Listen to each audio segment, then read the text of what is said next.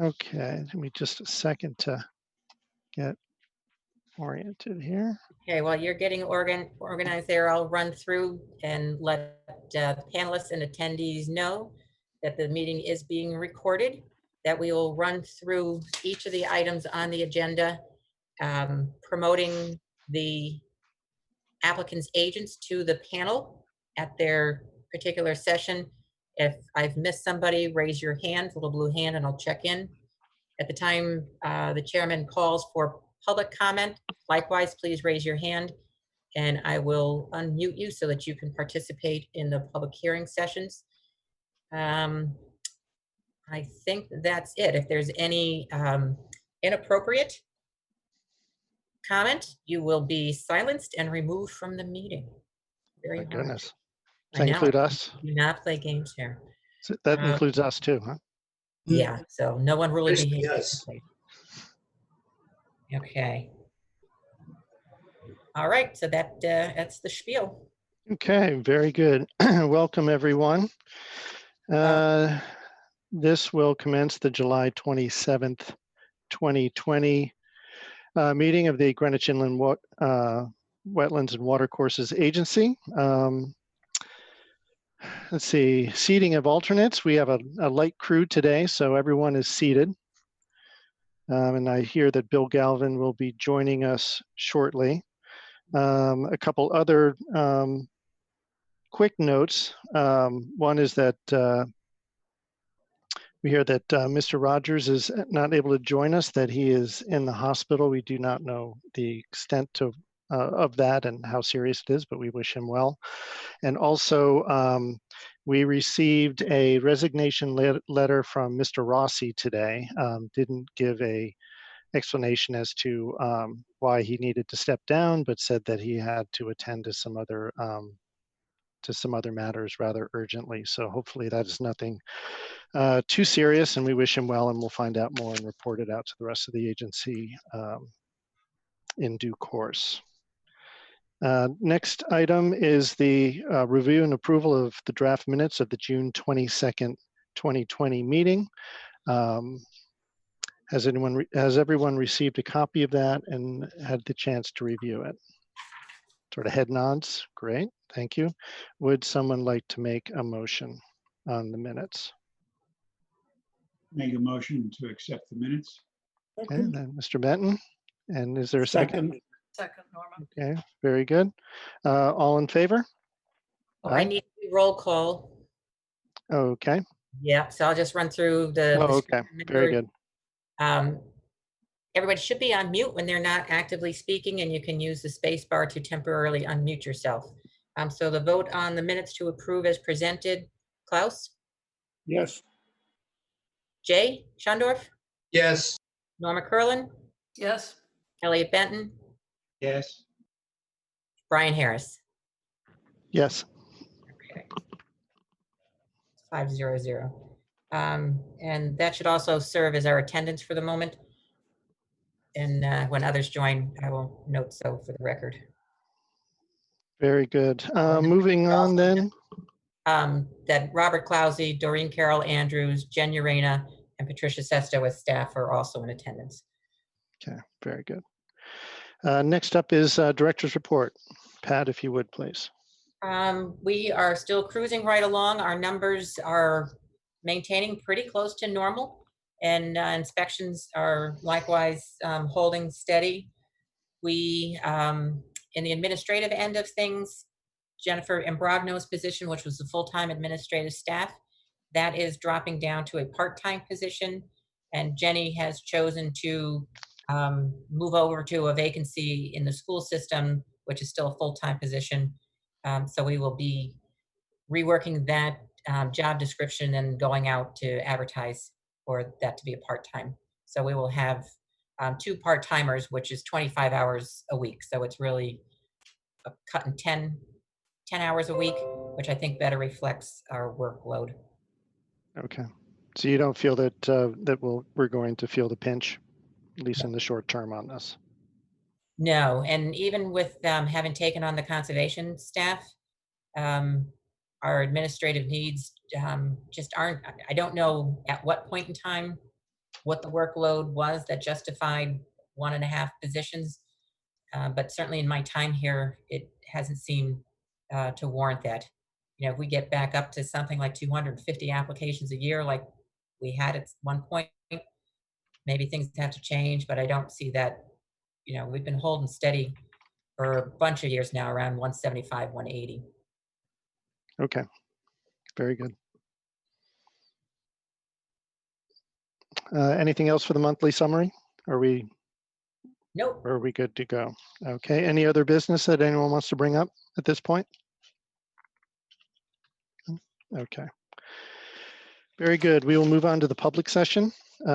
First up is application 2019-153, 42 Dublin Hill Road, Rocco V. DeAndrea, Inc., for LMB Dublin Hill LLC for construction of single-family residence driveway with wetland crossing, pool, septic system, and drainage within and adjacent to wetlands.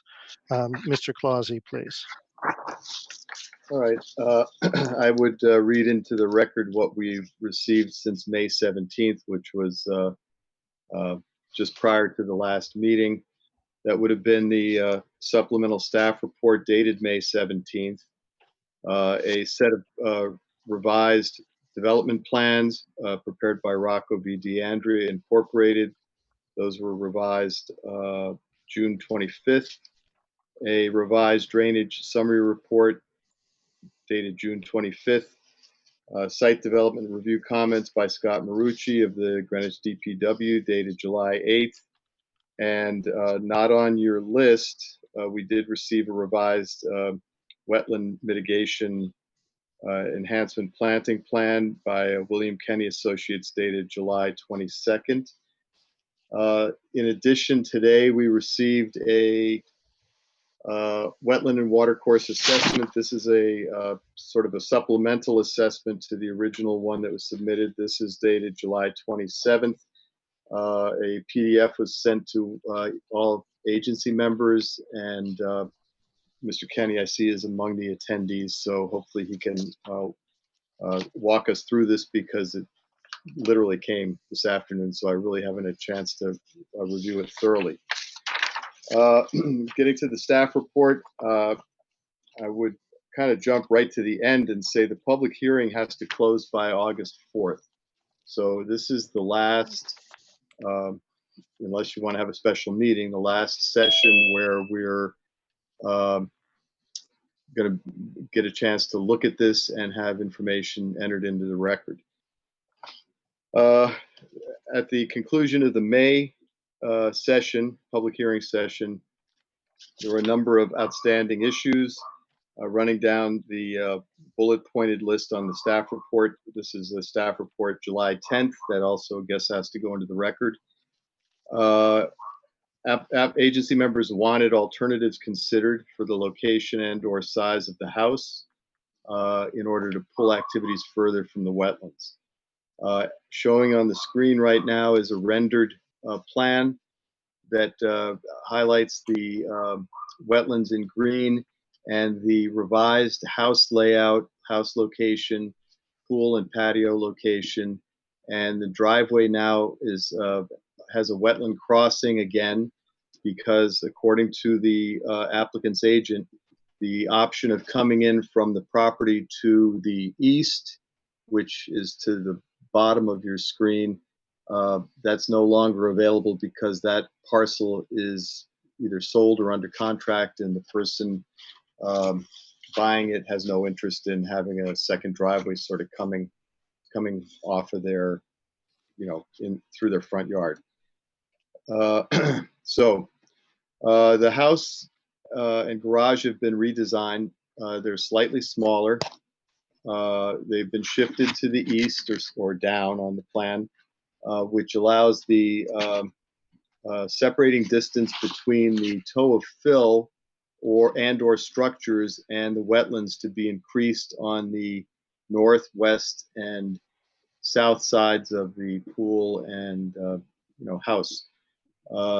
Separating distances have increased from up to 20 feet to the north, 10 feet to the west and 25 feet to the southwest. The fill slope to the northwest of the house, sort of to the right there, has also been eased from the prior 50% slope to a 33% slope. Disturbance in the upland review area with this revised plan has been reduced by about 10% compared to the March 12th plan. And I've used the March 12th plan as the reference plan because that's the last one we looked at that had a wetland crossing.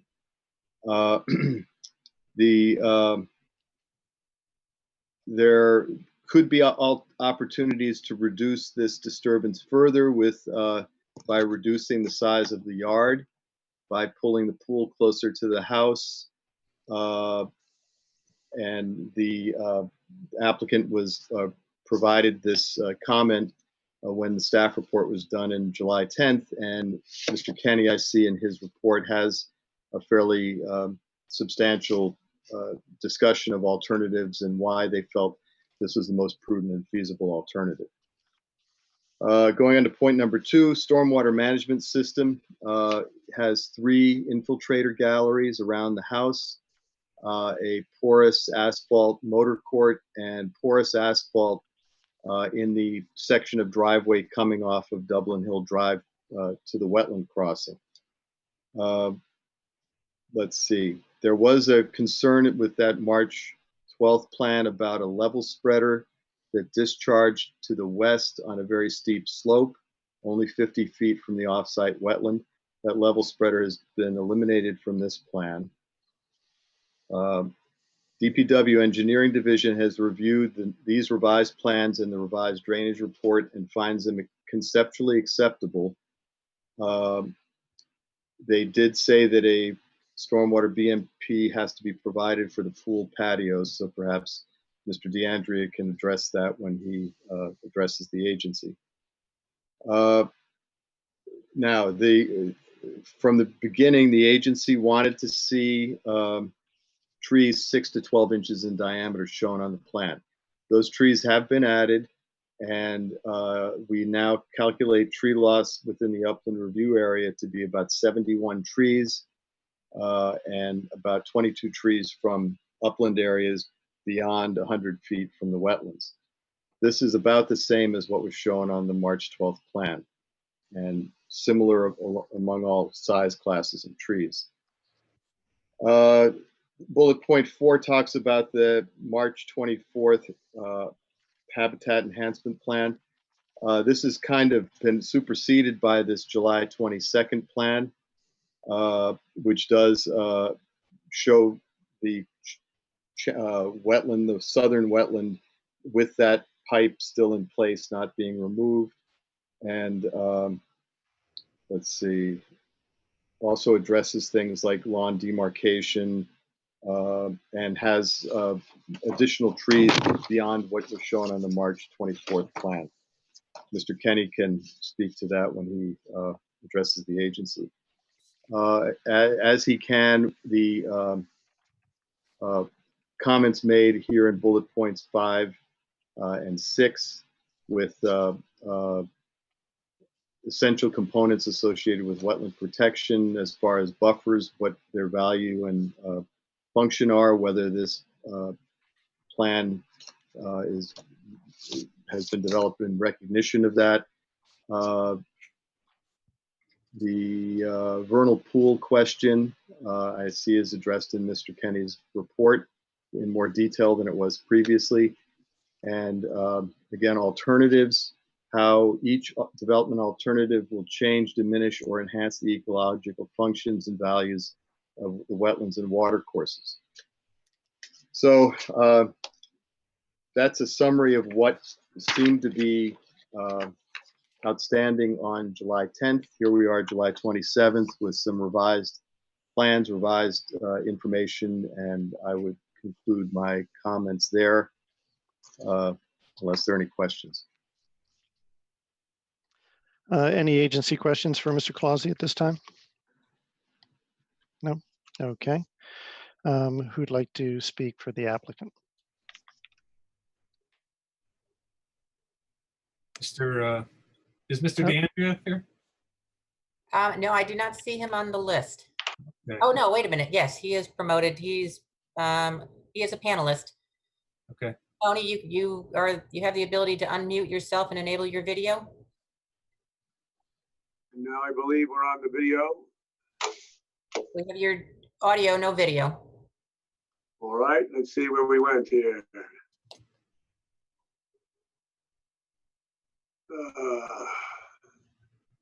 Oh, Pat, I'm sorry, I got you unmuted. Start the video. Here you are. Okay, here we go. Everything's a little bit cloudy when we're projecting on the gray wall, but I see it now. So we're all good? Yes. Yes. Okay. All right, good evening. I hate the expression, but for the record, my name is Tony DeAndrea, and I am representing LMB Dublin Hill LLC in the development of this plan. We've been working on it for quite some time, as you know. I think in cooperation with the agency, as well as the other departments of the town. I'm part of a team that involves William Kenny Associates, Cardello Architects, and of course, the property owner. As you know, Bill Kenny's online and he'll be speaking a little bit later. Bob summarized his staff report quite nicely. We don't disagree with any of the statements he's made. We take a little bit different approach to what we've accomplished in the interim. But as I think we can agree, we've submitted 3 different alternatives. We've listened to the agency on several accounts. But most recently, we have responded to making a smaller house footprint. We've relocated it to the east as far as we can to comply with zoning criteria. And we've significantly reduced the fill package, if you will, toward the northern wetland. The first plans that we submitted, you recall, were a L-shaped house. They were centered in the middle of the lot and also in the middle of the 2 wetland corridors that were identified by Bill Kenny. The architect and the owner had quite a bit to offer in that development of the plan. It was what they thought was appropriate for the lot. It would have minimized the amount of excavation, but would have required a significant amount of fill, encroaching too close to the wetlands, as noted by the agency members. We listened to some of the suggestions by the agency, and we rotated the house slightly and moved it also toward the east, but it was still the L-shaped house, and the agency did not care for that. So they rejected the plan and suggested strongly that we consider a smaller footprint and perhaps a relocation farther to the east. We have done that, and that's what's shown on the plan before you. The drainage system that's shown on the screen right now has been set up to comply with the regulations of the DPW and our drainage manual. It's compliant in that we have met all of the requirements for our runoff reduction, water quality, and detention, of course. There's one small area around the pool that we're still in discussion with the DPW. Contingent upon what is resolved this evening, we will continue that discussion with Mr. Marucci. We have a plan that has overland flow. He may think that something else is required, but we can work that out from an engineering standpoint. As much as we might have liked to move the, I'd like to have the plan, if I could stay with the plan. We're working on it. Okay.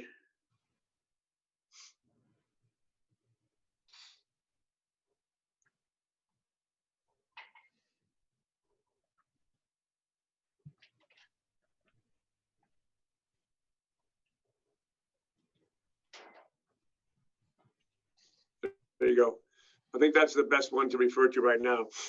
As much as we would like to move the dwelling and the accessory garage as far south as others might prefer, in other words, getting it as far, I keep saying south, but to the east, we do have other parameters that we have to abide by. And one of those, of course, is the zoning setbacks. In the RA2 zone, the minimum setback for a side yard to any structure is 35 feet. And you'll notice that the garage is at 35 feet, as far east as we can go. We also have to abide by the health code. This particular area must be served by a septic system.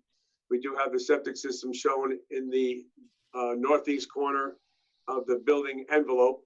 That's where the best soils between the wetlands have been discovered.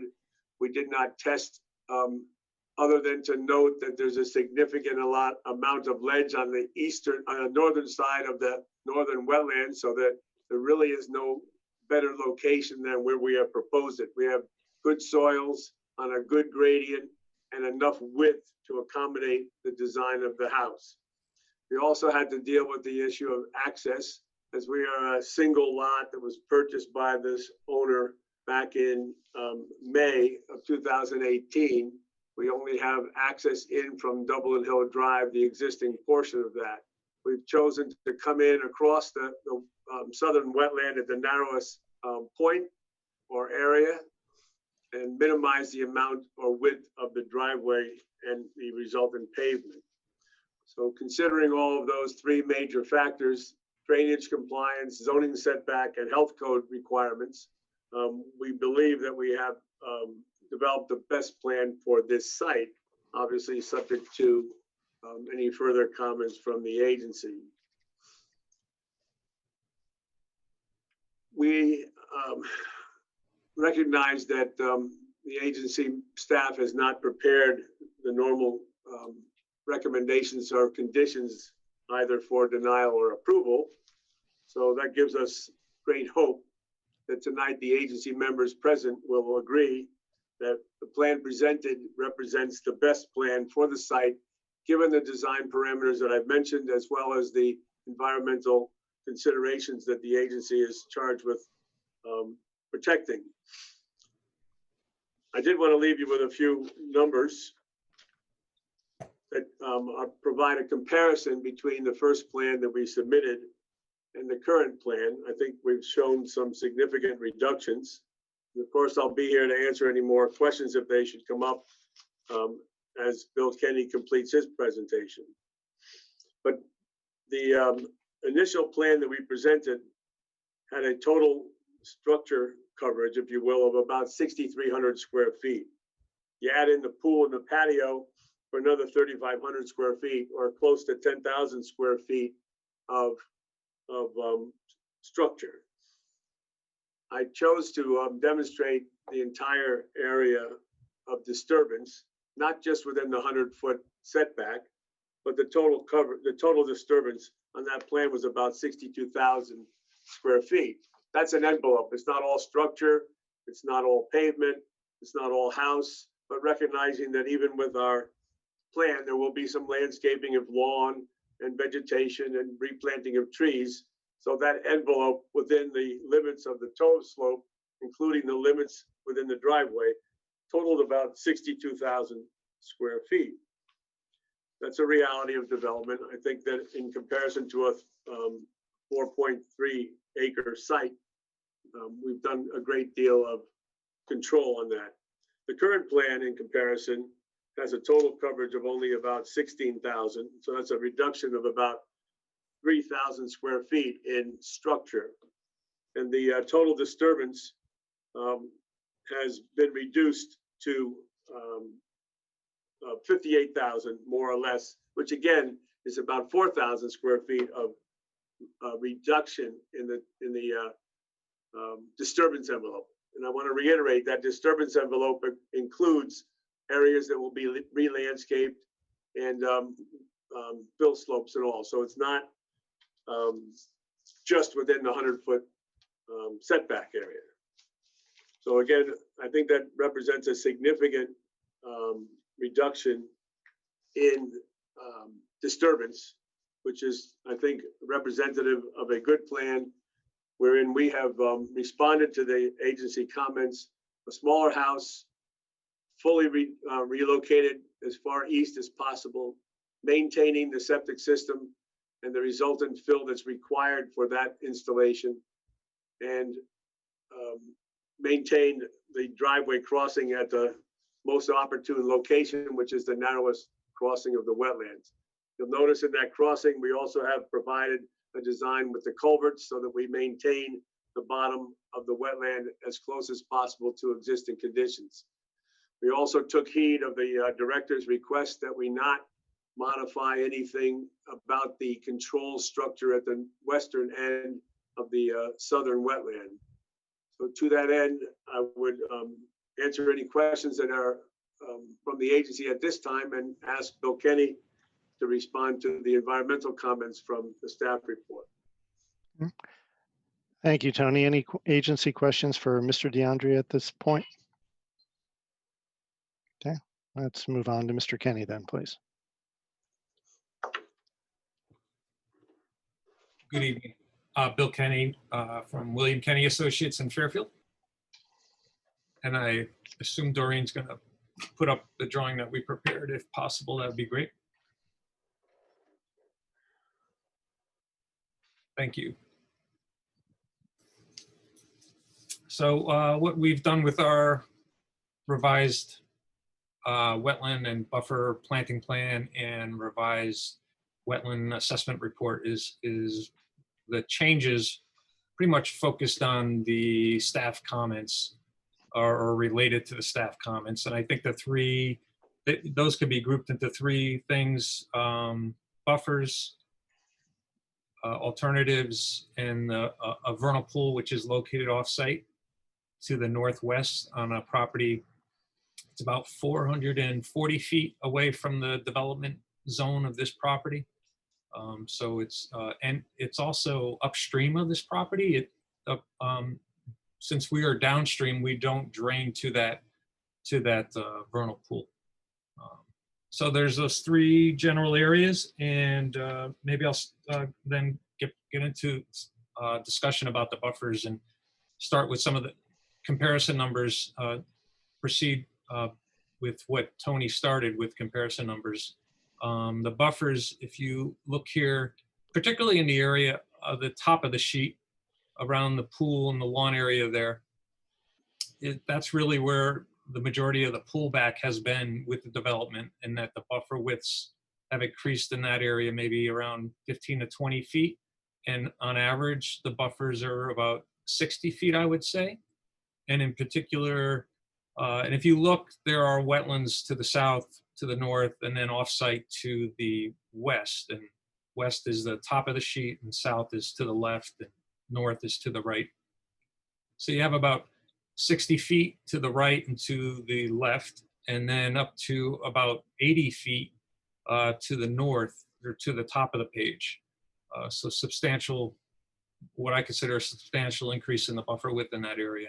And this results in about the total buffer planting that we're showing. The area of that planting has increased from about 3,000 square feet to about 15,000 square feet. So it's about a 5-fold increase in planting. And the number of trees that we're proposing within that area have increased. We've doubled the amount of trees that we're proposing in that area. So that's a good setup for then a discussion about alternatives. And within our report, there are a number of alternatives, and the earlier report had those alternatives as well. What we've added is a discussion about this plan and how we've increased the buffers and reduced impervious surfaces and reduced disturbance and increased the amount of planting. And then another plan we did consider, and it was related to a comment from the staff about what would happen if we pulled the pool closer to the house. And we did consider that based on this plan and all the increases in the buffer, and based on another factor that unlike the original plan with the other house arrangement and pool, because this plan has been broken up more into pieces, it's not completely connected. The structures aren't one continuous structure as it really was with the last plan. What that has allowed us to do is to step these structures vertically. So at the house and the garage, that's at a higher level. and then the pool complex is at a lower level, and it allows you to step down and actually reduce the amount of earthwork in that area. So reduce the overall earthwork, the footprint, the overall footprint, and increase the buffers. And based on that, based on the proposed stormwater management measures, the proposed soil erosion sediment control measures, it's our conclusion that this plan and a different design where you might pull the pool closer, maybe reduce some of the area of disturbance there, would not result in less impact, because we believe with this plan that there will not be an adverse impact to the wetlands. And so by changing that, you wouldn't have any less impact than no impact. Particularly if you pull the pool closer to house, another thing to consider is that what you're doing is really, you're increasing the buffer that's already at about 80 feet. And that's the buffer that extends to the top of the page, to the wetland that is to the west. The buffers to the north, to the left, and right, to the north and south, really don't change much. And so you've got 80 feet already to the north or to the top. So for alternatives, that's our conclusions with regard to that. And lastly, getting back to the vernal pool, it is 440 feet northwest of the site. It happens to be on the property of the Greenwich Country Day School, the Stanwich campus for that, which has a long history in the last 10 years with the agency. And there's been a number of improvements on the campus, and they have their sewage treatment plant that is about 320 feet from the pool.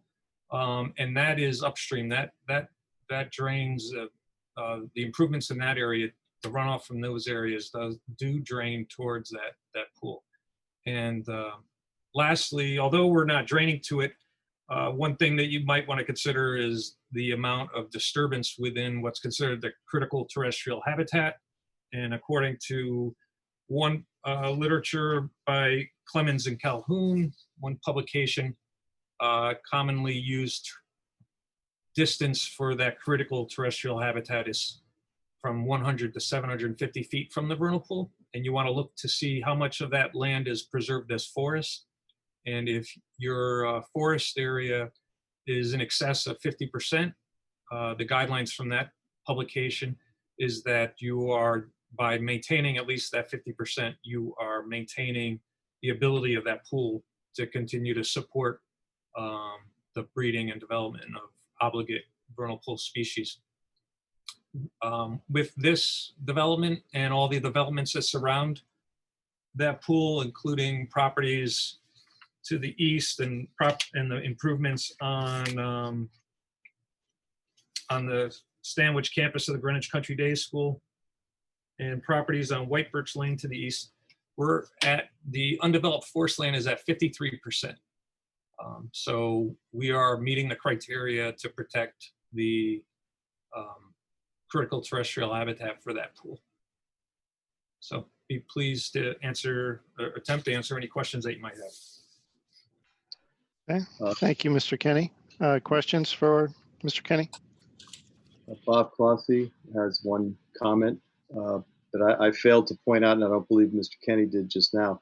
You're looking at this plan, another change is that they're proposing to put a pavilion at the northern end of the property with a walking path, including a boardwalk across the northern wetland.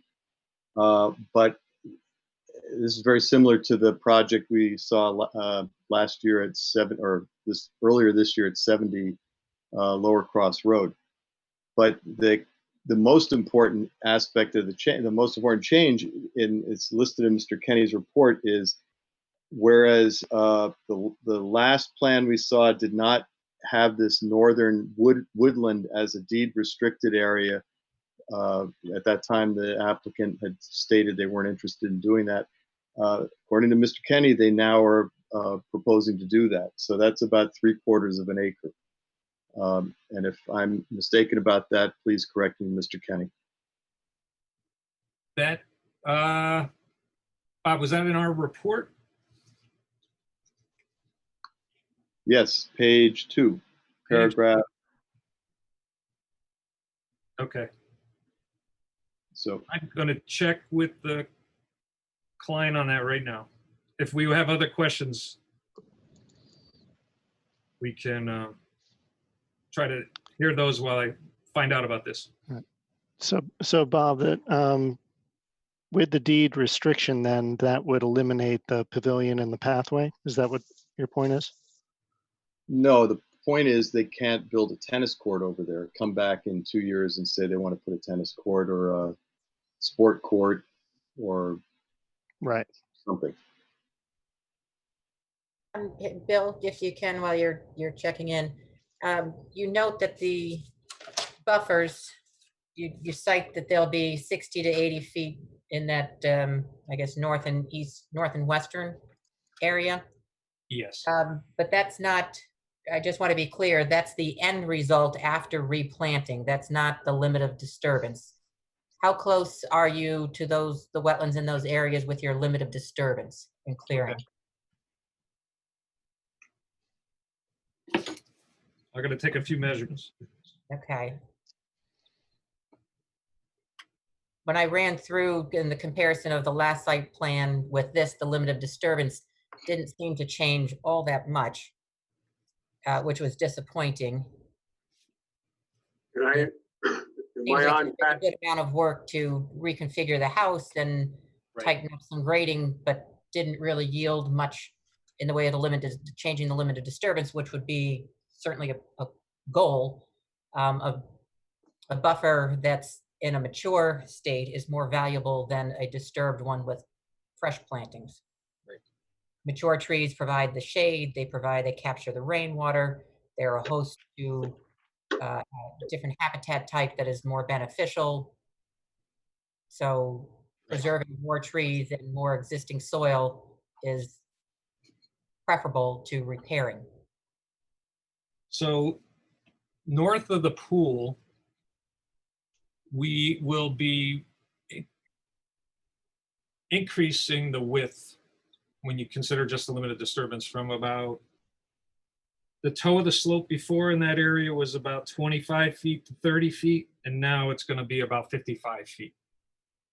Okay, it's the limited disturbance, and that's to the right side of the pool, is that correct? To the right side, yes, north of.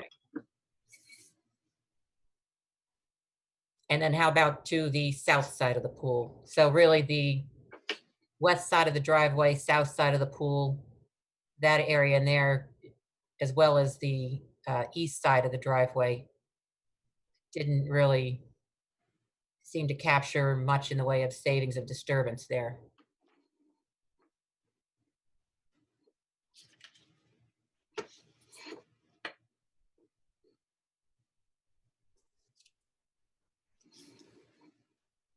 In the south of the pool, or to the left of the pool, left of that lawn area. And I think there might be an opportunity to pull, Tony, to tighten your grading in that area. Because, We can. Yeah. Will we show the 195 contour? Can you hear me? yes, Okay. Right. We can pull that back. We're just blending into that contour there, but we can pull it back. I'm trying to point out that 195 proposed contour is 195 for all intents and purposes there, so.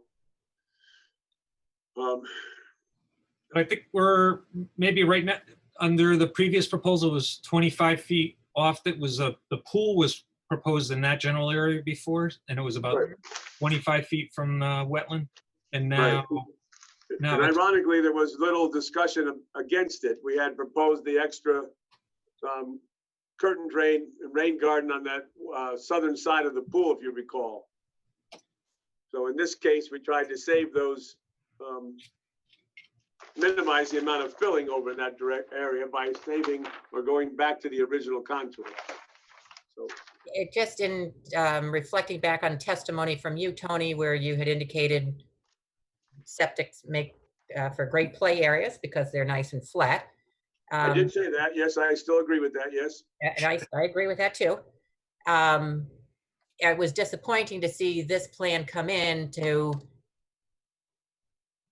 really sort of disregard that point of yours and then have a pool with that's now situated further from the house, a generous patio area, and then a generous play area, when I would have expected that whole pool complex to be tightened up and really maximize maintaining the existing stable, mature forest buffer. Right, so I did discuss that potential of a minor revision over there if we can.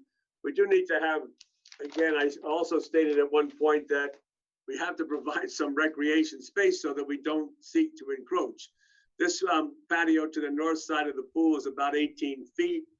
I'm pretty sure we could reduce that down to about 15 and maybe do the same thing, reduce 3 feet or so on the eastern side and pull that pool and patio closer to the home by about 3 feet, and about pull that northern edge of the patio inward or southerly for about 3 feet or so. So that would give us about 15 feet of patio, which, given the number of calls that we've had recently for pools, I think that it's an indication that more people are going to need or want to stay very close to home. Therefore, providing some recreation space around the seasonal use of the pool, I think, is important. And yes, there is an area above the septic system for some recreation, but not everybody's thrown a football or a baseball. So we'd like to be able to swim too. So I would, yeah, overall, I think you can do better in that area. There were alternatives that exist that do a better job of preserving the buffer. And I was disappointed with the plan that came through. Likewise, the area on the east side of the driveway, south of the garage, that just seemed like that was some gratuitous disturbance that could have been tightened up. Well, Pat, if I may, in that area, you see the contours that we're doing. We're just grading down to meet the existing grade. And yes, every once in a while, we show a little bit of a bit of regrading because there will be some disturbance. We don't want to be accused of replanting the area, which is going to be part of the landscaping plan that Bill has presented, and being accused of violating our setback. We have indicated the limit of manicured lawn, but in reality, that'll be part of a planting scheme approved by the agency, of course, but developed by Bill Kenny. But as far as regrading, we're not making significant changes in the contour in that area. But you're changing it enough that you have to remove mature trees. Over there, we're not. We are I'm looking showing, at 1, 2, 3, 4, 5 trees to come out. correct, those are 8-inch trees. Those are not significant. They're 8-inch yellow poplars. And I don't think those are worthy of How tall are concern. they? How tall are the 8-inch poplars? Excuse me? How tall are those 8-inch poplars? I don't know. You didn't ask me to measure them. I should have paid more attention to that, but I don't know how tall they are. Professional judgment. 40 feet. And how tall are the trees you're going to be planting?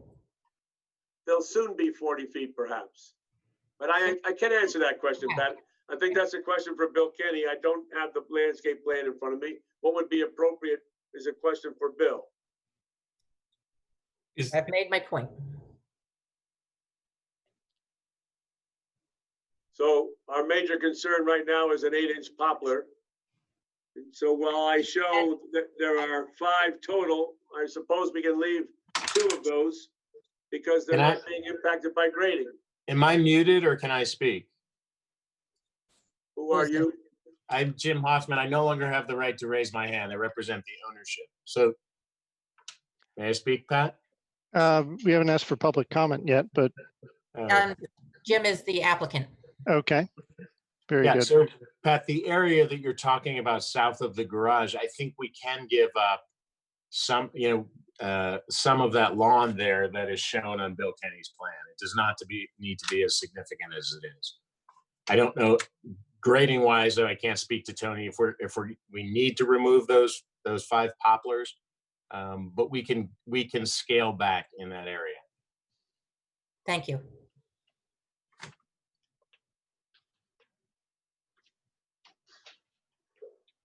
Anything further, Tony? No, I just say that I'm not in disagreement with Pat or Jim. Two of those yellow poplars can easily be preserved. The contour is not being changed there. There are two more, one of which is impacted by the slope, and one more that could possibly be saved, and we'd make every effort for that. So out of the 5, there's 2 on the slope that would go. The other 3 can stay. The one that I'm talking about on top of it is next to the 204 contour. There's another one, 8-inch poplar and a 6-inch maple. Those are closer to the driveway. Those 2 could stay because we are not grading in that area. So we've lost 2 poplars south of the garage, as opposed to 5 that are in the area.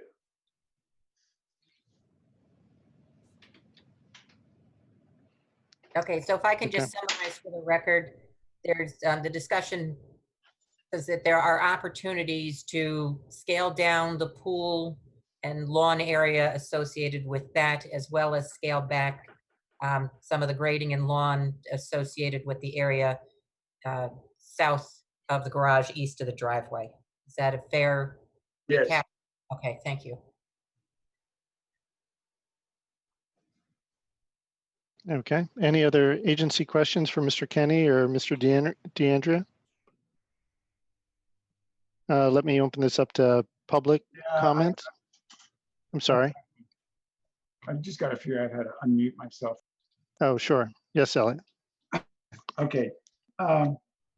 You said, Mr. D'Andrea, you said that the garage, I assume this is now the eastern wall of the garage, is marking the setback fundamentally. That's correct. But the house is further west than the garage.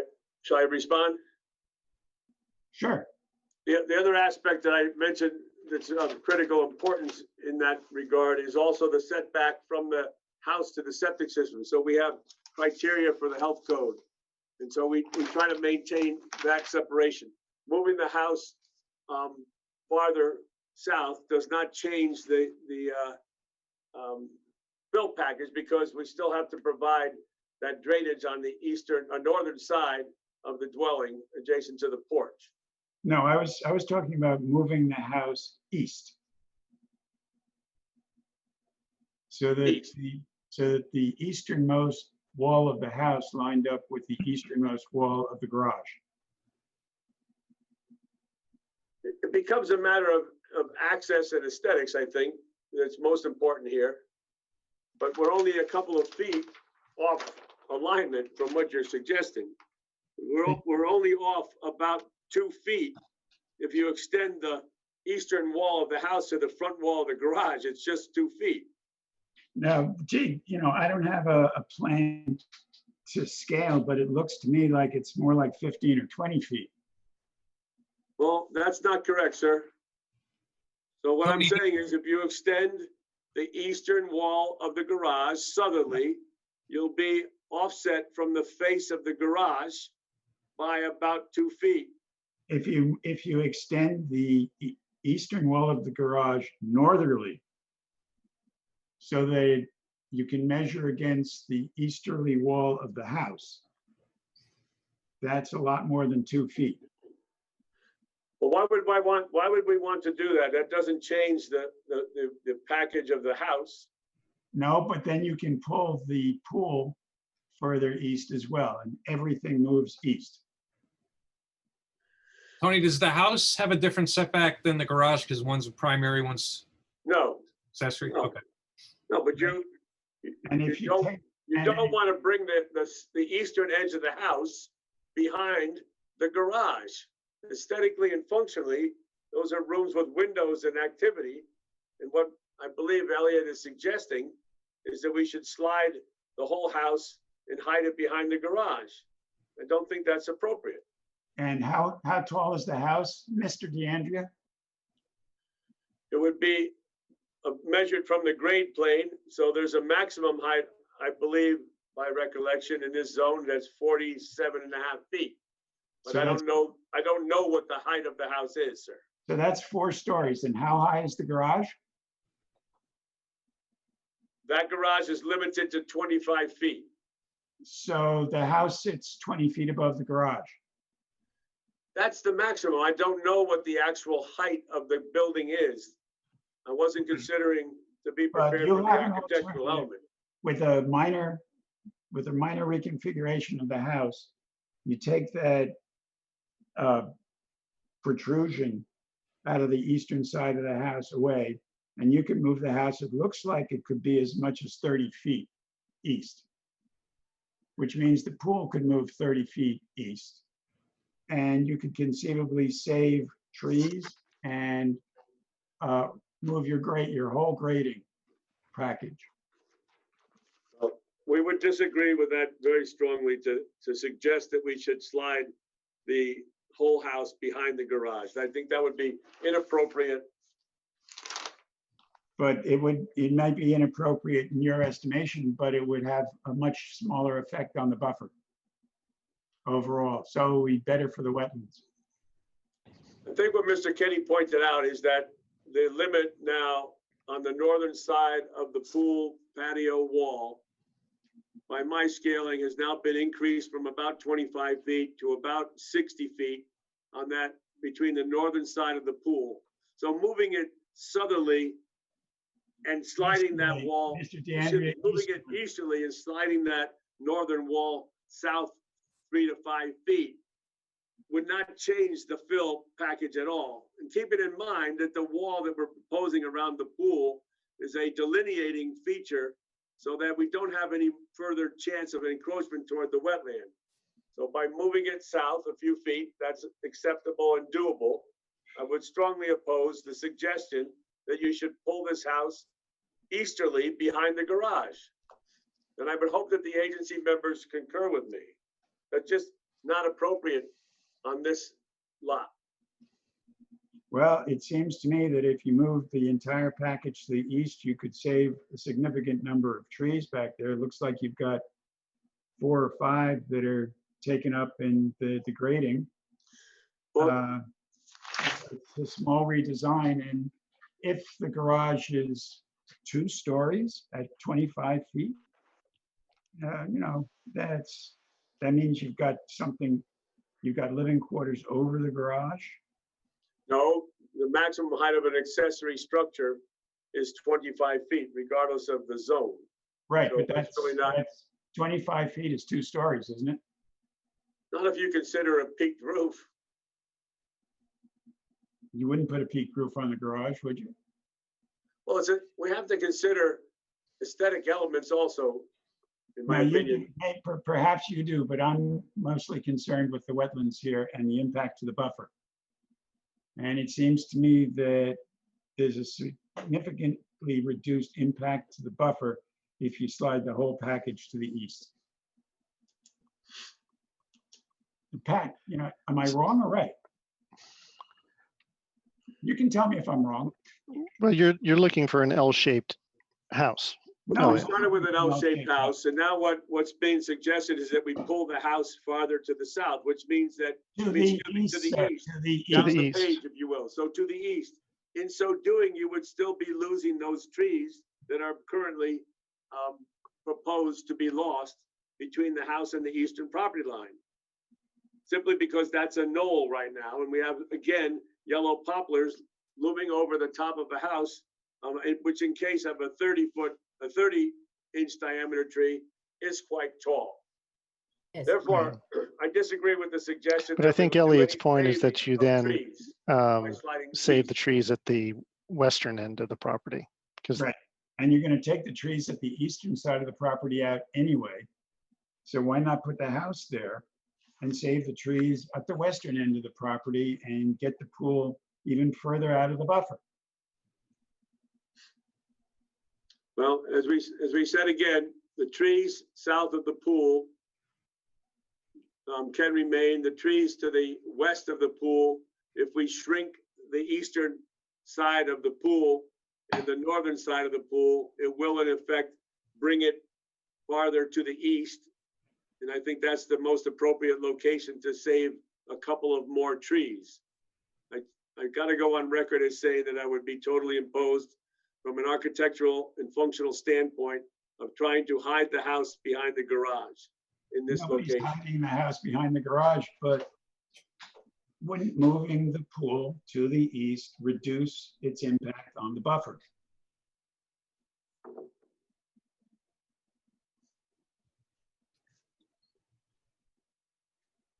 No response? I didn't hear the question, Elliot. I'm sorry. I didn't fully hear it then. Well, Mr. DeAndrea, I'm asking whether pulling the entire package of construction approximately 30 to 40 feet to the east, wouldn't that reduce the impact on the buffer?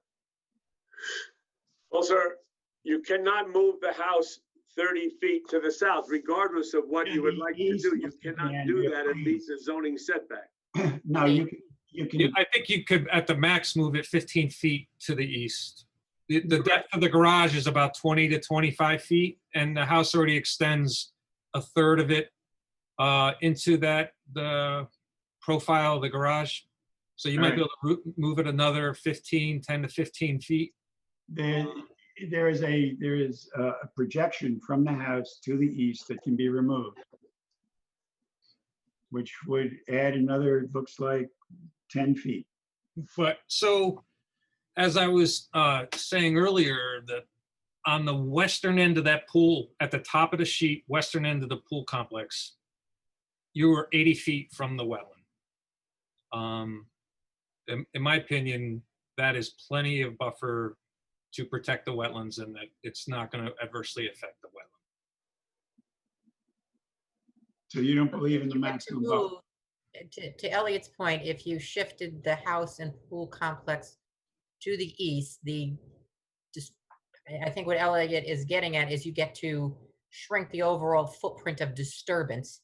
So not just increasing the separating distance of the western edge of disturbance to that western wetland, but there's just an overall tightening of the footprint of disturbance and the preservation of mature buffer in doing so. Is that correct, Elliot? Indeed it is, thank you.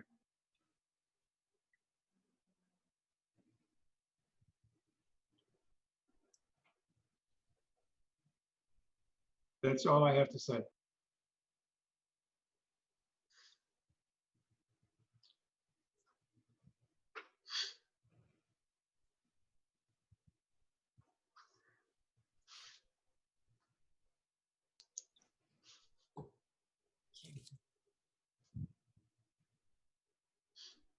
Brian? Brian, you're muted.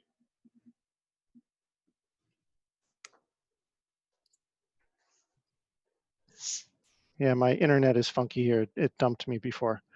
So my understanding is that we're out of time now, Pat, for further considerations of changes on this, unless there's a special meeting that is called between now and, August 4th, that is correct, which is next week.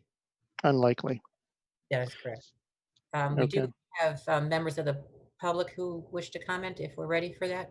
Okay, very good. Please. Member identified as PLC. I'm going to unmute you. You can go ahead. Please identify yourself for the record.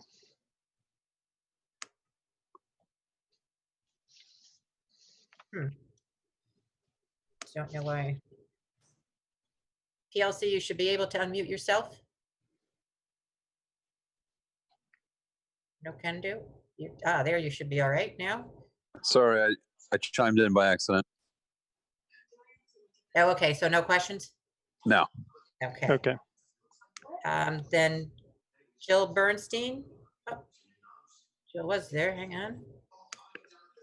I hit the raise hand by accident on somebody else's application. Okay, well, we're gonna, PLC, please mute yourself. Jill, Are you able to you hear me? can unmute yourself and speak. Oh, you are unmuted, go ahead. Uh, This is Robert Bernstein. I'm Okay. Jill's iPad. Yeah, and I'm here too.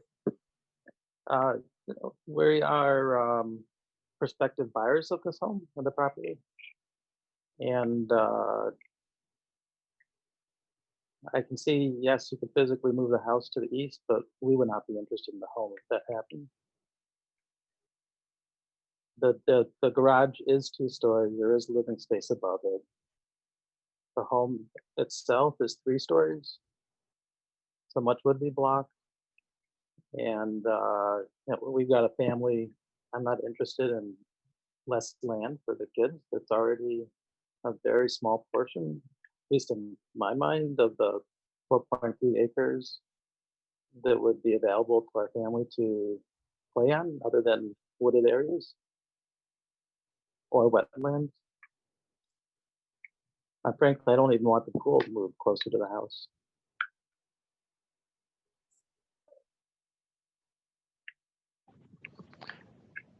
Okay. Duly noted. Would you like to add anything else, Mr. Bernstein? I think it's a beautiful piece of land. We'd love to live there. Yeah. It does come with its limitations. You are surrounded by wetlands, so that is something that you would be living with going forward. Yeah, with all and its we are- limitations. Yeah, and we're okay with it as it's proposed. Okay, very good. Thank you. Thanks. And Sable talking for Bernstein. I don't see any other attendees with hands raised. Okay. If I might, a follow-up regarding the deed restriction. We were This incorrect. is Bill Kenny speaking. Yes, Thank you. sorry, Bill Kenny. The deed restriction is not being proposed or offered. Okay. Not proposed. Okay. Duly noted. Very good. Any other public comment out there, Pat? I do not see any hands raised. Okay, very good. Oh, wait, we've got a latecomer. Francia Alvarez, I'm going to allow you to speak. You can unmute yourself. Thank you. I'm sorry I got into this a little late in participating in this agenda. So I just wanted to ask, in the previous go-rounds, we talked about all the trees that were on the property and the trees that were 6 inches and above. Has that been addressed this evening? Because I know that there's a lot more trees that are going to come down than the ones that are shown in this particular drawing. Yes, I believe that counting the 6 to 12 inch trees, what was stated earlier was 71 would be lost Okay. due to the development. Is that true, Pat? I'll defer to Bob on that. Okay. He did count. Okay. Or Tony. Those were my notes from earlier. That's what I counted when I studied the plans, yes. Okay.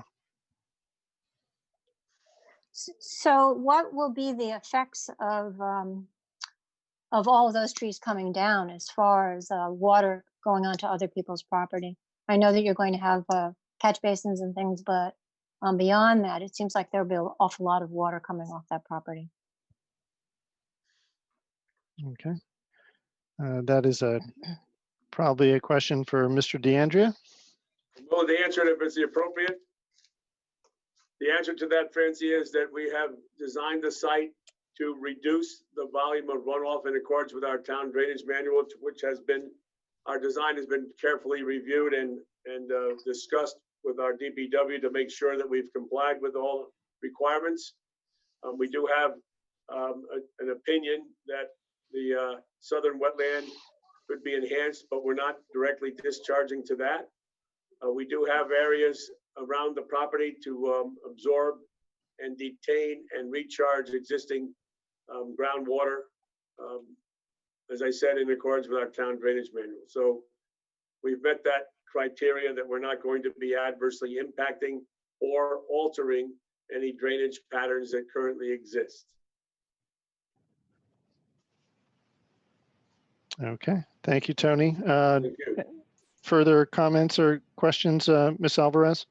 Sure, I have one other thing. As I'm looking at the drawings, it seems that there's some trees that are significant trees that will be coming down. There's a yellow poplar that's 36 inches that seems to be the lower part of the drawing, close to the neighbor's property. And then there's another one next to it. I can't tell what size that is, but there's a few large trees in that area. Is there any way that those trees could be saved, or any of the other ones that are, would be considered significant that it shows are coming down? I think it's fair to say that we're all interested together as a team, working with the agency and staff to try to meet every opportunity to save another tree. But the reality of it is some trees have to be lost in order to construct the home. We have discussed possible modifications to the plan to slide the pool some distance east. We'll consider that suggestion of trying to slide the house somewhat a little more to the east to align with the garage. We could reduce the space between the porch and the pool wall on the western end of the house. All those things will contribute to possibly saving 2 or 3 more trees, maybe a half a dozen, maybe more. But we're all trying to meet the same objective: reduce the amount of impact, minimize the size of the construction envelope, and save as many trees. We're all together on it, and we're going to do the best we can, and everything will work out if we work together and cooperate. Well, thank you, Tony. I appreciate that you focusing on trying to save as many as you can. Thank you so much. In fact, Francine, we staked out the location of the house and the garage. We had, as a team, we walked the site and modified the locations of the garage, of the driveway and the parking court to save a couple of more trees. We flagged those that we thought had to come down and modified a few locations, as I said, to preserve a couple of more trees. And you say only a couple, well, that's significant. We all agree every tree is significant. But we, as I said, we staked it out, we looked at it, we considered options. In fact, we changed the pool as a result of our walk. Okay, well, as a member of the Greenwich Tree Conservancy, the advocacy chair, we're just always looking to save as much canopy as we possibly can. And at this stage, we have less canopy than Stamford now. So every tree, even if it's just one tree, does make a big difference. So thank you very much for looking at it from that perspective. Okay, thank you, Ms. Alvarez. Any other latecomers, Pat? I do not see any. Okay, very good. If I can jump in, this is Jim Hoffman again, the applicant, not a latecomer. I just wanted to say, we got the Conservation Commission's comments just, I guess, at the end of last week. And she had been reviewing an earlier plan, and some of the suggestions she had made were actually things that we have done in terms of rotating the house, not just slightly, as Tony mentioned, but we've completely redesigned this house and shifted it 90 degrees and moved it toward the eastern border. So I don't know off the top of my head, and Tony, maybe you do, how far we've come out of the western buffer zone, but we've come a significant distance away from where we had been. So the sort of suggestion to slide the house again even further to the east, and I recognize what you're saying, Elliot, and I recognize what Tony is saying. What we're saying is the house does need architecturally to have some sort of presence as you approach it, and to slide the entire thing to the east would require, again, or yet again, a complete redesign of the house. So I just wanted to make some comment. The reason we haven't been back here since May is because we have undertaken a pretty significant expense and a pretty significant workload to everyone that you've heard from this evening to try to accommodate all the comments that we've gotten. This is a challenging piece of property, but it is in fact a piece of property that has always been a residential lot. And so we've done our best to accommodate everyone's comments. And what we think we've come up with is something that is, it's certainly less, there's certainly less disturbance than what we started with. It's a smaller footprint. It's in a different location on the property. So I just wanted to articulate that we have been trying. Thank you, Mr. Hoffman. Okay, Pat, so where does that leave us? We have to either hold the hearing open for a few more days or close it and assume that we would have a special meeting if any changes came to light, or we close it tonight and we then go back and deliberate upon what Well, I will we say that have to date.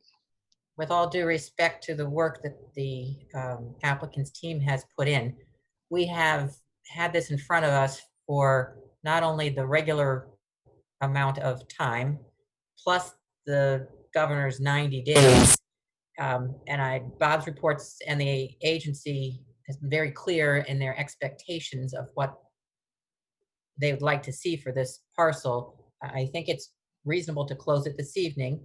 My sense from the agency is and perhaps a straw poll would be worthwhile. My sense is that if the building envelope could be tightened up, especially on the western side, that would be something that they're more inclined to approve than what the current proposal might yield as far as a vote goes.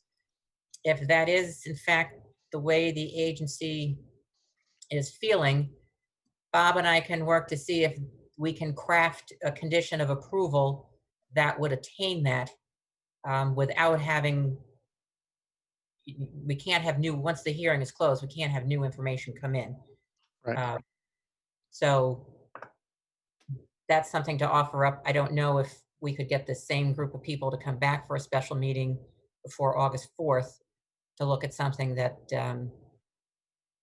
the applicant, I don't know, that's up to the agency if you want to set that. Well, that's true. And also the prospective buyers were pretty clear on what they would not want to see change with this particular plan.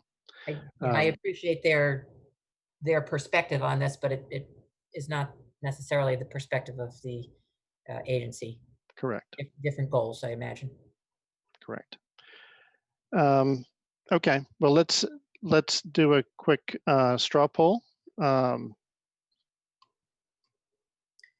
Elliot, are you in agreement with what Pat was summarizing, that you might be more amenable to a tightening up of the western end of this project?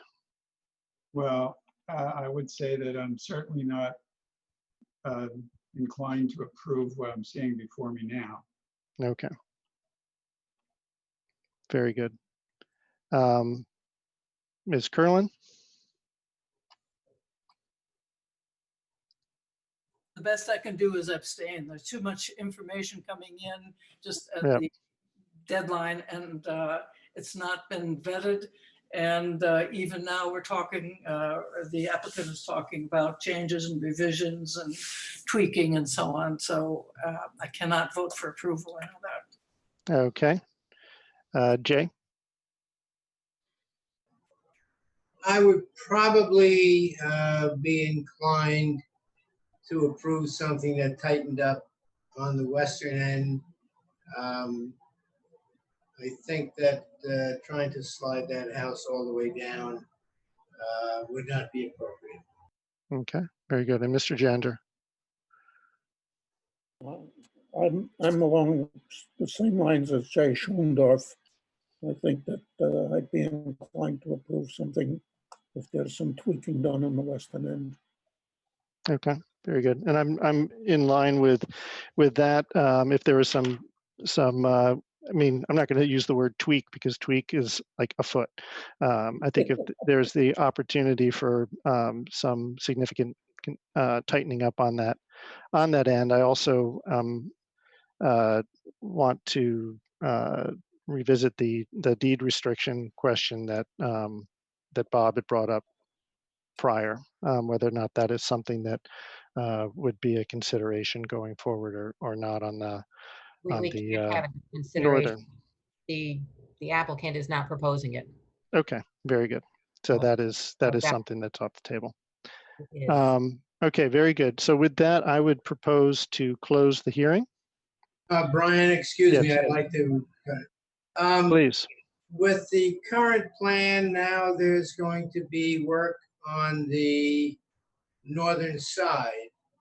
They're not going to have a deed restriction.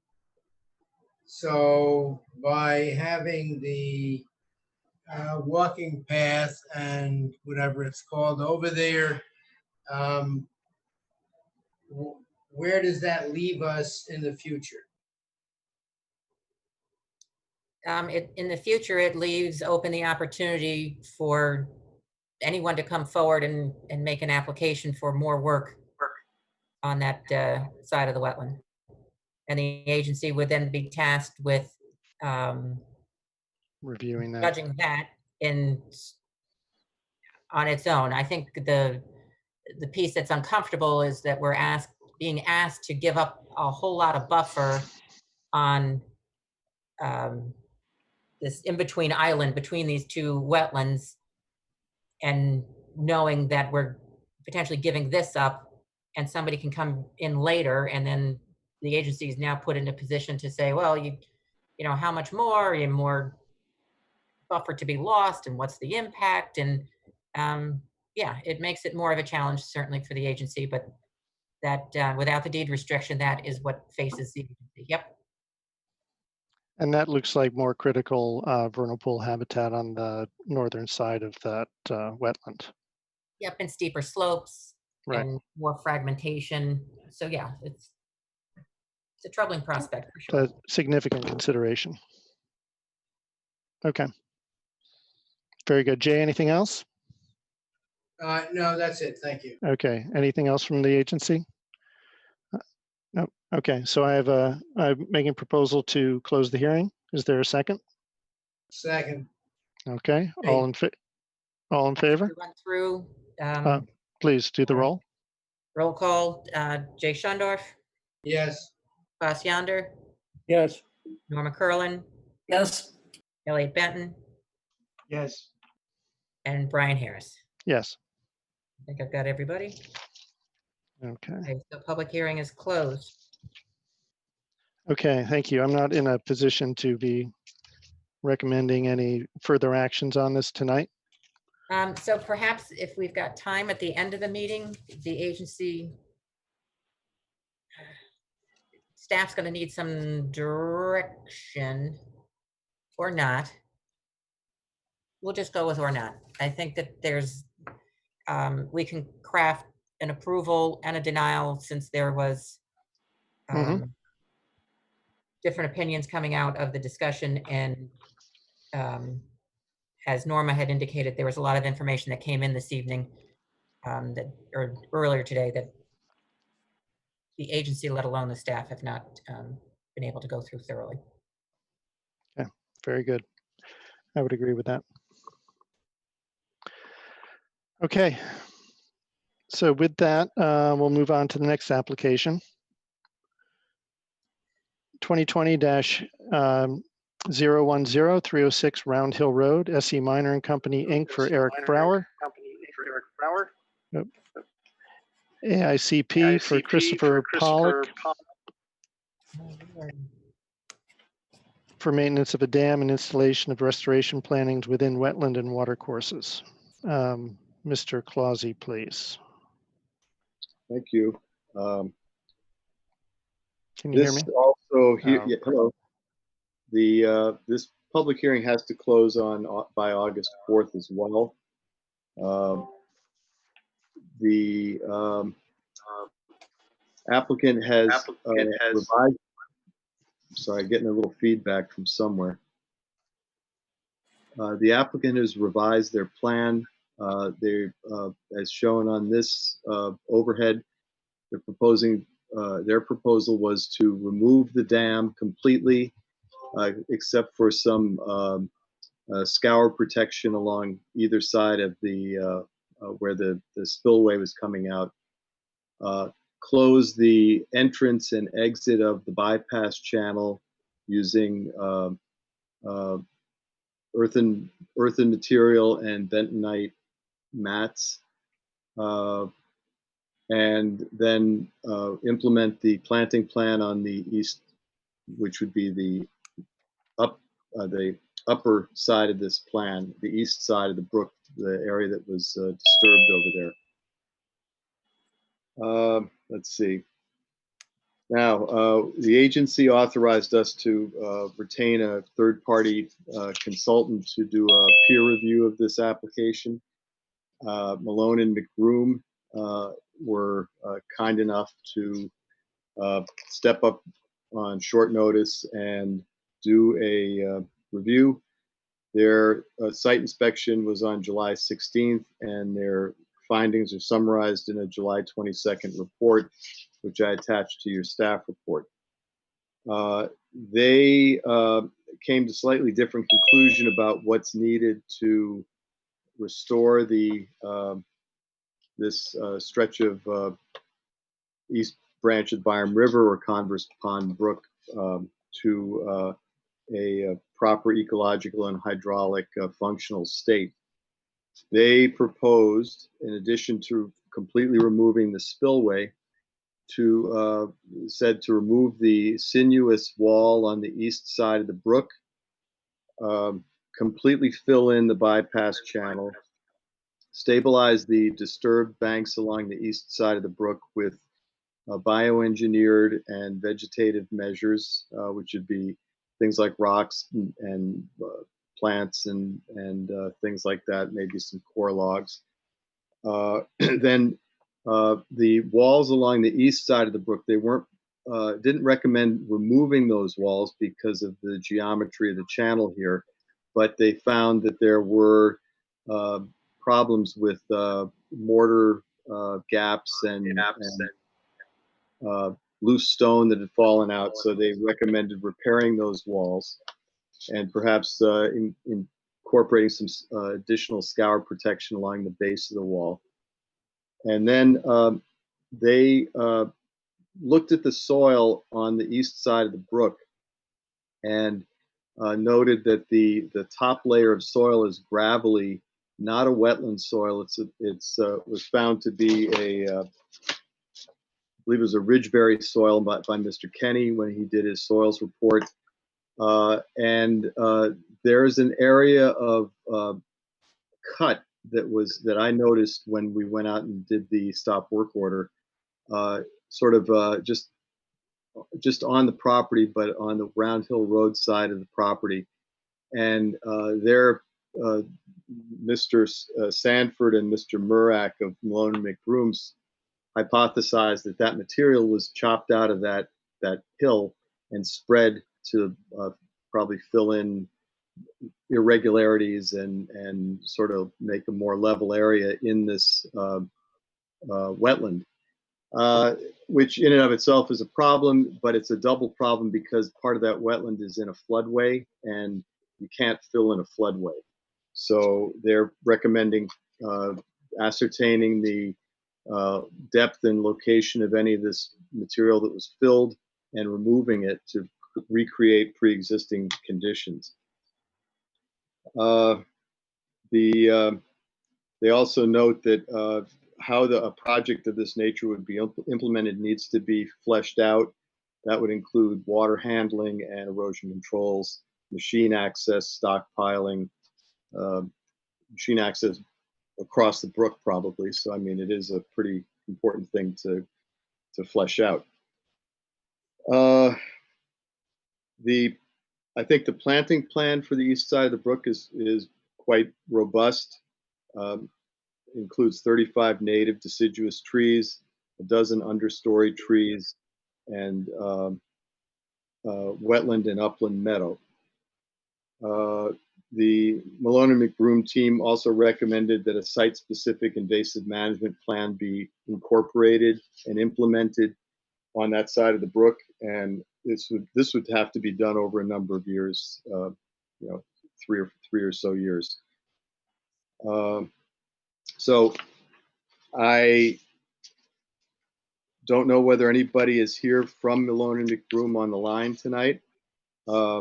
I would just note that this was a violation.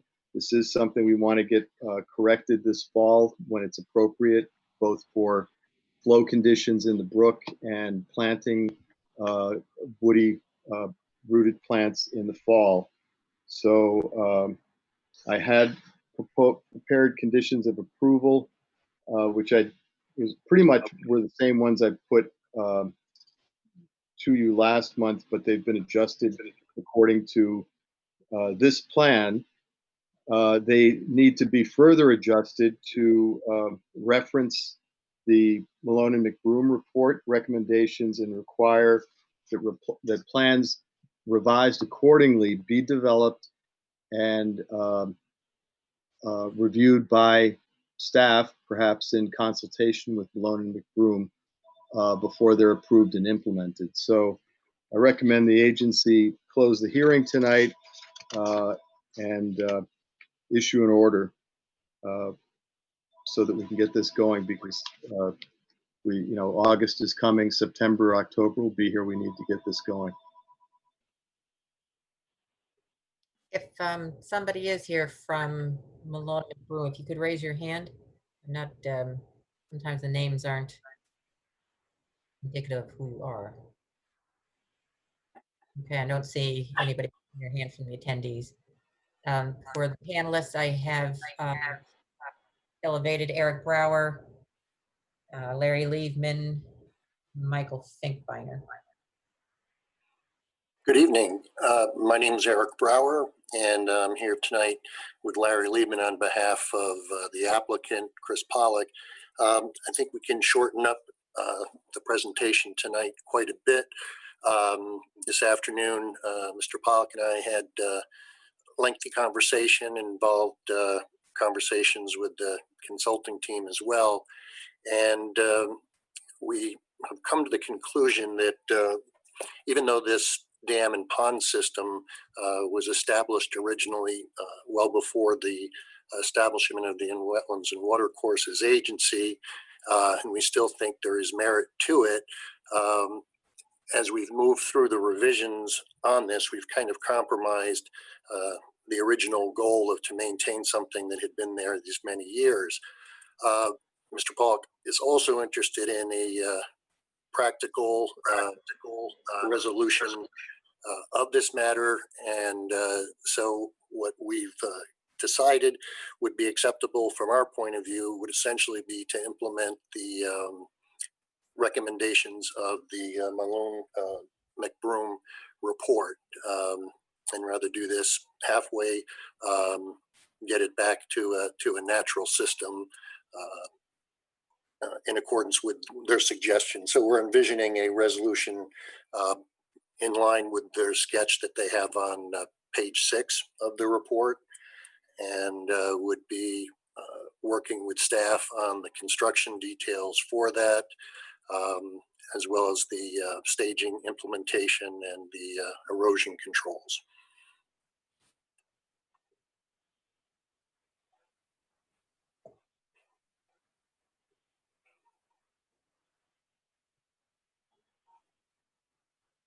Brian?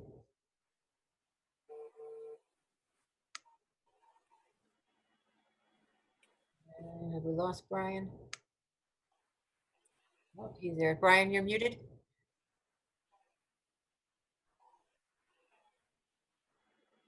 Hi, sorry, I'm not in the hinterlands. I'm just on the other side of the Connecticut River, but the internet doesn't seem to function out here very well.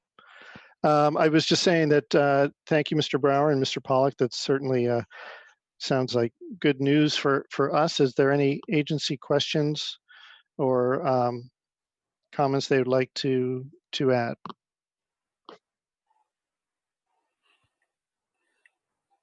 Are you hearing me now? I want to say thank you as well. That's it. Okay.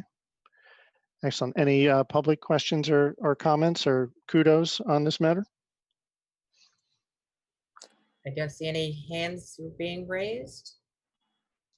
Oh, okay. We've got one. Okay. Very good. PLC, you may unmute yourself. Hi, it's Chris Pollock. Hi, Chris. Can you hear me? Yes. I just wanted to clarify one thing, that the round hill knoll or knob that looks like half dome, that was not spread in the floodplain. It was used to berm up right close to Round Hill Road to plant screening trees. So it was not spread or leveled out anywhere in the floodplain. We would, as recommended in the report, we would have Bill Kenny on site with us while we're doing the restoration, just to confirm, the nature of that material, and that if we can just go over the site, piece by piece, and locate if in fact there was some stray or not. But we can resolve that. Very good. Thank you. Any further public comment? Any hands raised, Pat? No. Okay, excellent. Would someone like to make a motion? I'd like to ask a question again, Brian. Oh, please do, Jay. How specifically will it be directed by Malone and McBroom? Is that part of our approval process? I believe it would be referencing, well, Mr. Clausy, do you want to take that one on in terms of how we would craft a condition that would implement Malone and McBroom's plans?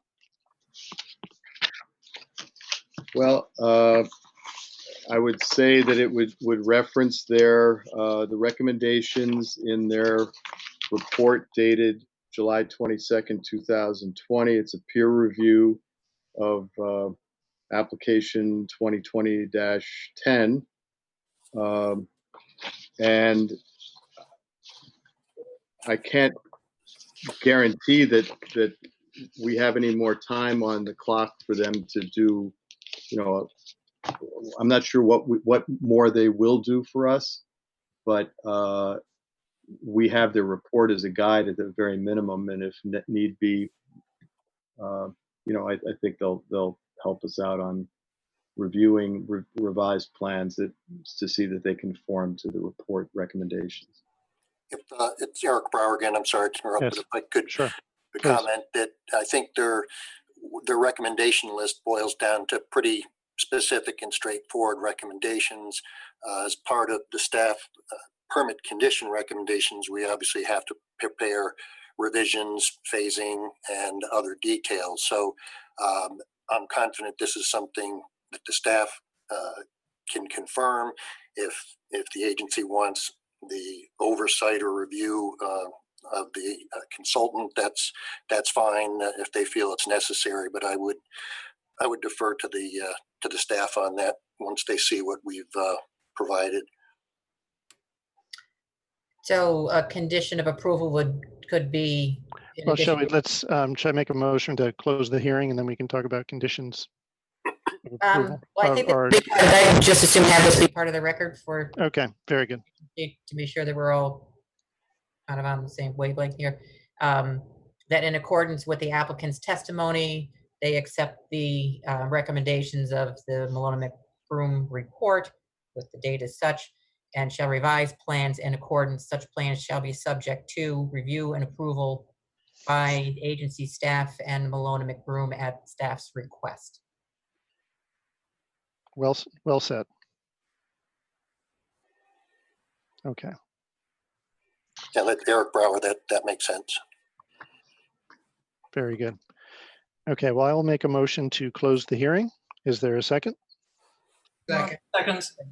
Okay, I think Jay got in there before you did. Yeah. All in favor? I'll run down Oh, the no, list. sorry, the roll call. Yes. Roll call. Jay Shundorf, Yes. Brian Harris, Yes.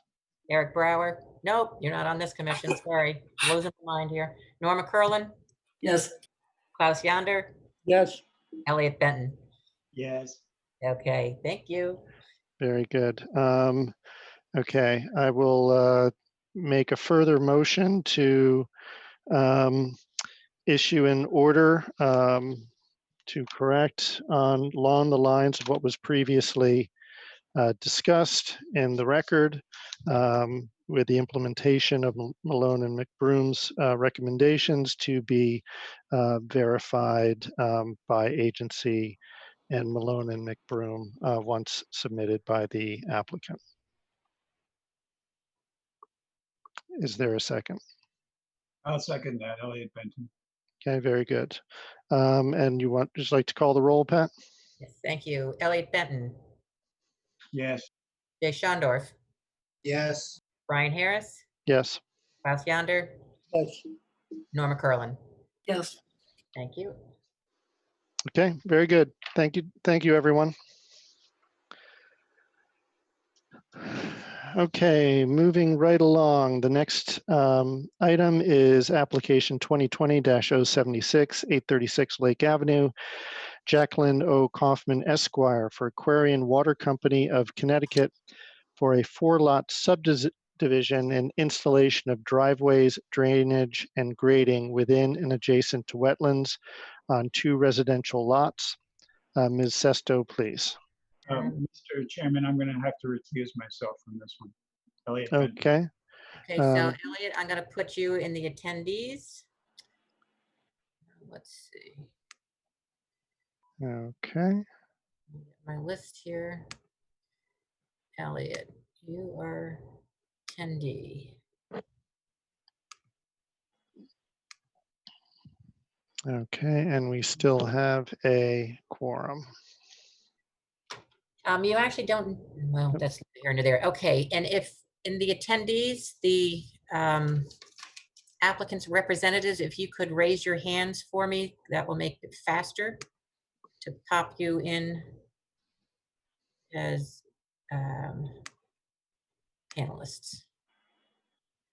Got a busy crowd tonight. We're getting big now.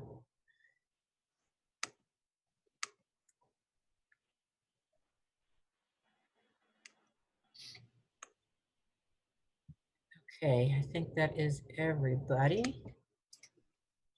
Okay. So the list of documents for IWWA 2020-076, 836 Lake Avenue are as follows. Completed application with supporting documentation signed by applicant's agent, Jacqueline Kaufman, Esquire, Carmody and Torrance. Set of plans entitled 4-lot residential subdivision prepared for Aquarian Company of Connecticut, 836 Lake Ave. North 4-lot residential subdivision plan, south 4-lot residential subdivision plan, north existing conditions, south existing conditions, lot 1 existing conditions, lot 2 existing conditions, lot 1 site distance plan and profile, lot 2 site distance plan and profile, prepared by Ockman Associates, signed and sealed by Mark Ockman, PELS, dated June 16th, 2020.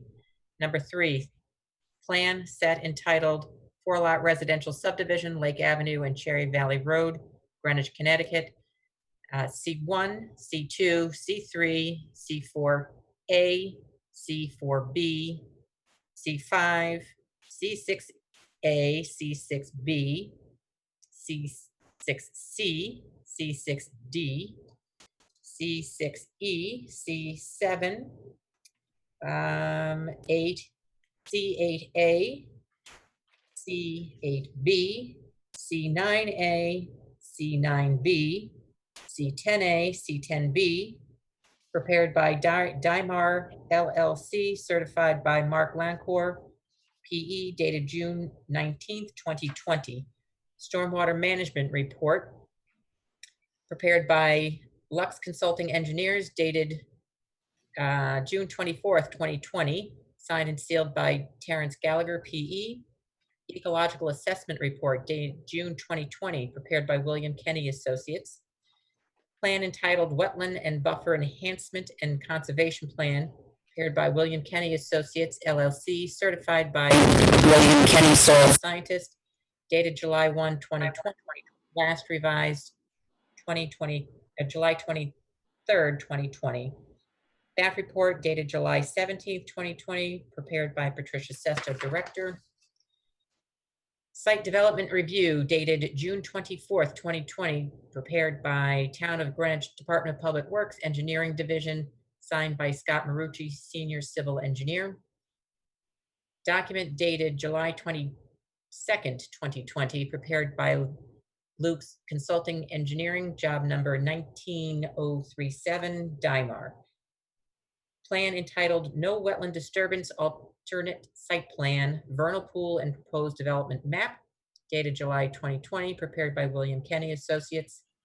Map entitled No Wetland Disturbance Alternate Site Plan, Northern Long-Eared Bat Habitat Protection Zone Map, dated July 2020, prepared by William Kenny Associates.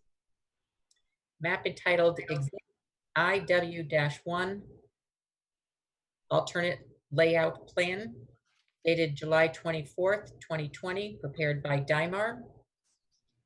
Letter to Patricia Sesto dated July 23rd, 2020, from Jacqueline Kaufman, Carmody, Torrance, Sandeck, and Tennessee. Email correspondence between Stephen Bessor and Patricia Sesto dated July 24th and 27, 2020. Review of the proposal. This is a roughly 100-acre parcel that is being proposed for a 4-lot subdivision. The lot to the northeast is 20 acres of Class 1 and Class 2 watershed land that would be retained by Aquarian. There's 72 acres of land proposed as open space. And then in the southwest corner, there's a proposal for 2 lots at 4 acres each to be retained by Aquarian for disposal as for residential development. The 2 lots contain wetlands. These are primarily hillside seeps that are vegetated robustly with invasive vegetation. The hillside seeps, there's a flat area to the west, and then it works its way downhill to the, eventually making its way towards the Converse Pond Brook that traverses the property from north to south. There are 3 vernal pools on the property as discussed in William Kenny's environmental assessment, which was a very good and thorough report. Would love to see more like that in the future. The alternatives associated with the parcel rest on about a 10-year-old alternatives, which shows full development of the parcel.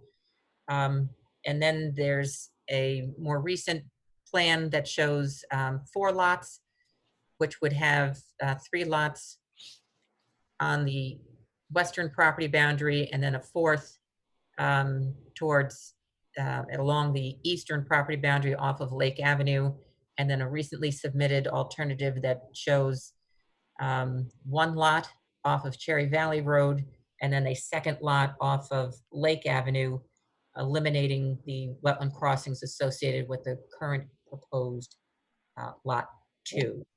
I'll let Bill Kenny discuss the pros and cons of those at the time. The wetland crossings are utilizing culverts to continue the flow from the west to the east. Overall, the lots have about 2 acres total of disturbance associated with them. There are plans provided by both Dymar and Bill Kenny, which show the limit of disturbance. The eastern side of lots 1 and 2 do have steeper slopes, which have some inherent self-limiting factors for keeping disturbance to the west.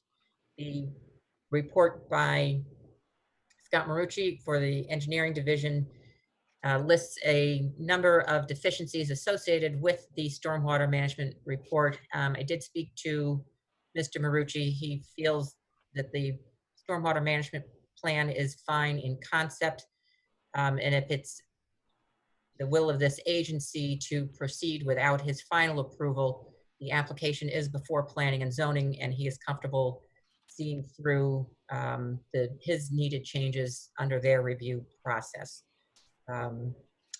So it is noteworthy that the 72 acres proposed as open space is a requirement that Aquarian has opted into voluntarily. There's state statutes which encourage water company land to be preserved. So the exchange of putting this acreage into open space, it would be purchased by a joint acquisition between the town and land trust, with land trust owning the land, and then the town would have an overlying easement. So this is permanently deed restricted open space, not only with those two avenues, but also the means by which Aquarian sought approval from the Public Utility Authority. It has to be protected as part of the statutory opportunities that Aquarian is availing themselves of. So there'd be at minimum a triple layer of protection, and public access would be part of it. At this time, there is no proposal for parking or other accoutrements associated with the open space. If those are necessary, they would come back to the agency at some future time. So at this point, it is just being proposed as open space. There's an existing trail system, and that's it for this evening's consideration. In the staff report, if the agency is satisfied with the presentation by the applicant, I have provided conditions of approval. That's it for me. Okay, thank you, Pat. Someone from the applicant wish to speak? Jackie Kaufman is likely to be the lead. Jackie, you should be able to unmute yourself. I'm here. Thank you Okay, so much. terrific. Pat, I also wanted to let you know that Mark Lancourt has raised his hand. I'm not sure if you've clicked on him yet, but I he's did not see him. I will grab him and Thank promote. Okay, he's in. Good evening, everyone. My name is Jackie Kaufman. I represent Aquarian Water Company of Connecticut, owner of the subject parcel before you, for which we are seeking subdivision approval and corresponding approval from your agency. Thank you, Pat, for that very, very thorough overview. Aquarian is represented here tonight by Elizabeth Camarino Schultz, the Director of Real Estate. We also have our complete development team here to answer any questions that you have. And they include Mark Lancourt, our civil engineer from DIMAR, Bill Kenny, our soil scientist and biologist of William Kenny Associates, LLC, Terrence Gallagher, our drainage consultant with Lax Consulting, Mark Achman, our surveyor, and of course, our partner in our development plan, as Pat just mentioned, is the Greenwich Land Trust, represented tonight by Will Keyes, its executive director. I'd first like to take this opportunity, if you don't mind, for a brief moment to thank you all for convening. I know under these circumstances it's been challenging. You've done a tremendous job in prioritizing this application and seeing that it got on your first agenda. It's been a priority both for the town and for Aquarian to keep this application and this transaction moving forward, and they're hopeful to have this completed within the beginning of the fourth quarter of the year. But I also want to thank your very, very dedicated staff.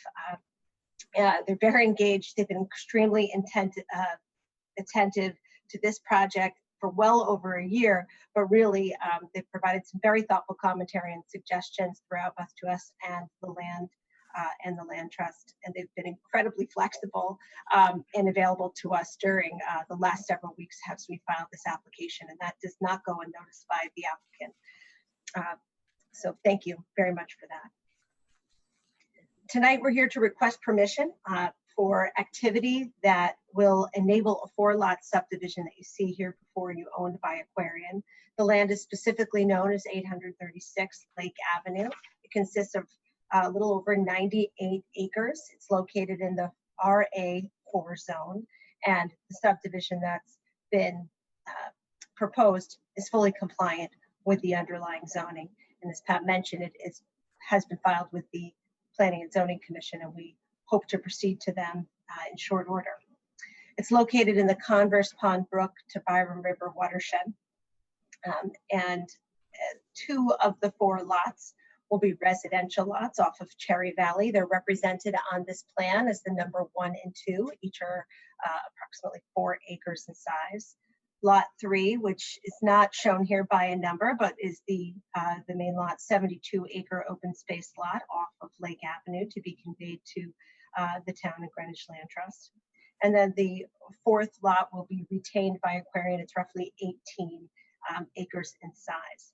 Aquarian has owned this land, or its predecessors, in title for over 100 years. They acquired this land starting in the late 1800s through the early 1900s. Connecticut American acquired the Greenwich Water Company and held that land until 2002, when Bridgeport Hydraulic Company acquired Connecticut American and then changed the name to Aquarian. Background. The land has statutorily been protected land for many years until recently. Statutes, Connecticut General Statute 1643, and the regulation of state agencies 1643-2 now permits a public service company like Aquarian to sell Class 3 land subject to review by PURA, the Public Utility Regulation Authority. The proposed open space and residential lots consist of Class 3 land, which is unused water company land that is eligible under these statutes to be sold and used for different purposes. The 18 acres, which are going to remain with Aquarian, consist of Class 1 and 2 lands, which means those are still protected lands that are used by the water company. The 72-acre lot will, as I just mentioned, be sold to the town and the land trust as restricted open space with no disturbance. The residential lot proposals, which are before you tonight, include review of grading, cut and fill, driveway and drainage improvements within or adjacent to wetlands and regulated upland review areas. We think we put forth a thoughtful development and a thoughtful mitigation plan that will produce no adverse impacts. On Friday, our team responded to questions put forth in the staff report, and you should have copies of those. To the extent you'd like us to walk through the answers to those questions tonight, we're happy to do so. We received our DPW comments late on Friday afternoon, and we will also address those with Mr. Marucci. As Pat said, we are hopeful that we can move forward and continue to address those. Mr. Gallagher, our drainage consultant, is on, and he feels confident that he can address each and every one of those comments. And to some extent, some of that information already has been, we can pick it out of the plans to provide and point out where that is. So with that said, I'd like to turn it over to Mark Glencore, our engineer, to walk you through the plan, and then he will also pass the baton to Bill. Before we do, I want to indicate that Jay Schondorf and Norma Curlin visited the site. Thank you very much. Thank you. Thank you, Jackie. Mark Glencore for the public record. I am the principal engineer at Dymar, located in Southbury, Connecticut. And if we could, just on this plan, the plan that's before you, the areas that are noted in the dark green are the wetlands areas. This is all on the roughly on the Class 3 land, about 25.4 acres. The lighter green represents the wetlands review area, which comprises about 44 acres. And then there's some grayish areas, about 6.6 acres of steep slopes. The watercourse for Converse Brook, Pond Brook, is shown where it goes along the western side of the property, closer to the lots, as well as we have established where from the FEMA floodline it's noted in orange. The property itself is got a lot of characteristics. I'm going to let Bill Kenny actually go through that, but there's a multiple of very established, well-established stone walls that are on the property, and the topography varies from lake all the way to the high point, which is along Cherry Valley Road, along our western edge. Pat, if you could probably just go to C3, which actually gives us the layout of the lots. Yeah, Doreen's in charge of our screen shares tonight. Right. Okay, share screen. You want me to put up C3? No. Doreen's got you covered. Okay, great. Thank you. She's got a lot of maps she's got to file through, so if we can be patient for a moment. I don't envy you people at this point for all the work that you have to do to put this stuff together. Well, we appreciate the 11 by 17 plans. Those are a little easier to manipulate here on the dining room table. So.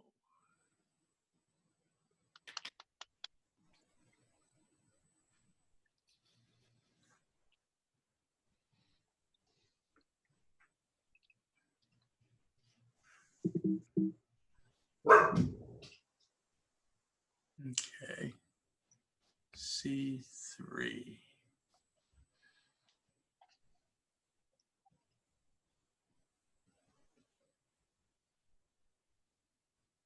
There we go. That's perfect. So this is a conceptual lot layout for both lots 1 and 2. The areas, as to get right to the point, on lot number 2, we have a number of seeps that come off of the hill to the west of us that are seasonal seeps, that the only way that we can get access to the rear of the property, the parcel, which is where most of the activity would be for a house, is that we would have to cross these at 3 different locations, as noted in the, I would say that really various light green. You can see where the driveway itself is crossing. The impacts that are here is about 24, I think it's, if I get the number correct, it's approximately 2,400 square feet of direct impact to the wetlands here. And that is over on lot 2, where all the direct impacts occur. The areas, the colored orange area is actually the impacts of the upland review area, which incur between lots 1 and 2 of about an acre of land. The precept that goes along with this is that the number of acres that we can work with just by the working with the based on Aquarian and working with Pura is the maximum acreage. We have to be right at the 4 acres. So the ability to be able to expand these lots to try to avoid some of these crossings was not feasible at all. But we have taken great liberty to provide an LID package that takes into consideration the current environment itself in terms of where we're going to locate some rain gardens, the areas for pervious pavement, and then concentrating the real development of the house site more towards the north on lot 2, which is a pretty a substantial house with a pool house, circular driveway. And then obviously we have to have septic and a water supply. We have to have a well. Lot number 1, which is to the, is more coming directly off of Cherry Valley Road, does not have the same conditions that we have to work with. There are no direct impacts to wetlands on that lot. Yes, these lots are situated on more steeply sloping site, but we have been able to work with a footprint that we believe works quite nice with the site. Each site has infiltration systems as well, and we're trying to minimize the amount of land disturbance for each of the lots. I don't need to speak to the drainage. I'm going to let Mr. Gallagher do that. But I think what at this point, now that you've got to lay the land of the individual lots, I think Pat also had made mention that we looked at some alternative historically. There was 11 lot subdivision that we were looking back years ago. That obviously is not here before you. And then there was a additional lot, we call lot number 3, that would have come off of Lake itself. And that really is the comparison of that lot compared to lot 2 in terms of impacts. And it's our belief that lot number 2, although it has impacts directly to the wetlands, the wetland characteristics, which Bill will speak to, are not of the level of concern as you would be if we had to look at lot number 3, which would have been coming off a lake, which would have been more central to the heart of the property, which is what we did not want to do. So with that, I'd like to introduce Bill Kenny and let Bill speak specifically to the environmental conditions. Good evening, it's Bill Kenny, Principal of William Kenny Associates in Fairfield, a professional wetland scientist, soil scientist, and landscape architect. So this is quite an amazing conservation development, I want to call it. When you look at the total acreage of 98 acres, and then the proposed areas of development, there's only about 2.5 acres of development. And at the end of the day, what will be maintained is a residential area. It's about 2.5 acres. And so it's just under only under 3% of the total acreage of the property. So it's quite a great, I think, project for the town and the community, the amount of open space that will be protected with this development. And the drawing that we prepared and submitted has a plan on that really shows the how small the development area is related to the overall development, to the overall project, I should say. I think Doreen has that map, if you want it, Bill. Sure, if it's not too much trouble. So in the bottom left-hand corner.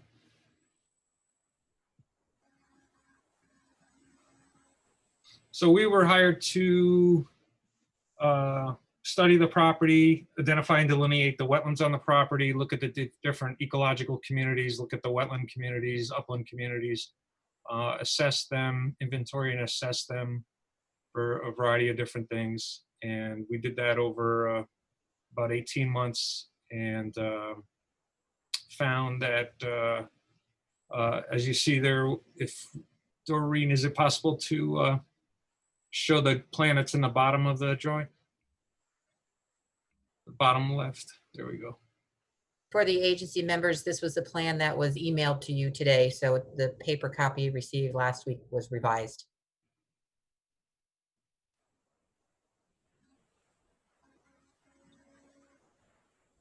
So on the property with this plan doesn't show, which was added on closer to the end of the project, is the 18 acres of land that Aquarian will continue to hold ownership to, and that's in the right hand corner of the project on the northeast end of the property, and north is to the right.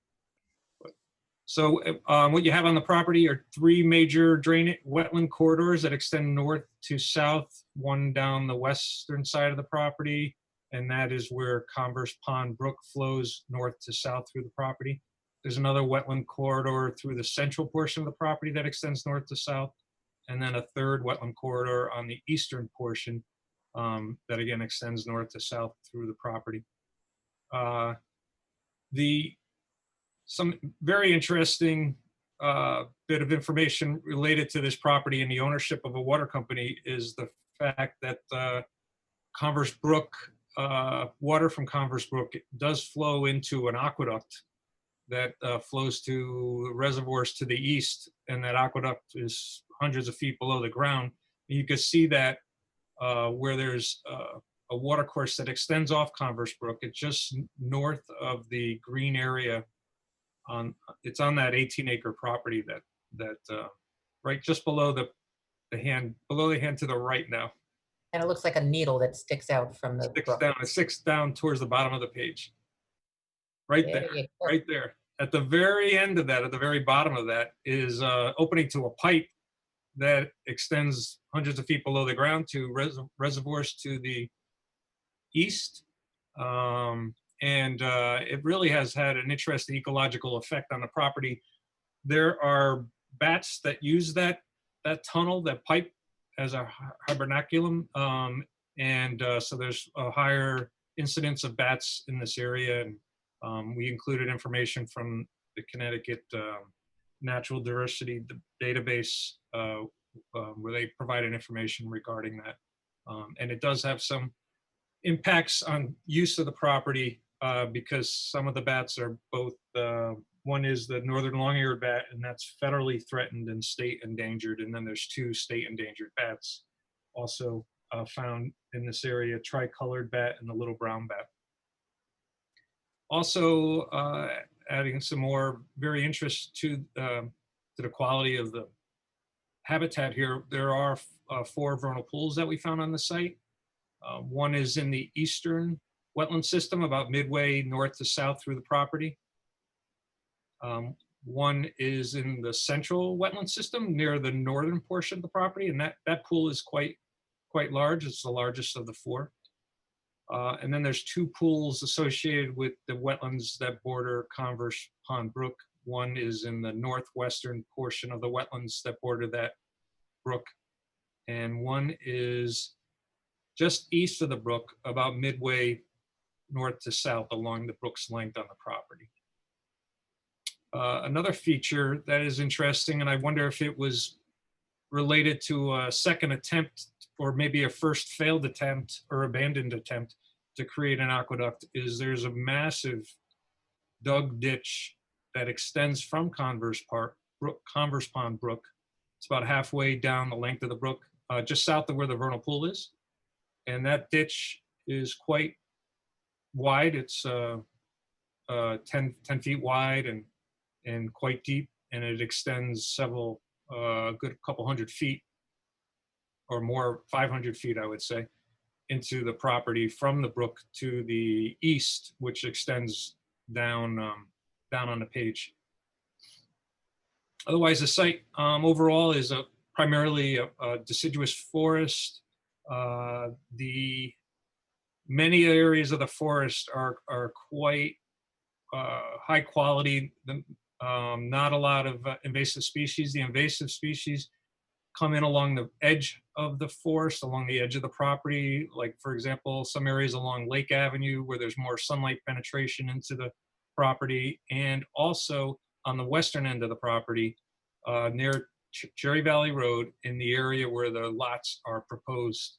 So by one really good benefit of positioning the lots in the area where they are, they're in an area that's heavily impacted by invasive vegetation now, rather than being in other areas of the property that are primarily native plants and quite a mature and well-developed forest with quite a diversity of plants and wildlife in that forest. So I'd like to discuss briefly the impacts to the wetlands, and if we could perhaps, Doreen, if we could go back to the plan that's just above this plan on this drawing.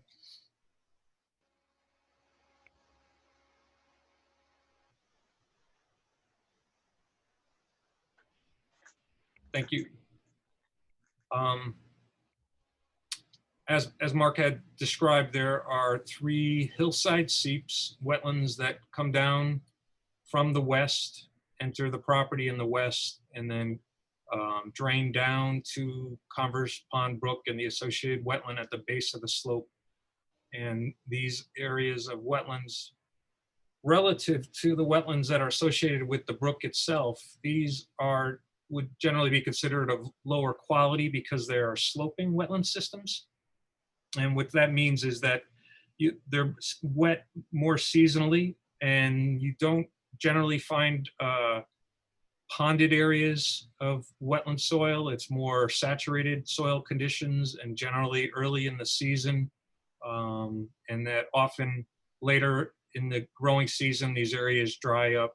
And because of that, they're less dry.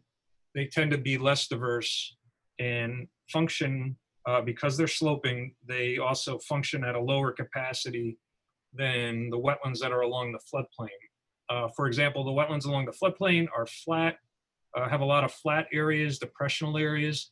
So when there's rain events, flooding events, water from the brook will flood those areas, and those areas act as filters to clean water, detention areas to hold water back and help prevent flooding downstream, where these sloping wetlands don't have the capacity to hold back water, so the water just passes through, actually has the potential for higher rates of erosion, natural erosion, and lower rates of being able to clean the water, hold the water back, and prevent flooding.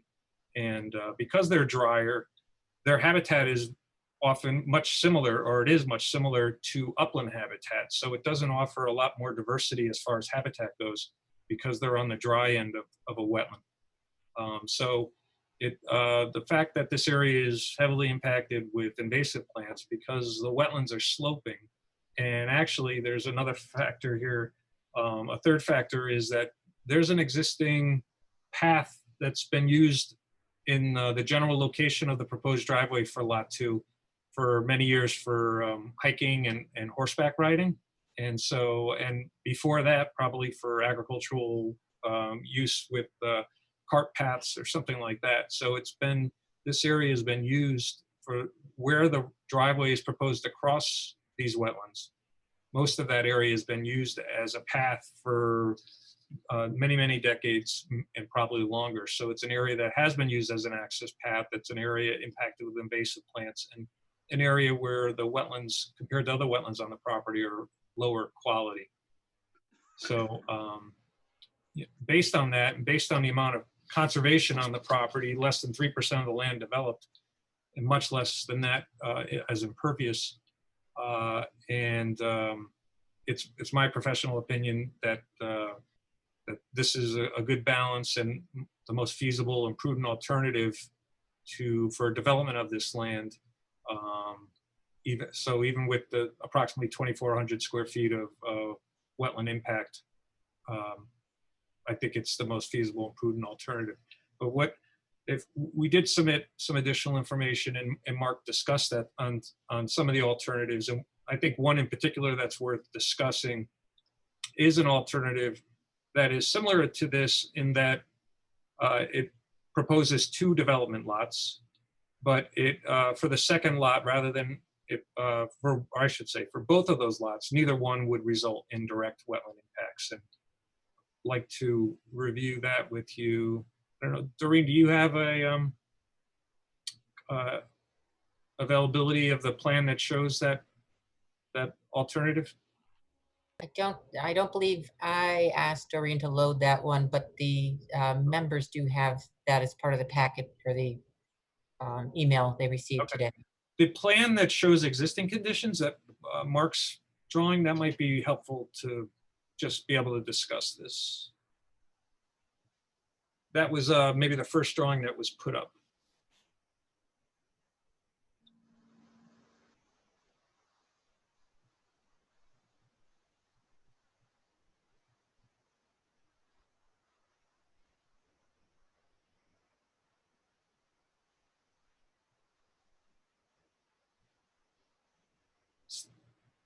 The one before this. It's just existing conditions. No, doesn't show any proposed. B2. That one. There we go. Great. So on this plan, at the bottom of the page, you see a big white hole in the middle of the property there. That is an area of upland that falls outside of the regulated upland review area. You can see it's a few hundred feet west of Lake Avenue. And you can see it's nearly entirely surrounded by wetlands. But by adding a driveway that comes down along the northern property line, north of the wetlands, and then heading to the left or south, where there's an opening between the two wetlands, you can gain access right through there. You can gain access to that area with a driveway without any wetland loss. But this area is an area where the forest is quite mature, little to no invasive species. It's within the heart of the property and also within the heart of vernal pool activity on the property, as well as trees that are beneficial to the bats that are using the aqueduct immediately to the north. So although you would be able to develop this property without this location, without a direct wetland loss, you'd have driveway very close to the wetlands that are north of that development site. And you'd have activities from within the vernal pools. You'd have activities within the critical terrestrial habitat of three of the four vernal pools on the property.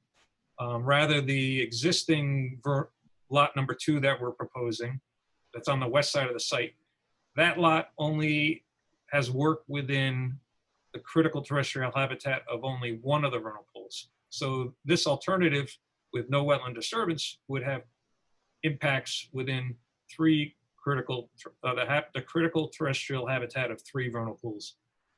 And in addition, its location within that critical terrestrial habitat has a greater impact because it affects, there's often a lot of movement with the reptiles and amphibians between the pools.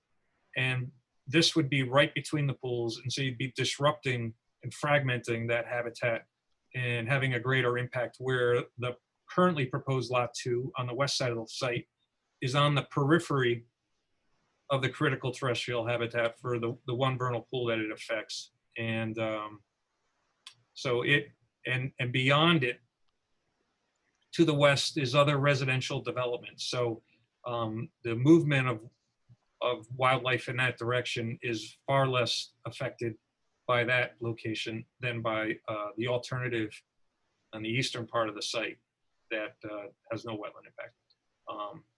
So due to those impacts to the long-eared bat habitat, the vernal pool habitat, and invasive species, the introduction of invasive species into this portion of the property, it's our professional opinion that the proposed lot 2 on the west side of the site is the more feasible and prudent alternative than the alternative lot 2 on the east side of the site.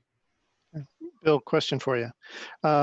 What is the percent, with assuming the lot 2 development, what is the percent of the critical habitat for that adjacent vernal pool? Previous application, you talked about the 50% threshold. Where would we stand with the development of lot 2 in that regard? For the one on the western side of the site, right? Yeah. Mm-hmm. 1 second.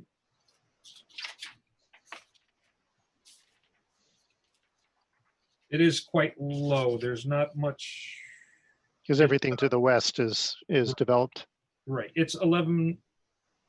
Let me see. The area development within the critical terrestrial habitat is 11%. So there's 89% of forest, undeveloped forest within that. Even with lot 2, you'd still have 89%. Okay. Thank you. Welcome. So I think those are some of the most critical pieces of this proposal, and be pleased to answer any other questions that you might have. Okay. Thank you, Bill. Agency questions regarding this for Mr. Kenny or any of the other applicants? I did want to note that the DIMAR plans had more conservative limits of yard than Bill's last plan, and his plan has been revised to be consistent with the DIMAR plan. And on lot 2, there's a stone wall that is being proposed to move eastward to align with the property line.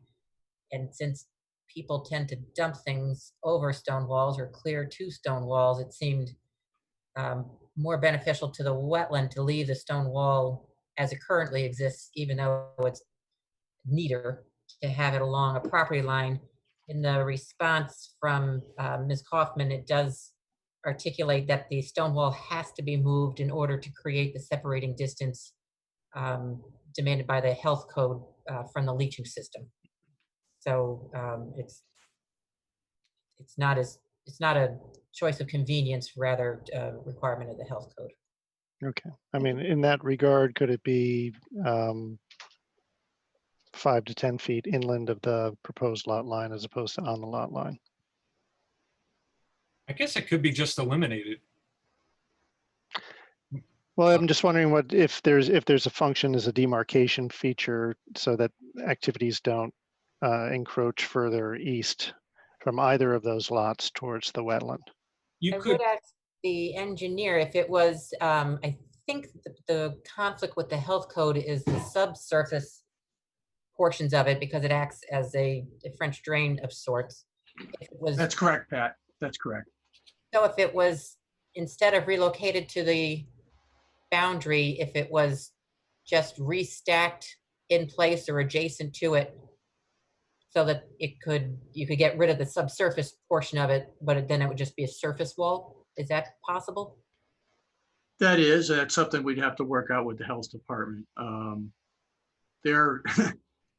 That would definitely have to be heavily monitored and inspected because traditionally even freestanding walls are sunk because of frost movement.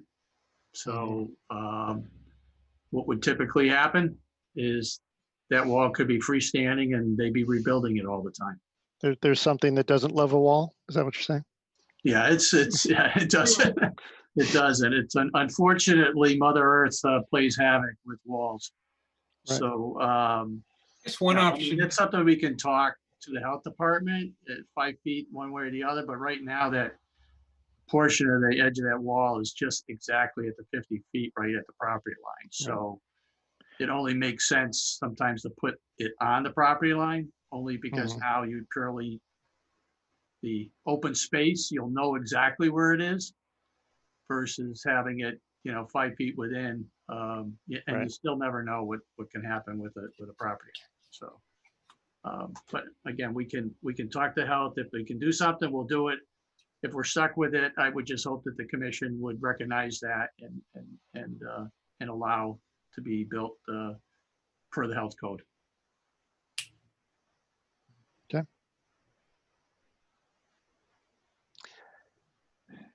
Any other agency questions on this? Public questions or comments? Let's see, we have a hand raised. DJC, you can unmute yourself and state your name for the record, please. Hi, Jeffrey Chaff. I had a couple of questions regarding this. It's very interesting. Is Aquarian proposing to develop the two lots as they are proposed here and then sold to buyers, or are they selling the bare land? I'll defer to Ms. Kaufman. Thank you. Right now, there is a plan to sell the bare land. What you see before you is a feasibility plan. There's a full design. So if one came in to purchase the lot, they would purchase the entitlements, in which case they could build the plan that has been designed by this development team. However, if anything were to change on that development proposal, an applicant or She froze, but I think the point is if there's any substantive change, a new permit from this agency could be required. So so if we were to approve, we're approving the development, not just the concept of the subdivision, but these actual plans and the grading and everything else associated. That is correct. So if somebody chose to utilize the permit as shown here, they would have a right to do so. If they chose to come in with something different, they would have the possibility of requiring a new permit, but the lot would be fixed at that point. That's correct. Okay. And then within that, it's hard to tell what size these developments are on the two lots. is there anything that shows the size? I'm trying to get a sense of how they fit on the property with respect to the wetlands. I know they're 4-acre lots, but I'm it's, sorry, I lost the feed there for a moment. sorry. So the question was, I'm trying to get a perspective of the usable space on a 4-acre lot and to understand the impact that it might have on the wetlands area and the runoff. Is there a way to determine the two structures that are currently shown on the property, what size those are? Mark, can you answer that question? Sure. I mean, we're looking at lot 2 as I'm going to think if it's either a 5 or 6 bedroom house. Both lots are looked at large scale houses. The one on lot 2 in particular has a footprint just on the first floor of close to, it's close to 5,500 square feet just on the first floor, and it's a 2-story building. So it's not, it's consistent with some of the homes in the area in terms of the size of the footprint. With a pool, an outside pool cabana, 3 or 4 car garage, depending upon how you look at it. Circular driveway, so it's pretty substantial. Lot 3 has a little bit more challenges because of its slope, but that house itself, that footprint is in the area of about 38 to 4,000 square feet just on the first floor. Sorry, you meaning lot 1 or lot? Lot 3. 1. I'm not talking Right, lot 3. right. I'm sorry, lot 1. Okay. So they're pretty substantial. They're not small footprints. And that's even with the elevation change on the property?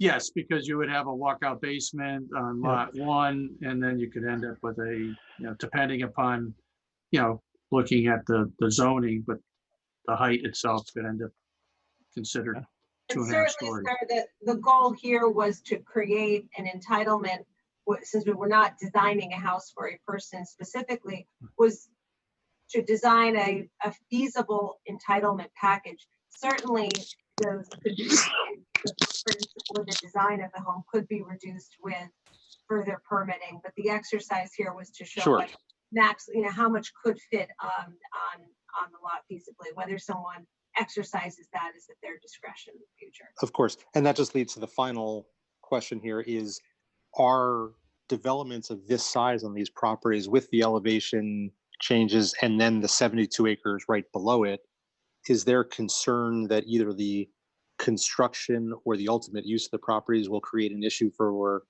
the wetlands area right there? Just see, they seem quite substantial.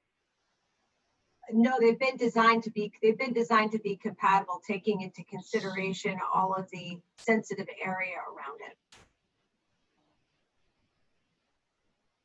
Okay. And certainly any construction plan would have to be reviewed by the building department, and all sediment erosion control measures would be implemented as part of that construction. And That's Pat, something that's part of this plan. right. And Pat, we would be seeing those as well. Yes. Yes. So we would be seeing any of the construction plans. And Okay. I look forward to hearing what the committee thinks. Okay.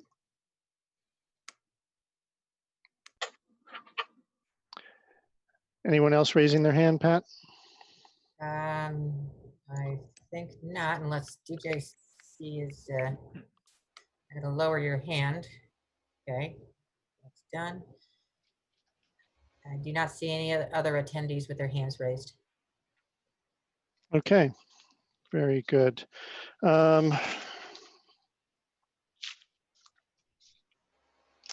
righty. Any further agency comments on this? No? Would someone like to make a motion?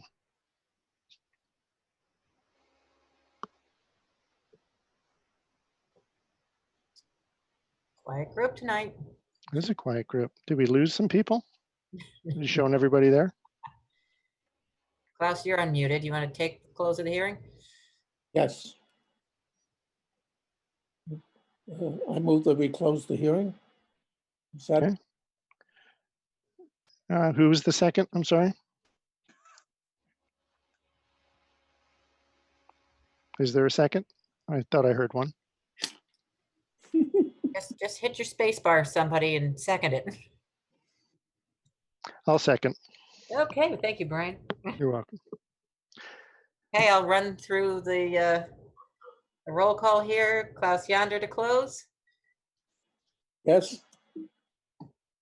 Brian Harris, Yes. Jay Shundorf, I think we lost Jay. Elliot. I see Jay shaking his head yes, so we'll go with that as a yes.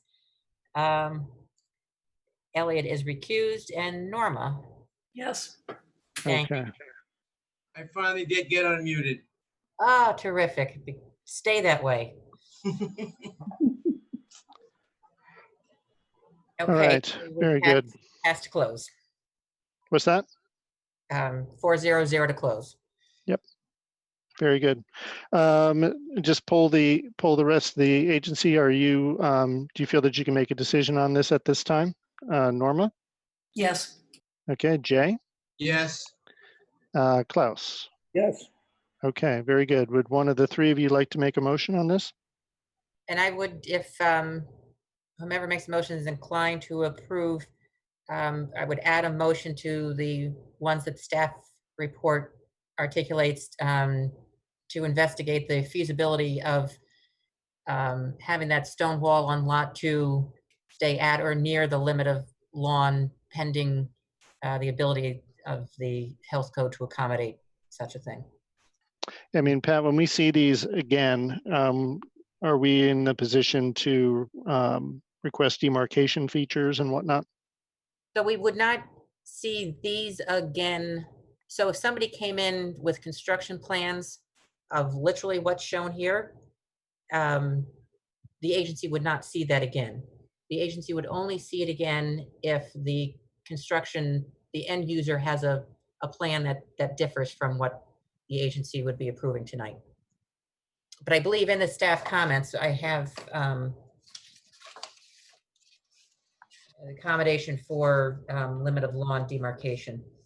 If not, then it should be, Yes, please add that if it's not there. Yep. that's not there. Okay.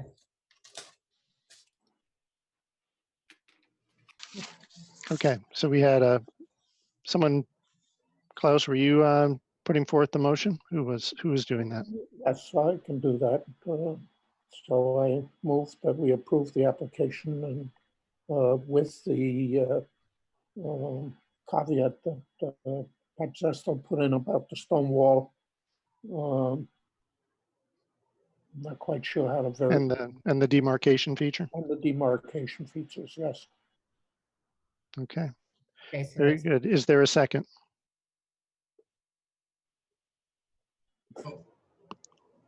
thank you, Jay. Okay, Okay, running through, this is a motion to approve with conditions as specified by staff with the additional conditions pertaining to retaining the stone wall and limit of lawn demarcation to be added. Klaus Yonder, Yes. Jay Shundorf, Yes. Norma Curlin, Yes. Brian Harris. yes, Okay, terrific. very good. Okay, Okay, you can restore Elliot to bring Elliot back. his stature. And I will. You're welcome. You're welcome. Okay, I'm gonna.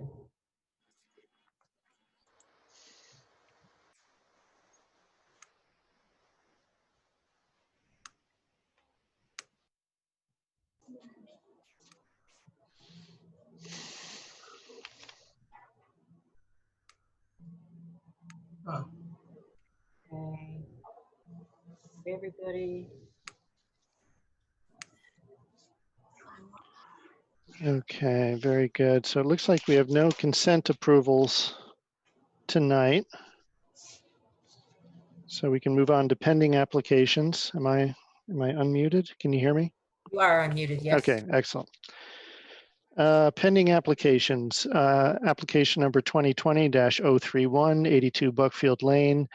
Matthew McCullough for Michael Grunberg for corrective action for fence construction within wetlands. Doreen, please. Okay, this is Doreen Carol Andrews speaking. The applicant would like to maintain an unauthorized pool fence located in a high-quality wetland. The fence is currently located within standing water along the southwest property line and extends from an existing approved wood fence at the southeastern property frontage to the edge of the pond near the rear of the property. The fence posts are set in the ground with no concrete and are proposed to have 3-inch holes at regular intervals for animal migration. The original pool fence, approved under permit 14-064, was located along the wetland between wetland flags 7 and 13. The building permit issued a notice of violation to the property for removing the pre-existing compliant pool fence and installing a new one that proposes to use the water body as a part of the safety barrier. This action requires a state code modification and can't be approved at the local level. Building department officials confirmed on June 22nd, 2020 that the state modification to use the pond as part of the required pool safety barrier was denied. To clarify, additional previously approved fencing further encloses the property, but was not originally approved as a pool fence, and it's also not compliant as a pool fence. Maintaining the fence through the standing water will not allow for animal migration or the free flow of water. It's recommended that the agency deny the application on the basis that there are reasonable and prudent alternatives for the location of the pool with less impact to the wetlands. It's also recommended that the agency issue an order to relocate the pool fence indicated in permit 2014-64 with the conditions that are provided in the staff report. Okay, thank you. Is there anyone from the applicant here tonight? Yes, let's see. Let me pull up. John Harness, you've been promoted to panelist. You can unmute yourself. Matt McCullough, you have been made a panelist and you can unmute yourself. And Bill, I'm assuming you're part of this and you too are able to speak. Good evening. This is Attorney John Harness for the applicant, Michael Grunberg. Can you hear me okay? Yes. Thank you. I'm glad that Pat elevated as panelists, hopefully my other team members, which is the property owner, Michael Grunberg, his general contractor, Matt McCullough, and our wetland expert, Bill Kenny. First, I would like to get confirmation that an email that I sent in today to Wetlands at about 3:30 containing the expert report from Bill Kenny has been made a part of the record.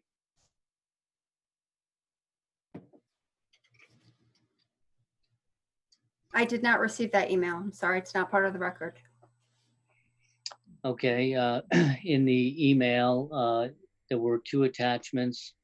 One was the report dated today from Bill Kenny, where he'll describe it further, but he basically states that the fence that is the subject of tonight's application has no adverse impact on the wetlands.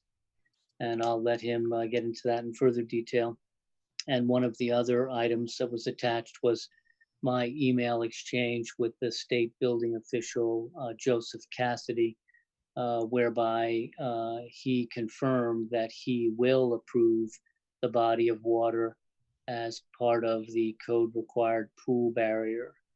The reason for his earlier denial of our request for a modification in that regard is that he was provided with erroneous information about whether or not a pool fence was in place at the time he was asked to consider the modification. And in point of fact, the pool fence, the subject of this application, was in existence at the time he was requested to issue his modification. So according to what he told me, he's prepared to issue a modification in that regard and allow the existing pond to be used as part of the required pool barrier.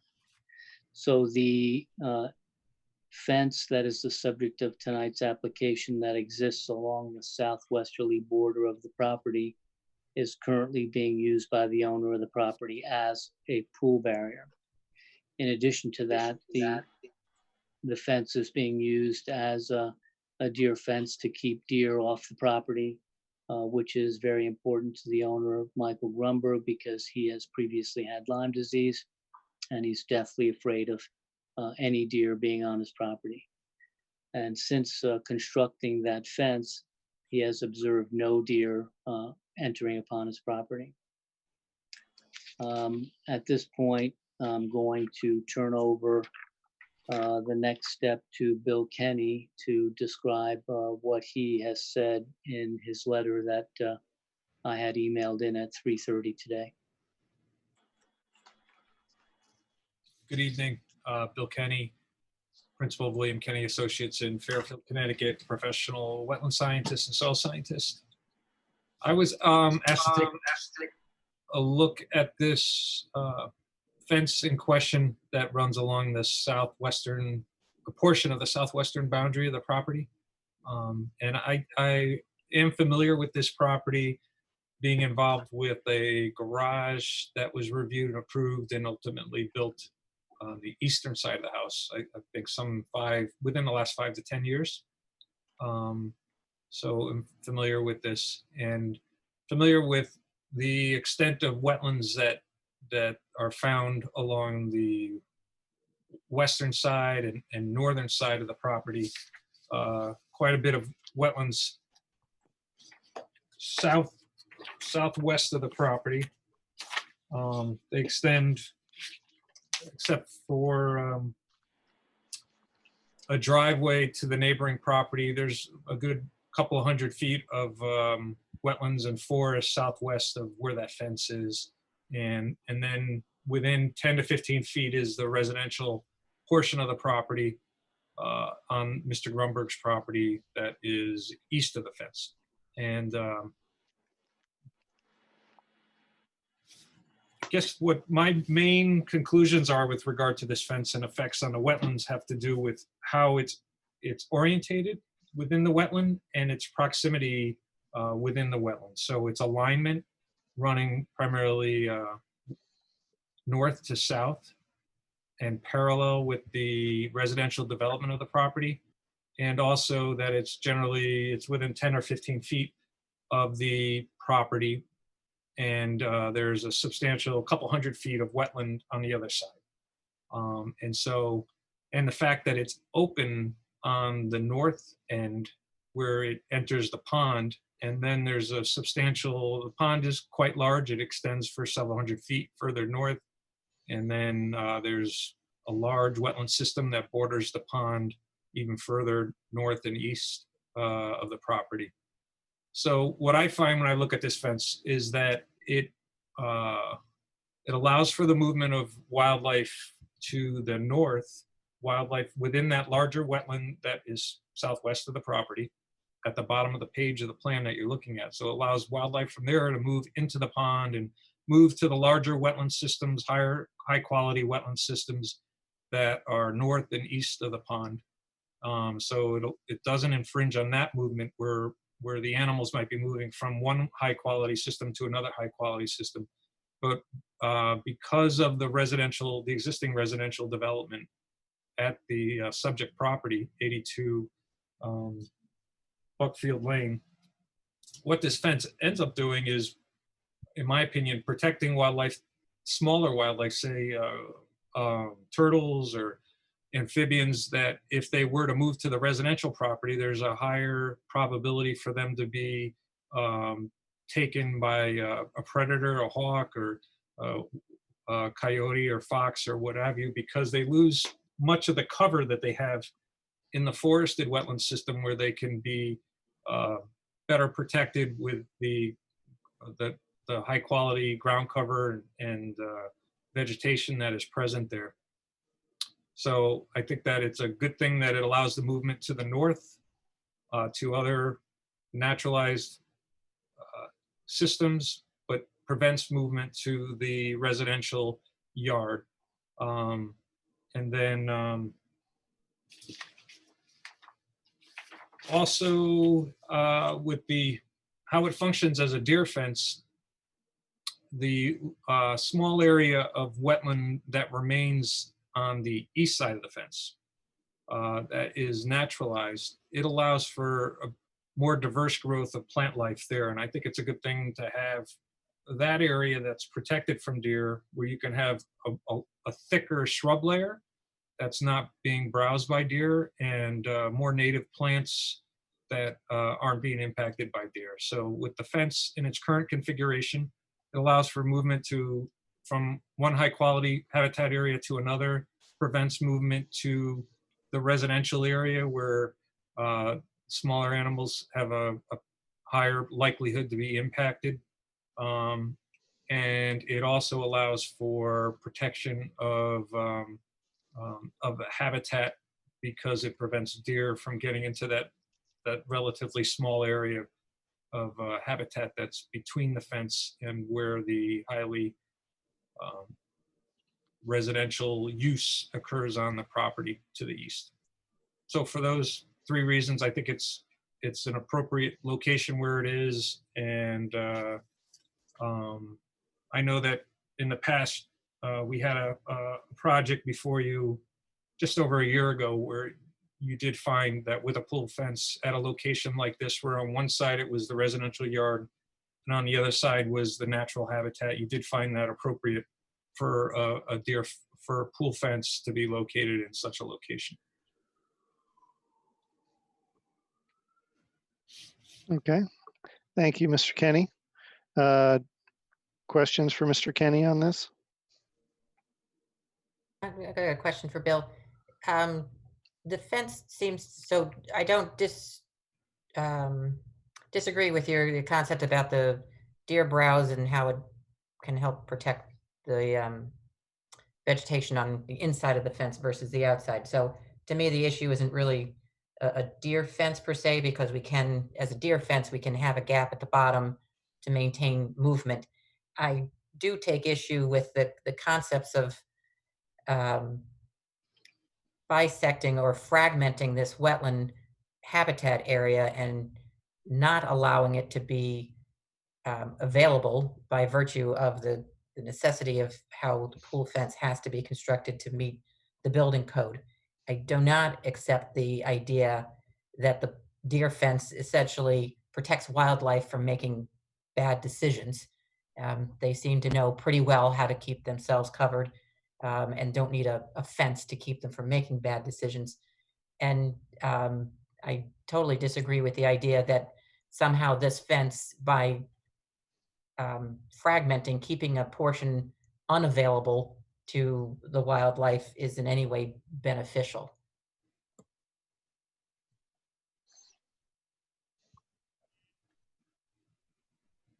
Bill, do you want to respond to that?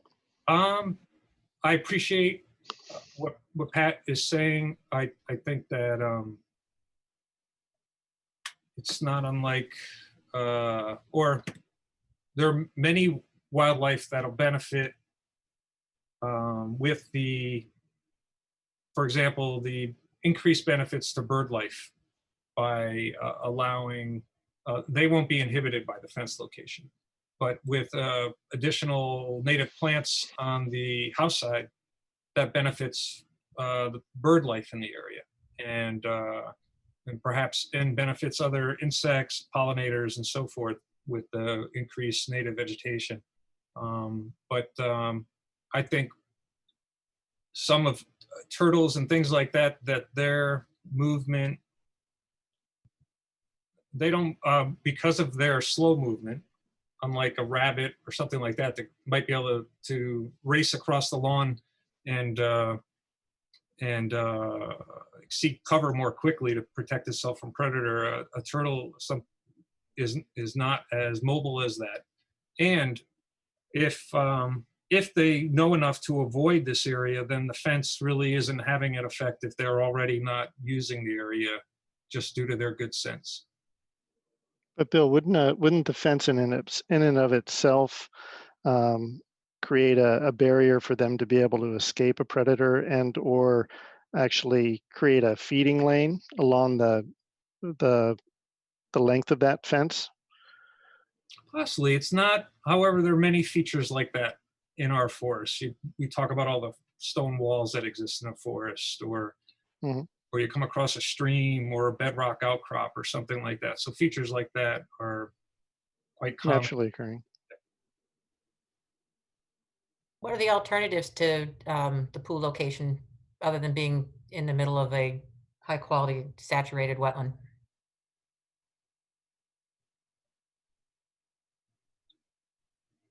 That I have not studied. So it's, I would imagine that the previous fence location that was approved back in, Doreen had indicated it was 2014, that would in fact be an alternative?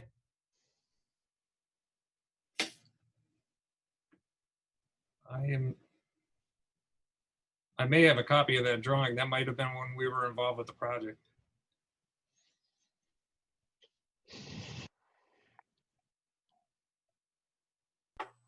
Perhaps not. That does. This one here, you can see the one on the right. This is the previous pool fence that was approved in that 2014-64 permit that goes along the side of the house and around the pool.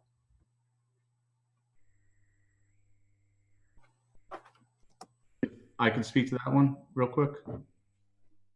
Please state your name. Matt McCullough. The answer to that question is pretty simple, actually. I mean, the other fence provides zero protection from deer. I mean, all it does is it just encapsulates the pool. That's all it does. The idea of this fence was that it's twofold. It not only keeps the deer out of the yard, but it also acts as the second pool barrier. The deer fence can be modified so that it does not, as we dealt with on the eastern side of the property, I guess this is correct, that it can be modified to maintain a gap at the bottom so that wildlife can move freely, water can move freely, things don't get caught up against the fence, and it effectively keeps deer out. So, Well, we can have up to a 3-inch gap at the bottom of the fence and still meet pool requirements. yeah, but you don't meet wildlife requirements with a 3-inch gap. I did take this issue when Doreen and I looked into it. I contacted Michael Clemens, who the agency is familiar with, and to find out, his feelings on gaps and sizing and how could we accommodate the health code and freedom of wildlife movement, and there was no common ground there. A 3-inch, even a uniform 3-inch gap is not sufficient. He said that you would need at least an 8-inch gap to facilitate wildlife movement.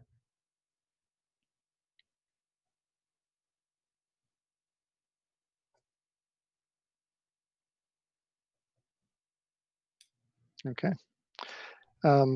Any additional comments from either the agency or the public at this time?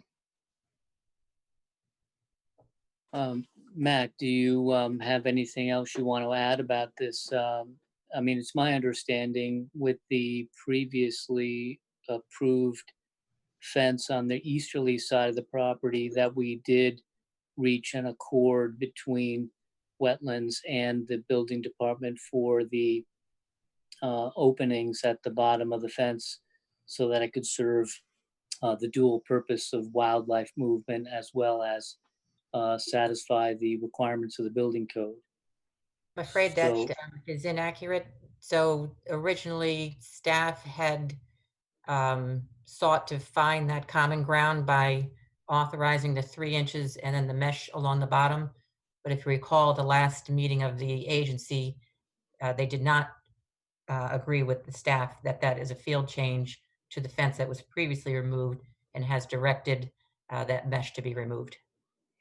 Yes, I do recall that June 22nd meeting where we were not allowed to participate, and it was not explained to the commission that the fence on the easterly portion of the property was being used as a pool fence. And so unfortunately, the commission did not have the benefit of the actual facts with regard to how that fence was being used. And, you know, as you may know, that decision is presently under appeal.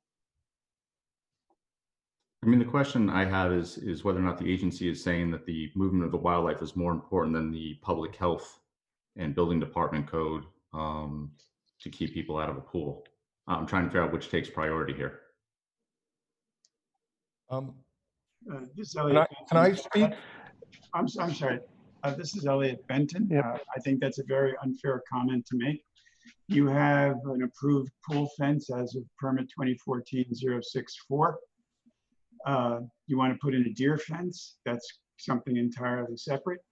The deer fence should have a 6 to 8 inch gap at the bottom. That is our standard, and you can construct it as approved. Right? You are trying to use one fence for two purposes. That's not necessarily going to work. Mr. Grunberg has his hand raised. Yes. Go ahead.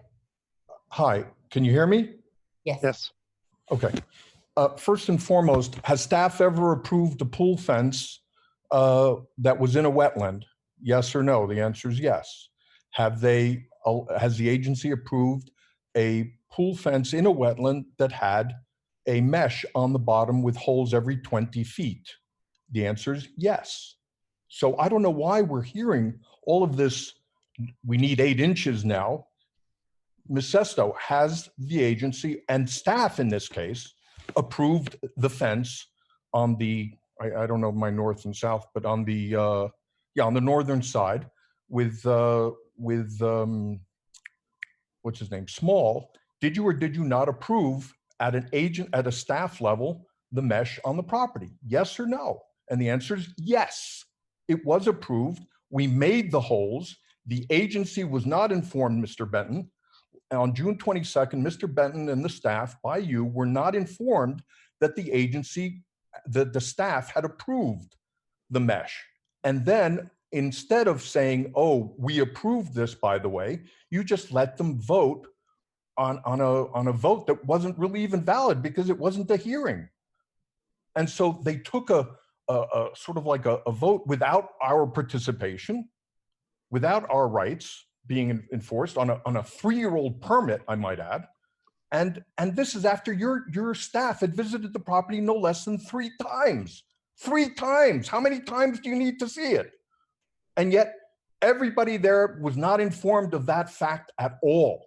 Not once. Ms. Sesto was lying by omission. I'm sorry, Mr. Grunberg. I'm not going to accept that kind of language here. I'm sorry. You The can word calm lying, down and the lying- rephrase, please. I'm sorry, Mr. Harris, you're saying the word lying is not allowed by omission? Is that what you're saying? Really, in this day and age? I think, Mr. Harris, you need to ask Ms. Sesto why she didn't tell the agency that simple fact. That both her and Miss I forgot her Carol name. Andrews. Yes, was at the property, and they both saw this thing, and they told my lawyer and my agent that it was approved by them if we did these things, and we did it. And then they reneged on it. And if the facts hurt, let it be so. Now, what does the agency have to say about those facts? Very simple facts. If I may. Yes, you may. Mr. Harris, if I may. Please. So your issue about, let's go back, I think, to the beginning, whether the agency has approved deer fences and or pool fences in wetlands, the answer is yes. Every application is considered based on its own merits. Those merits can be what alternatives exist, the quality of the wetland, the necessity of the location. Everyone individually assessed. A past practice of the agency does not guarantee the way it's going to go the next go round. Also, the agency and staff continually learn. With each application, we have the opportunity to check in with other professionals, research, science changes, we learn, we bring that new information to the agency. That's our technical requirement as staff to the agency. Then we move on to staff allowing a field change. Staff reports to the agency, each and every one of us. We work on their behalf. If the agency overrides a staff decision, that is entirely their prerogative to do so. In the last case last month, it is interesting that you take note that the agency wants the mesh removed, but substantiated the field change for the fence to have a different configuration. You can't have it both ways. So the staff, again, we serve the agency. They are the ultimate arbitrator.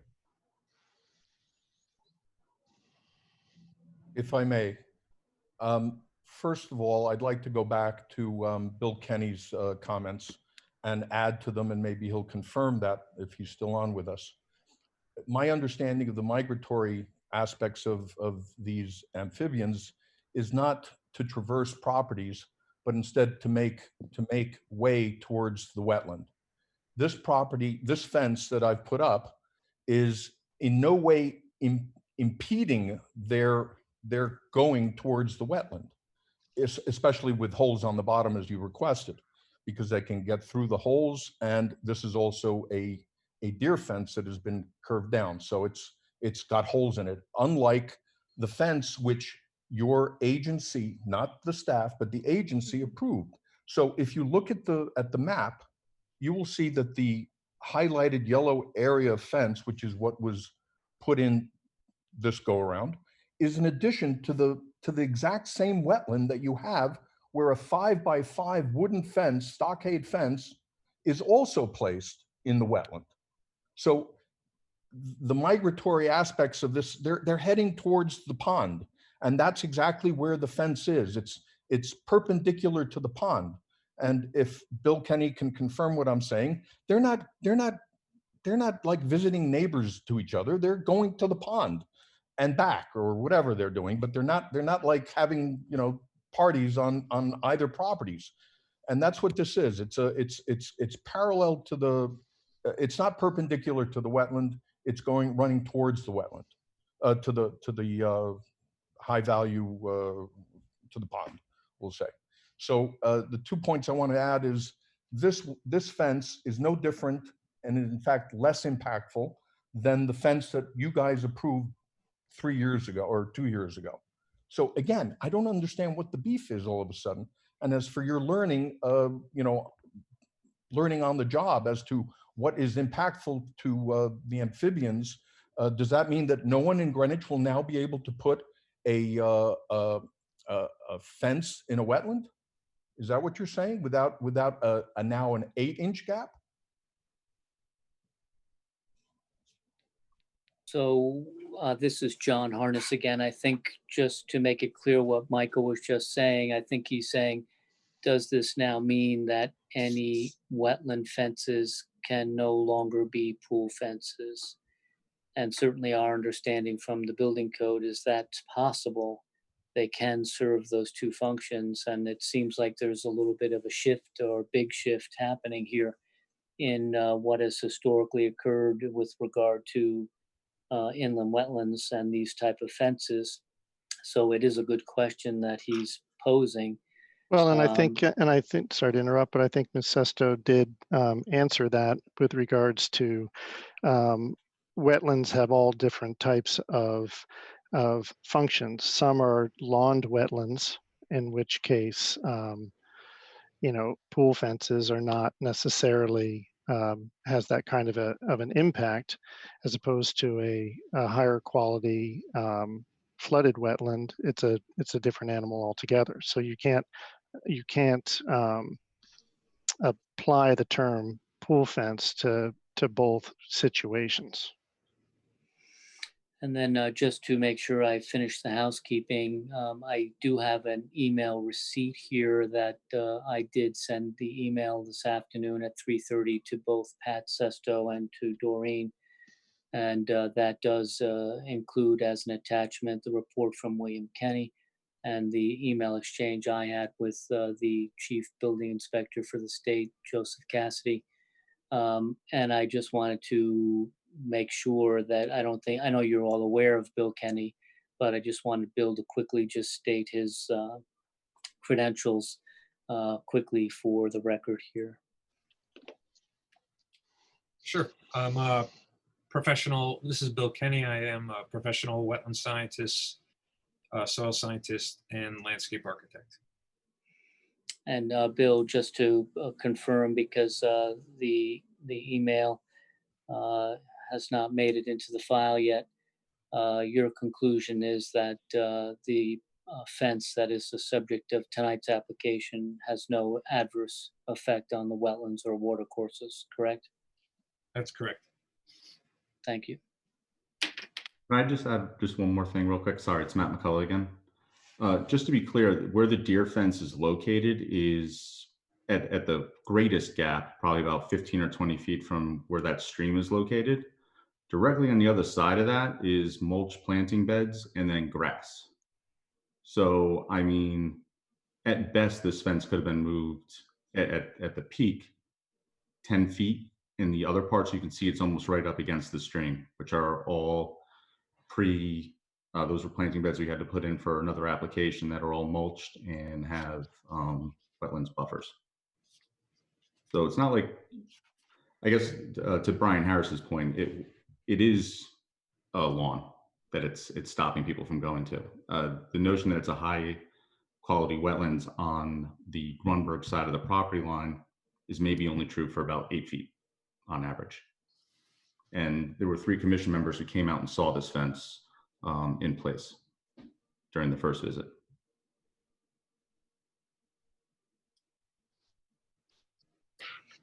For the record, this is Patricia Sesto. I will, by reference, add my resume to the record, being a natural resource degree in natural resource management, 35 years in the process of evaluating and implementing wetland protection, so that the record is clear that there's other professionals. And Doreen, I'd like you to add your credentials as well. Okay, I've had 17 years working for wetlands and conservation. And Doreen, you're working for wetlands and conservation and enforcement capacity. Are you a soil scientist? Not a soil scientist. Are you? Do you perform any ecological services on a professional basis? I do reviews of applications that are submitted to the Wetlands Agency. And Bill, how long have you been doing this type of work? About 30 years. Thank you. And Doreen, your degree? I have a bachelor's degree in biology. Thank you. Could I ask a question? Ms. Sesto, when we approve deer fences in general, don't we require at least a 6-inch gap at the base? Yes, that has been the almost universal requirement of the agency, to have a 6-inch gap in the wetland as well as the 35 feet on either side of it. So that, in fact, that is the general requirement, and anything other than that might be a one-off kind of allocation. Approval. Right. The issue here is not the deer fence function per se.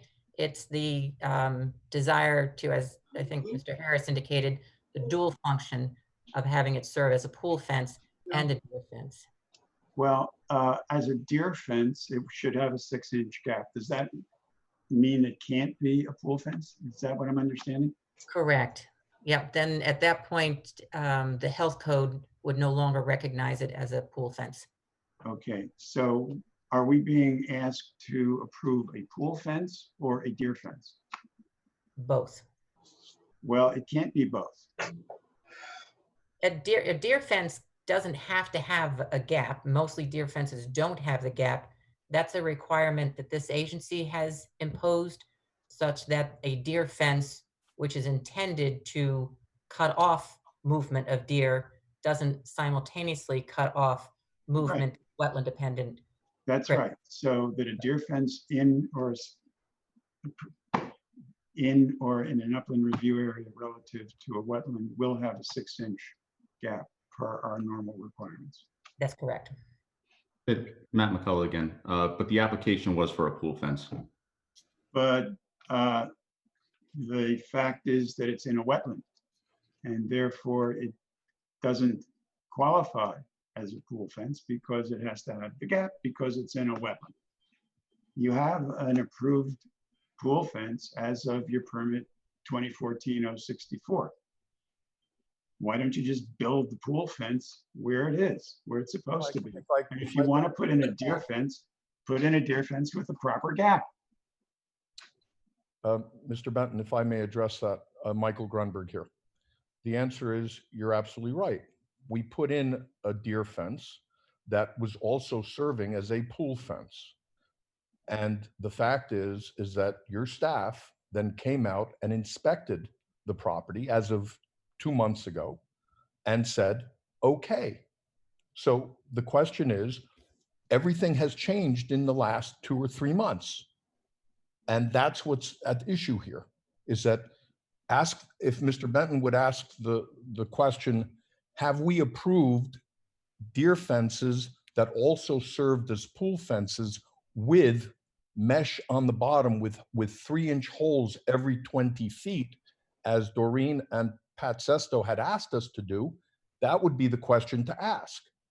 No, I'm sorry. First of all, I'll ask my own questions, Mr. Grunberg. I'll ask the question then. No, you won't, sir. Okay. Okay, you already asked that question, in fact. But regardless of what the answer may have been, we're looking at a particular situation here. There's a fence in a wetland. The fence in a wetland should have a 6-inch gap. There is nothing that demands that we make a particular, I'm a little at the loss for words here, but the fact is that although the staff may have come out and said, gee, it's okay this time, they still do work for us, and we still do have the authority ultimately to determine what it is that is permissible. And we have determined that this is not permissible.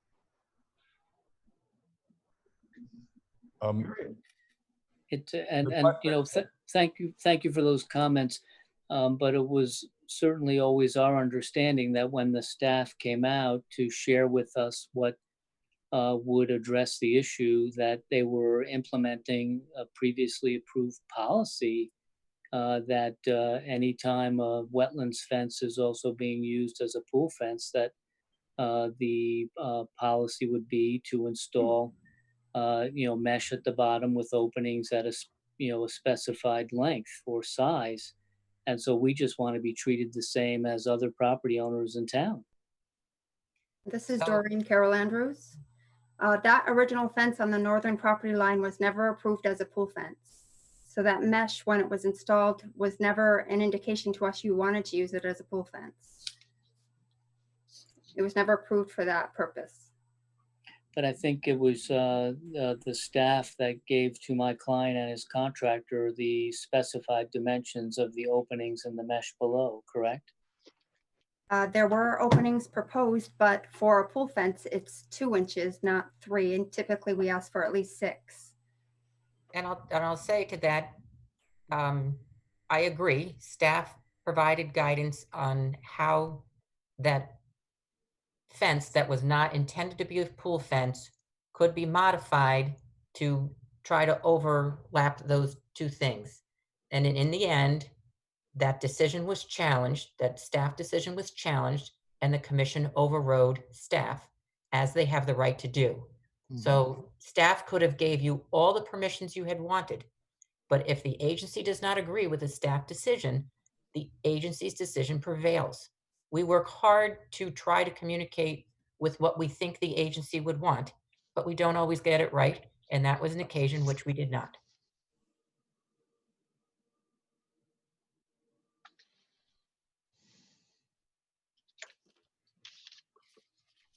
Bill, do you? I know in your letter and in your presentation tonight, you made mention to this similar pool fence in the past approved at 570 Lake Avenue. Do you remember the details of that? It was a fence that ran along the edge of the wetland, right? It probably ran right along the wetland edge, and portions were in the wetland.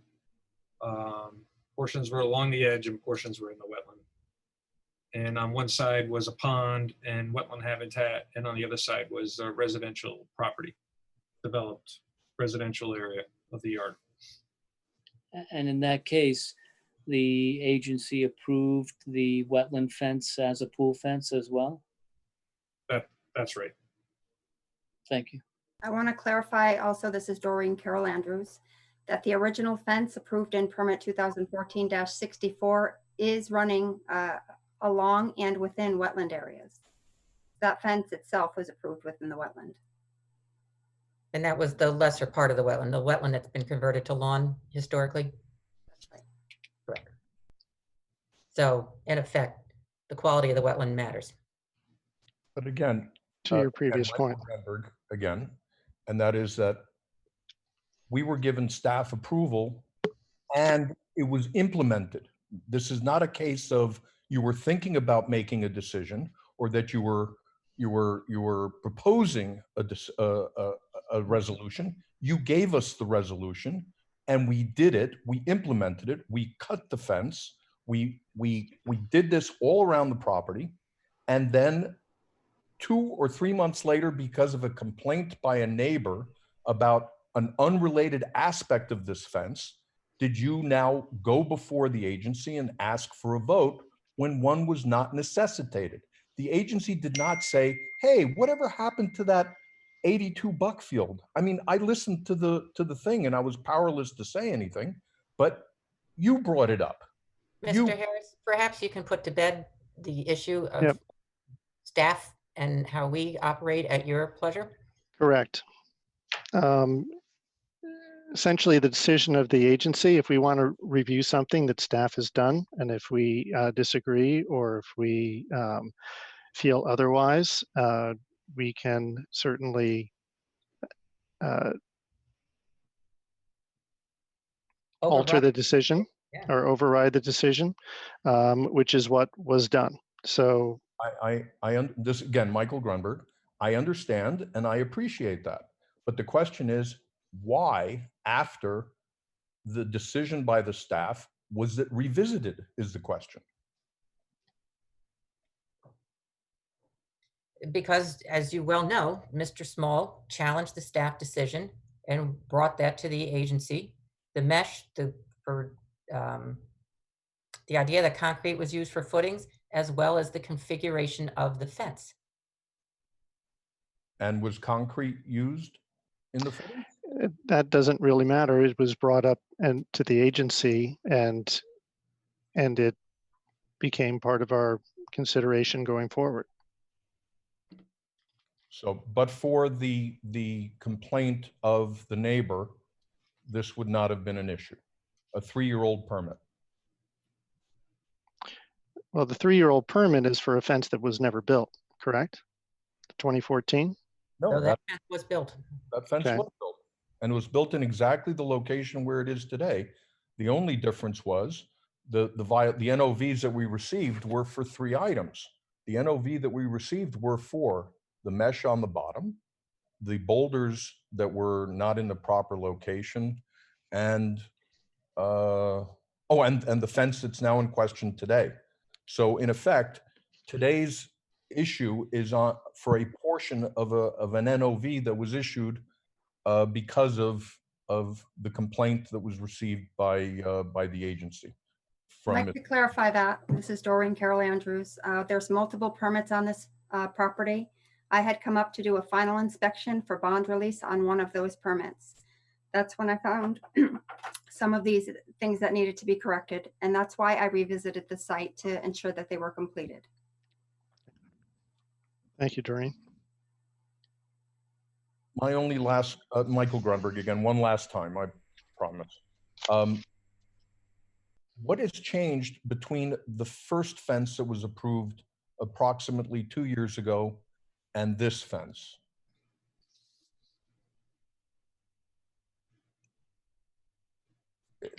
I'm sorry, I'm speaking at, I know Mr. Harris is looking puzzled at me. The fence on the bottom, that's it. This is the new one in yellow, and then next to it, to the right of it, is a fence that goes from there to that's it, correct, that fence there. And so that was allowed, and that's in the same wetland with the same issues, except in this case, the first part where the hand is right now, where your cursor is actually bifurcating the wetland. And that is probably, well, anyway, I'm not going to get into I'm not a wetland specialist, but the fence connects to the new fence in the same wetland. What has changed? These fences were approved. They were not approved as a pool fence. So they always required that 6-inch gap. That's the difference. These were not pool fences that were approved.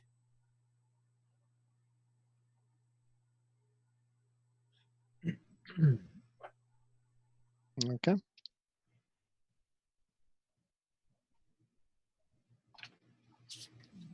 There is an attendee with his hand raised. These are not public hearings, so the public does not have the right to speak. That is at the discretion of the agency. Okay. I'll allow it. Mr. Small, I have, you can unmute yourself and state your name.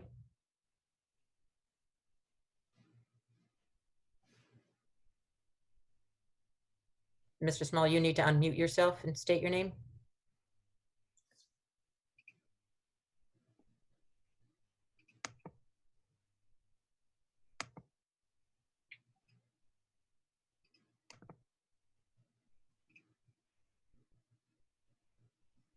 Don't know what to Okay. do. Any further agency comments, questions on this? Yeah, I have a question. Please. I see Mr. Small has unmuted himself. Why doesn't he go ahead? Okay. Mr. Small, please state your name for the record. This is Alan Small, 86 Buckfield Lane. Hi, Mr. Small, would you like to share?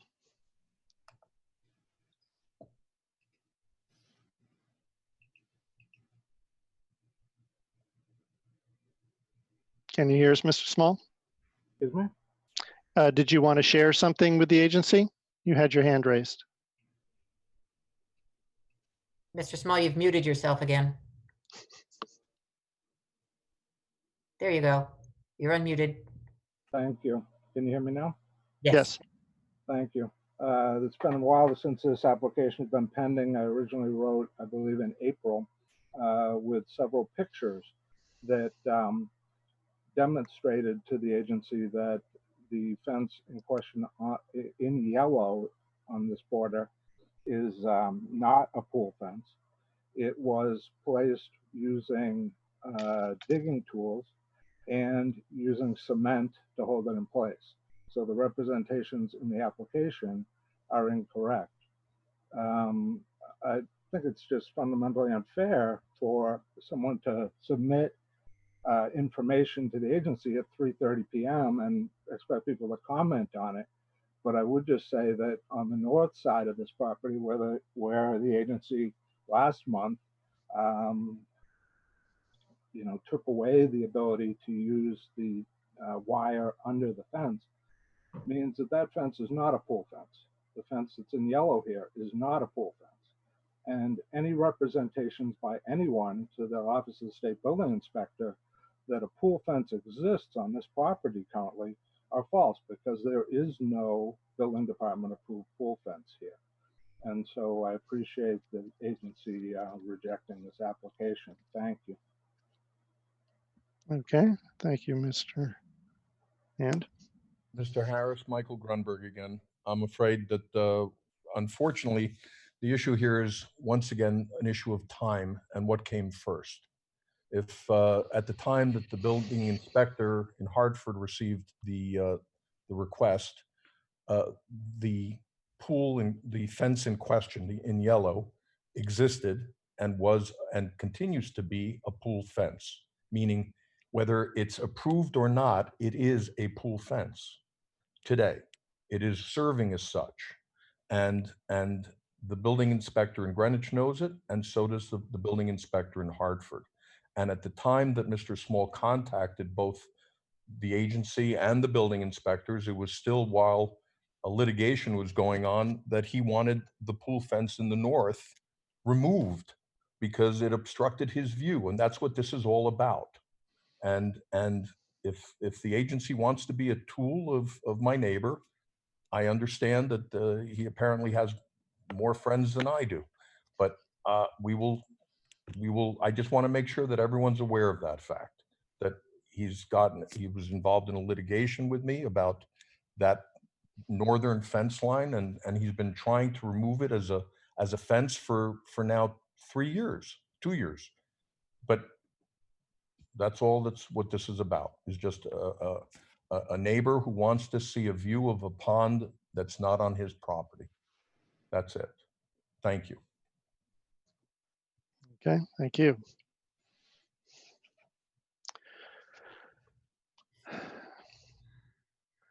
Well, so Pat, we still need to see this letter from the state regarding the pond is being I would used. say that the state's opinion on this really has nothing to do with us. Okay. They're just saying, can the pond be used by virtue of being a pond? Can that be used as part of the pond or the pool barrier?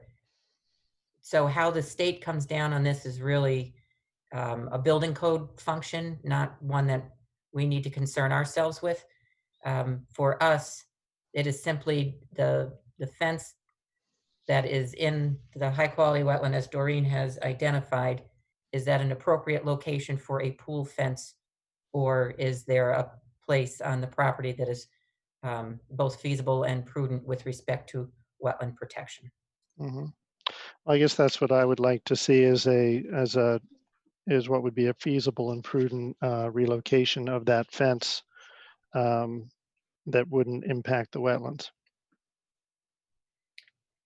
So the second 65 days is the end of this month. Doreen, we've not yet used the governor's 90 days, is that correct? That's correct. So the agency can do a couple things. They can choose to invoke the 90 days that the governor has authorized the agency to use. The applicant can ask that of the agency if they so chose, or the agency can act. Okay. Well, let me put it out to my fellow agency members if someone would like to propose a motion on this application at this point. Brian, could I ask Sure. Bill Kenny a question? Mm-hmm. Please. Bill, would you go through your qualifications again? I sort of missed part of it. I got the soil scientist, but then you had some other things. Sure. I am a professional wetland scientist and professional landscape architect, and I have a degree in environmental management from the Yale School of Forestry. Okay, but you are not a wetlands biologist. Yes, I am. You are a biologist. Yes. Okay, fine. I mean, as a wetland scientist, I'm a wetland biologist. Yeah. As a wetland scientist, you're a wetland biologist. That is true. So biology is just a specific part of the science. Okay. Yeah, that would be an appropriate interchange of words. Fine, thank you. Okay. Is there anyone in the agency that'd like to propose a motion at this time?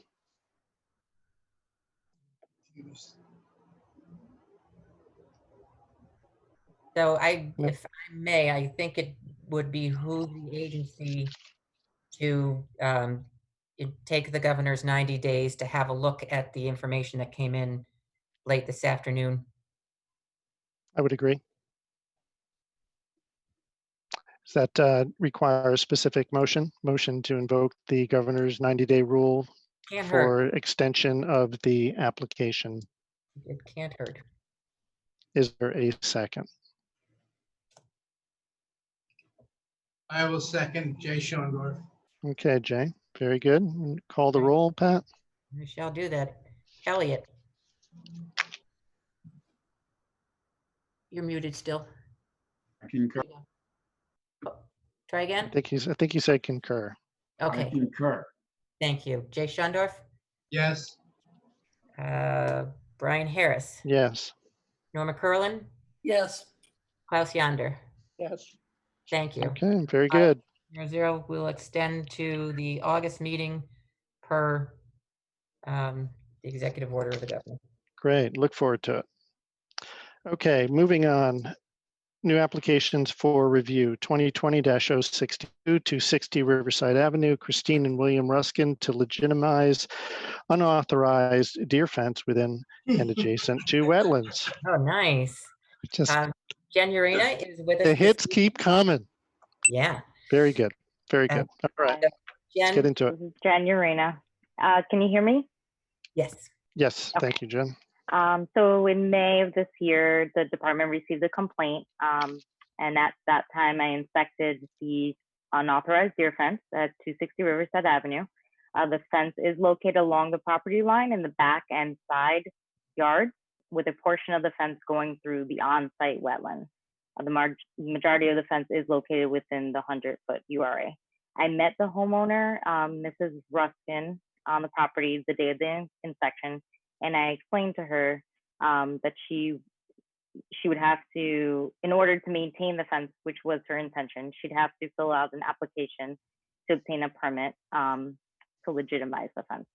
As part of the application, I recommended to raise the fence 6 inches off the ground within the wetland and about 35 feet within the buffer. The applicant has indicated the intention to make this correction as part of the application. One thing I'd like to note, on Friday afternoon, Mr. Ruskin asked that the date of implementation that I have for August 3rd be changed to October 1st as part of a condition of approval of this order, which as a staff member, I have no problem with. Okay. That's all. Very good. Is there a pool on the property? No, there is not. Okay, very good. Thank you. Okay. Anyone from the applicant wish to speak? Please raise your hand if somebody is representing the applicant. Mr. Ruskin. Okay. If you can unmute yourself. Oh, did I get you? Hi. Yeah. Hi. We have no remarks other than that we want to comply with the condition. We just asked for the extension to October 1st because our contractor has an illness in his family and he's unable to do the work next week. So we'd like to have the forbearance of the agency to complete the fence, which we haven't completed, and to create the 6-inch buffer no later than October 1st. Okay, very good. Thank you, Mr. Ruskin. Any questions for Mr. Ruskin at this time? Any other public comment? Okay. Well, I will make a motion to approve with the altered condition that implementation be completed by October 1, 2020. Is there a second? Klaus seconds. Would you like to call the roll? Okay. Klaus Yonder. Yes. Jay Shondorf. Yes. Elliot Benton. Yes. Brian Harris. Yes. Norma Curlin. Yes. Thank you. 5-0-0. Very good. Thank you. Okay, next up is 2020-066, 31 Baldwin Farms North, Rocco V. DeAndrea for Bobby Ben Simon and Tamar Ben Simon for relocation of pool and pool house 24 feet from wetlands. Mr. Clausy, please. Norma Curlin and Jay Shondorf have been out to the site relative to this application, and I suspect there's others who were there with past applications. All right. The agency's issued a permit here to redevelop the property. The pool and pool house that were previously approved were basically being proposed on top of what had already been there, which is sort of, I don't know, I'd call it 45-degree rotation to the right from what is shown here. And so as the property's been developed, they are looking to rotate this thing counterclockwise to line it up more with the demarcation wall and create a little bit more of a backyard. This will bring the pool house to approximately 23 feet from the wetlands. Previously, it was 60 feet because it was further to the south. And the northeast part of the pool fence will be brought to within 15 feet from the wetlands. Let's see. The landscaping plan has been revised. They've added 5 trees and meadow mix to the east of the proposed pool house location. This is both to mitigate for tree removal that would be required in this new location, and also there was a lot of landscaping debris that was removed from this area, so it's just bare soil at the moment. Let's see. As I noted in the staff report, 37% of the property lying to the north and west of the landscape envelope is to be preserved in a natural state. The work site is level and is separated from the wetland by the retaining wall to the north. So I don't think that the getting closer to the wetland is going to pose any wetland impact during construction if standard erosion controls are used. Regarding the tree removal, of the 8 trees shown on the plan, plus an ailanthus that the landscape architect identified for removal, a number of them are in pretty bad shape, but there are 3 deciduous trees to the, I'd call it east of the pool, that are nice trees. They do provide shade to the wetland. There are other trees behind them which also shade the wetland, but these trees are, useful. And so the applicant has been alerted to this and told, is there an alternative location for the pool house that would kind of allow for these trees to be retained, such as shifting the pool a little bit to the, I call it south and east. So that's it. I do have conditions of approval if the agency thinks the mitigation is appropriate for the tree removal, or an alternative location is provided that meets the agency's satisfaction.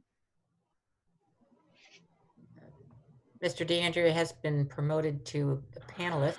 I don't know if there are other So you get a raise with that? attendees that need to come up. Please raise your hand. Just you, Tony? That's me. Okay. Good evening again. I have to compliment everybody. I know that oftentimes the applicants compliment you on all your efforts, but tonight you deserve an extra bit of attaboy. Mostly for the prior application. This application, I hope, is a little simpler. Yes, we are aware of the staff comments and the significance of the trees. I call it to the west or northwest of the pool. There are 3 trees labeled as hickory and a beech. I had discussed with our client after discussions with Bob about a possible relocation, and I would like the agency to consider that I shift the pool on the same axis to the easterly direction, 10 feet, and south about somewhere between 5 and 10 feet, so that we can increase the separation from those trees. By moving 10 feet, I believe we will have accomplished that. by preserving the trees and enabling us to construct the pool generally where it was proposed. I did speak with the client. He's in favor of that. I think it would be a good relocation or adjustment to the location. As Bob pointed out, we do have a landscape plan for restoration of the northern area from the pool, the area north of the pool, and additional landscaping around the site. As Bob also pointed out, it is level area. The pool as proposed currently and with the shift will be farther from the wetland than the existing pool was approved, or the reconstruction of the pool was approved. So with that, I would request the agency agree that we should shift it easterly 10 feet and southerly somewhere between 5 and 10, depending on how it fits into that northeast corner of the hillside. We were trying initially to avoid having to remove ledge on that eastern side.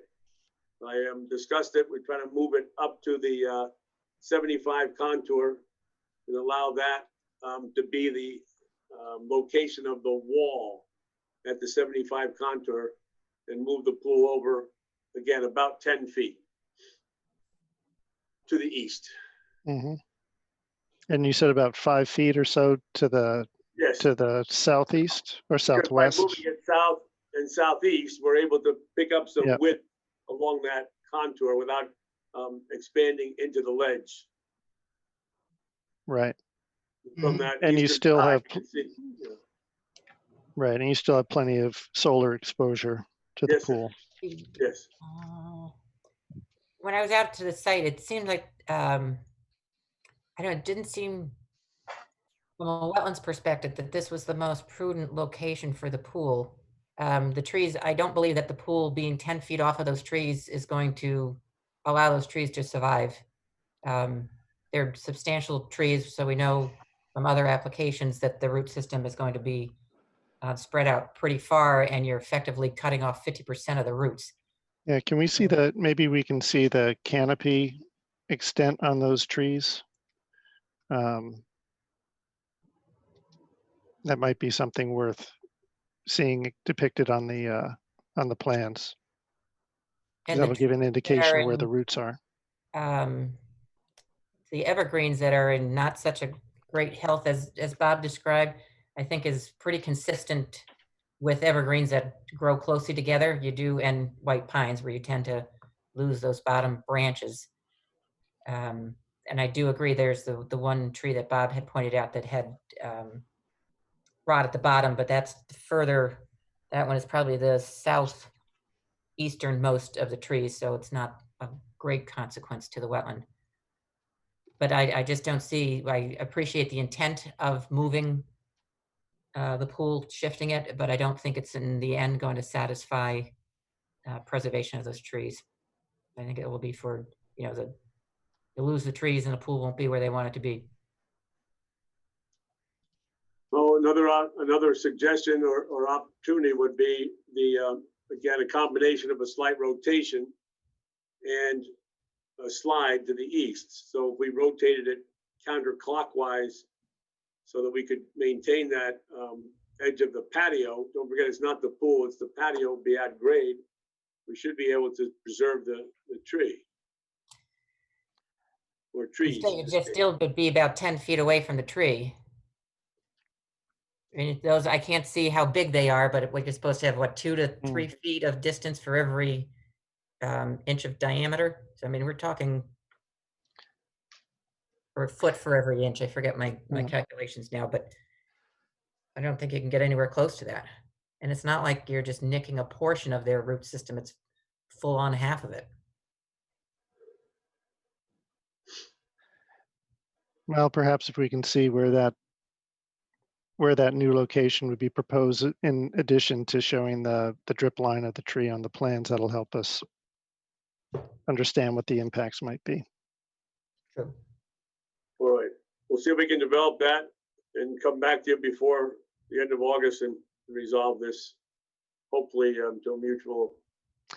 Unless it's a heated pool, they're probably not going to be enjoying it until next spring. But Correct, so we have some time. correct. Quick question. Suggestion, Bob Fossey. Yes, While Bob. you're exploring the crown diameter and pool location, look at areas within the 37% that's of the property that's going to be maintained in a natural state. Are there areas where additional trees would benefit the wetlands as a mitigation? Okay, understood. Good point. And relative to that area, is that going to be deed restricted or just good faith? Was that a question for me? Well, yeah, since you're. Well, we expected that everything to the westerly side of the retaining wall that was approved by the agency was, of course, remain in a natural state. I think what Bob is suggesting that we consider whether or not additional planting on that westerly side could benefit the wetlands more and compensate for perhaps the loss of one of those three trees. Mr. Dandria, I understood that. The question is whether some future owner of the property can decide to put his tennis court over there or not. It's all wetland, Elliot. It's all wetland up there? Yeah, pretty much. Right. Okay. Yeah. Then I'll be quiet. And the other thing we're trying to do is avoid removing ledge on the eastern side, just because that's unnecessarily disruptive. But since this area had been so significantly impacted already through prior activities, you know, you can see where we had the approximate edge of lawn about in the area where those trees are. So we thought that by moving it east and south, it would help. Well, I guess what the agency is asking for is to show you where we would like to see it or could see it, and have an assessment made of the impact on the drip line and root system of the trees. Mm-hmm. Okay. I've got a question for Bob. Wouldn't the permit that dealt with the redevelopment of the parcel, the wetland that is to the west of the driveway retaining wall, was that wetland, which is grass now, was that meant to be replanted as part of the last permit? Do you recall? The agency members have the revised planting plan, which added the 5 trees to the east of the proposed pool house. That plan also includes all of the plantings that were proposed to the south of the driveway and to the west of that retaining wall around the backyard. There's a plan to plant stuff. That's why I said there may not be another place that needs a tree. I'm not sure. Okay.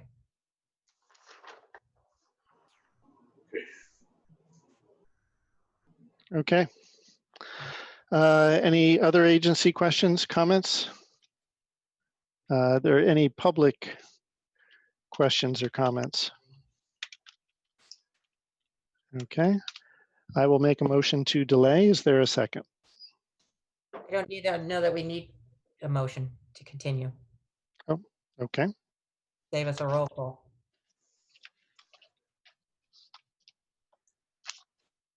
So it's just continue to the next meeting? Okay. Continue to the next meeting. Thank you. Thank you.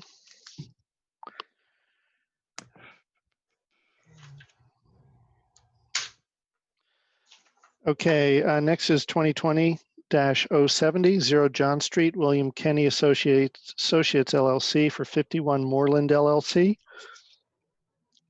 for removal of invasive vegetation and installation of habitat structures and bird viewing platform within and adjacent to wetlands. Okay, so I have brought up Bill Kenny as panelist. This is a project very different from what we normally see. It's quite nice change of events here. This is a parcel that is owned by an abutting property owner, and it was purchased or is owned, and the intent is to manage it for habitat, a variety of species. There are wetlands on the site. If you have, well, looking at what we've got on the screen here at the small cul-de-sac, this is actually a driveway with the little turnaround at the top. Under a prior approval, this driveway and a development plan was approved. Only the driveway was constructed. And in doing so, you can see a little wetland pocket that is, where's my direction here? We'll say above that little turnaround area. So that is a newly formed wetland of lower quality. There's also then, moving to the lower left-hand corner, you'll see with red outline, other wetland pockets with outflows that connect to the lowermost wetland, which discharges to a watercourse that's off-site. These are higher quality wetlands relative to the other one. The site as a whole is overrun with invasive species that's in the wetlands and the upland areas. The lower wetland to the left does not have as much in the way of invasive species because it has very little understory associated with it. So the plan here is to revamp this acreage into more high quality habitat both in and adjacent to wetlands and actually the site as a whole. Inclusive in that is the intent to develop 3 vernal pools, one being at the north end where you have that sharp bend in the driveway, then moving south, creating excavation within the wetland with little understory, and then the more centrally, the wetland that is located central portion of the southern property boundary to create a vernal pool there. You can see it's a very extensive planting list associated with this, and if this plan is successful, it'll be very exciting to see how this property has moved from one that is riddled with invasives and moved on to something more productive. The other features the applicant is looking to pursue is to create a birding tower that is just north and west of the artificially created wetland pocket. There's a denning area associated with the property, and then trails, most of which exist, and I think there'll be some expansion of that trail system, but not significantly over what is there. You can see that I've got comments associated with this. The one issue I've got is the creation of the vernal pools. If the applicant went ahead, cleared out the understory of the invasives, did or didn't plant, and then walked away from the project, the property would revert to what it is now. So I don't see a big risk in just launching into that good, well-intended project. I do have issues associated with the vernal pools, that there is not information in the record that speaks to the hydro period associated with those pools. And what would be unfortunate is if the pools were created, amphibians are attracted to them, they lay their eggs, but they don't have a hydro period to support the maturation of those, that next generation. So perhaps Mr. Kenny can speak to that. Overall, I think it's a pretty neat project, and I would look forward to seeing how it materializes. Mm-hmm. Mr. Kenny? Yes. Take it away. Sure, thanks. This is a really interesting project, very fun to be involved with, and the owner must really commend him for what he's doing here. This property is about just under 12 acres, and his property just to the south, I think, is similar in size, and very little ornamental land on his property to the south. He has a couple of small ponds and a massive meadow with beautiful shade trees, just a really amazing property. Please tell the owner that we have a new opening on the Wetlands Agency, and if he's so interested, we would love to chat with him. He's very interested and okay, quite an advocate for what. Pass our invitation on. Okay, So, and not only did he buy this land and want to do this work, but he's also committed to the long term. It's under an easement with the Greenwich Land Trust. So in perpetuity protected. And part of that easement language required development of a management plan, which we have prepared for them. And the owner, his direction to us was to maximize the amount of diversity on the property, both the habitat type and wildlife, plant life. And also he said, have fun. So that was quite nice. And it has been fun. Thanks to Pat for all of her input and help with this as well. So we have, the site is on the south side of a drumlin hill, with perhaps the round hill of Round Hill. It's, classic drumlin feature in the landscape just south of John Street and west of Round Hill Road. And being a drumlin, it is overall a moist site, not too dry, not too wet. And what that leads to is that in general, you don't have a lot of diversity of habitat.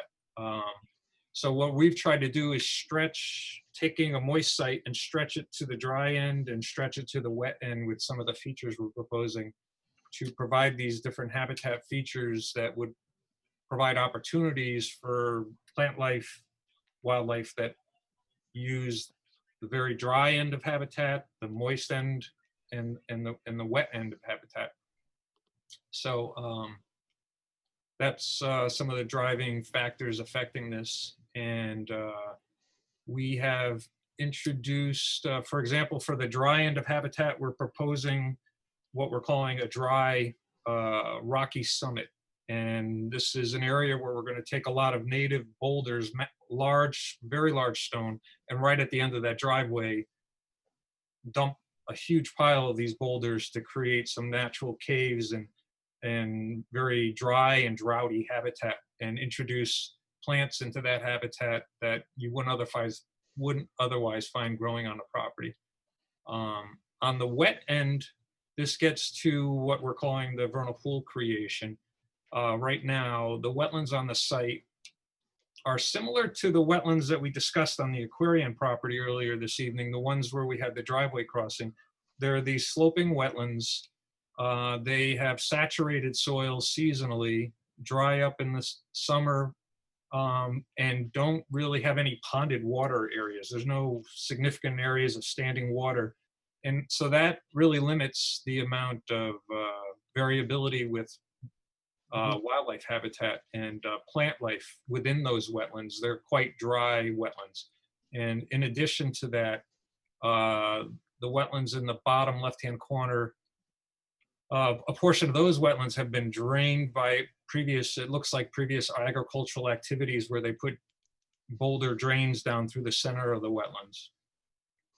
So with these proposed vernal pool areas, we're looking just to introduce some small areas where we could have seasonally ponding water up to about 1 foot deep. And two of the areas are located, they're darker green circles, ovals, two on the bottom of the page and one on the left-hand side of the property there. One on the far right is in an area that's not a wetland. It's but right adjacent to intermittent watercourse. So, the one on the left bottom of the page, that is in an area of drained wetland.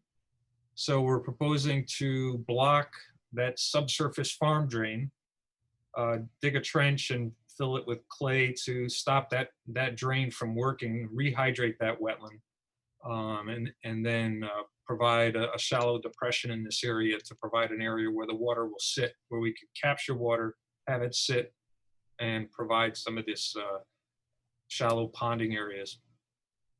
The last pool area is on the left, and that is just downhill of one of these hillside seeps. And the area it's a wetland area where the groundwater is seeping out of the ground. And as it makes its way down the hill, it ends up concentrating just into a small ditch. And so we would put the pool just below the wetland and again, excavate a shallow depression and capture the water that's coming out of that wetland and create this wetter wetland habitat where you have standing water rather than just saturated soils. And so all of this will be hand dug, Bill? Yeah, and we provided, there might be these mini excavators where they're low ground pressure. Yeah. And we did provide plans that have plan enlargement views of each of these areas and some section views. Okay. Well, I think you had us at hello. Okay. All right. But you know, fascinating. I don't know if maybe if you could touch on Pat's Yes. concern about the vernal pools drying up. Right. And thanks. No. So we have labeled these as vernal pools. Whether or not they will function to support the breeding and development of obligate species, I can't say. Even at a lower level, we would be happy if they function to support more facultative species like green frogs or spring peepers, American toads, or the owner has found box turtles on the site. And so this would be a great area where box turtles are primarily in the upland, but they like to use wetland areas like this where they can go and get cooled off. And so even if it isn't successful, and it might be that it's not successful just because there's not enough upland habitat surrounding these areas for the terrestrial habitat to support obligate species, or they may not have enough standing water for a long enough period of time. But I think that if there was some loss, with any vernal pool, the adults know to come back to the pool where they emerged from as young.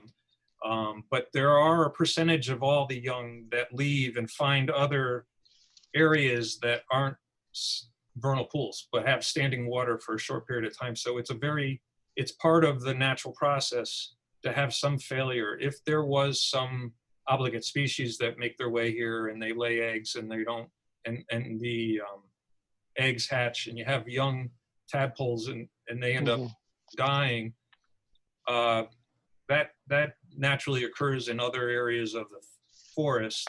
Also, they can become great food for the local wildlife, for raccoons or bobcats or what.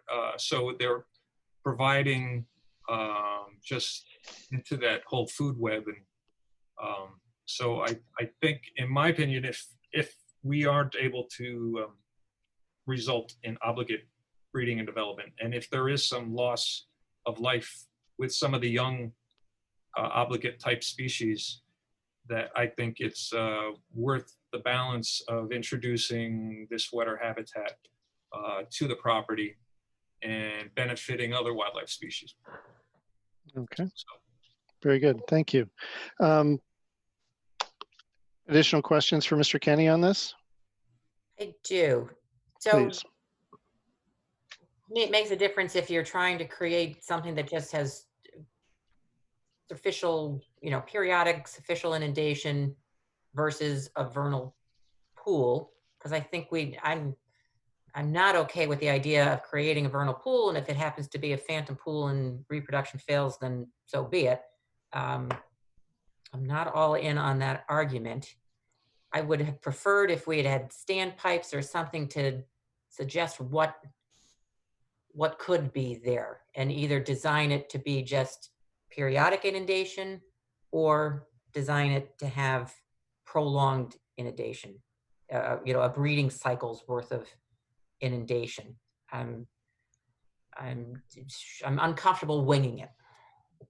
And we could do water balance analysis to just like the type of evaluation we do when you're designing a new pond. You could calculate how much water is coming in, how much is lost to evaporation, and come up with a water balance, how much inflow and outflow, and then you can determine how long water will pond in a certain area. We could put together that information for you to review.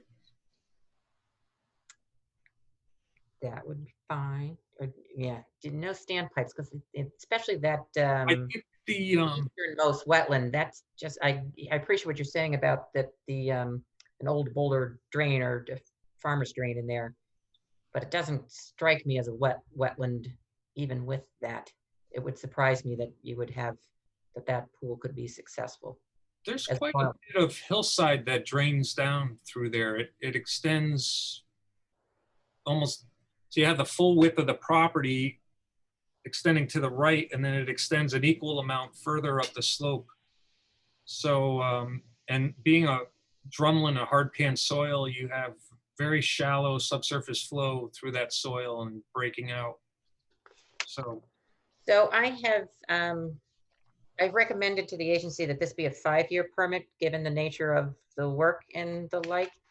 I'm wondering if part of this,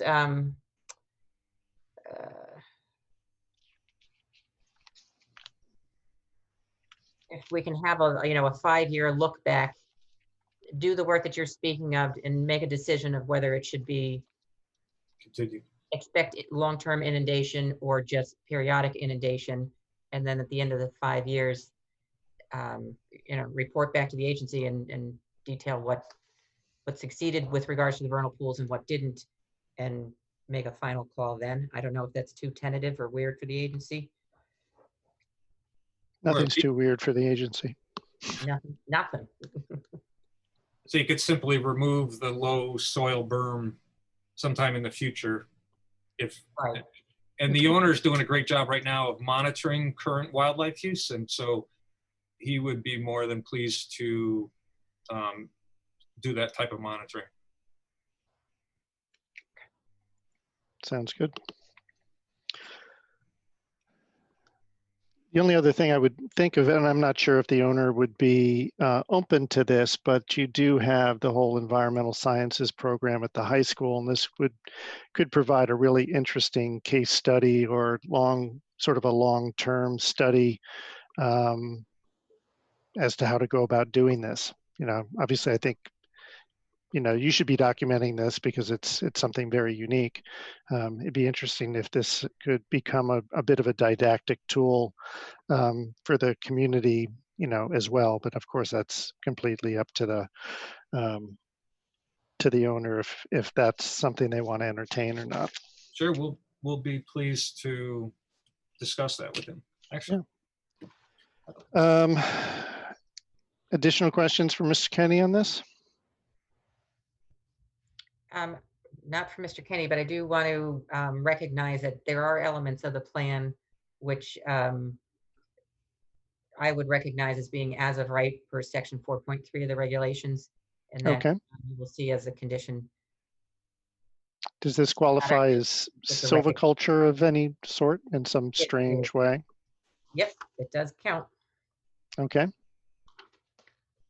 And then I would modify special condition number 2 to be that the revised plan would indicate that this 5-year monitoring period of the vernal pools, with the expectation that at the end of 5 years we'll come back to the agency to determine if the intent was met, and if it hasn't been met, to disable the vernal pool or whatever, make appropriate decisions at that time.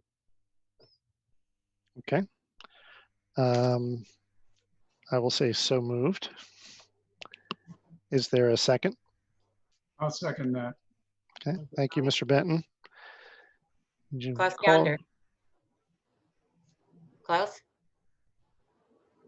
Are you in agreement? I saw him just come back. I think he was taking a break. You can nod, Klaus, that will be okay. Yes? I think he's saying yes. Jay Shundorf? Yes. Thank you. Norma Curlin? Is that a yes? I see a smile, so I'm going to go with yes. Elliot Benton? That's a yes. Brian Harris? Enthusiastic, yes. Okay, 500. And hopefully we'll get a new agency member out of the deal too. Yeah. Can we make that a condition of approval? I know, I think we should. Give them the order of the golden salamander if everything works out. Okay, thank you very much. Thank you. So, Okay, next up is application 2020-071, 301 Round Hill Road and 0 Round Hill Road, SE minor for Melvin and Mary Powers to correct unauthorized tree removal and placement of wood chips within wetlands. Doreen, please.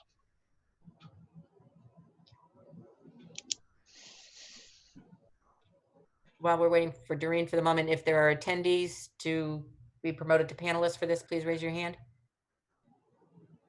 Thank you, Larry.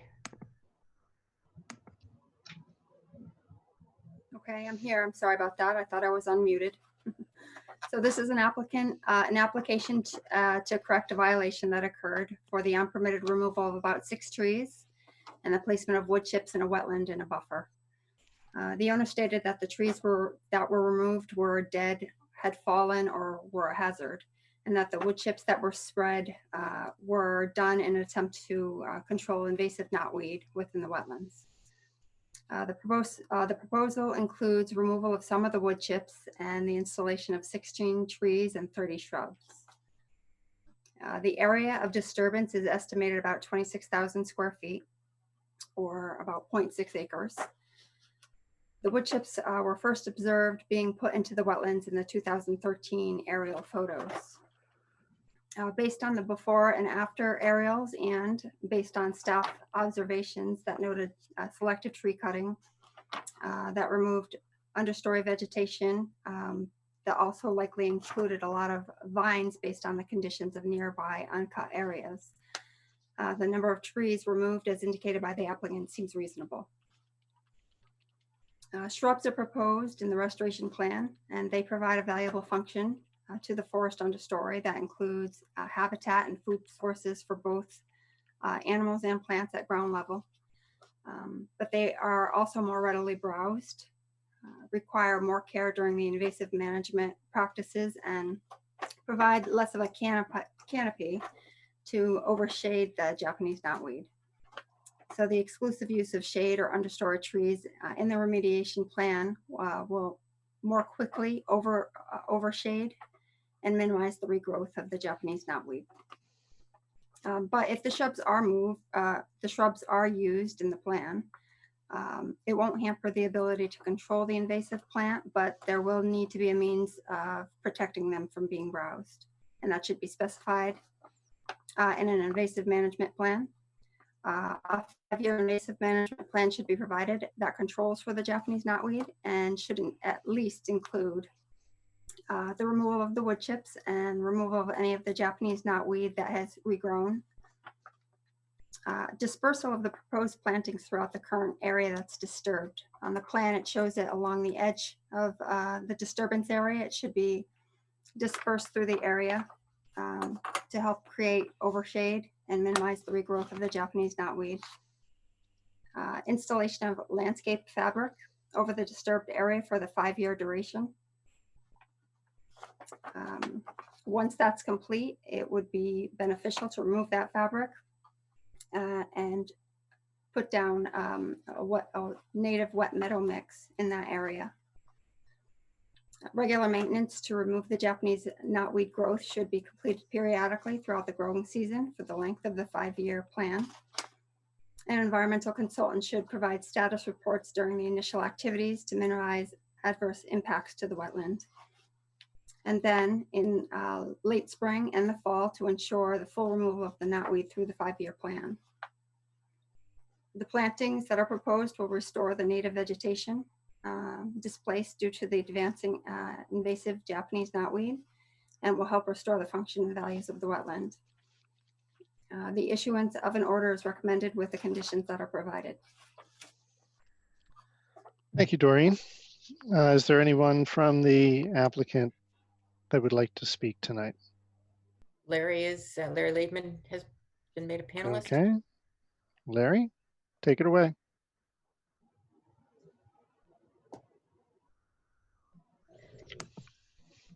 Larry, you're muted.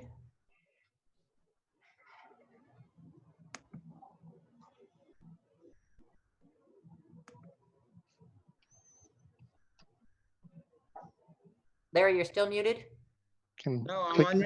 There we go. All There right. we go. Hi, Larry Liebman from SC Minor. The applicant was quite upset that they got in trouble because they actually thought that the people that they hired to do it was supposed to get a permit. Fines have been levied and paid. We have no objection to anything written in the order. I know that we have 56 units that are proposed, and I know that you want them spread out a little bit more deeply. And I can change that to having more shade trees than shrubs. And we look forward to preparing the plan to get it into you by the deadline as proposed. Okay, thank you. Are there any questions for Mr. Liebman? Any public questions or comments on this? Any hands up, Pat? No hands. Okay, would someone like to make a motion? Okay, motion to issue the order as proposed by staff.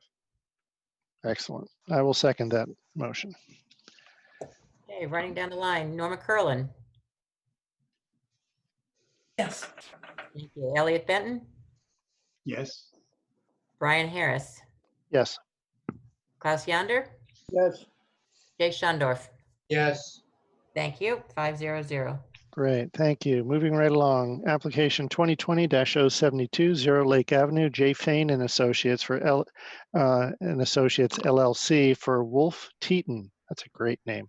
LLC for installation of dock within watercourse. Mr. Clausy, please.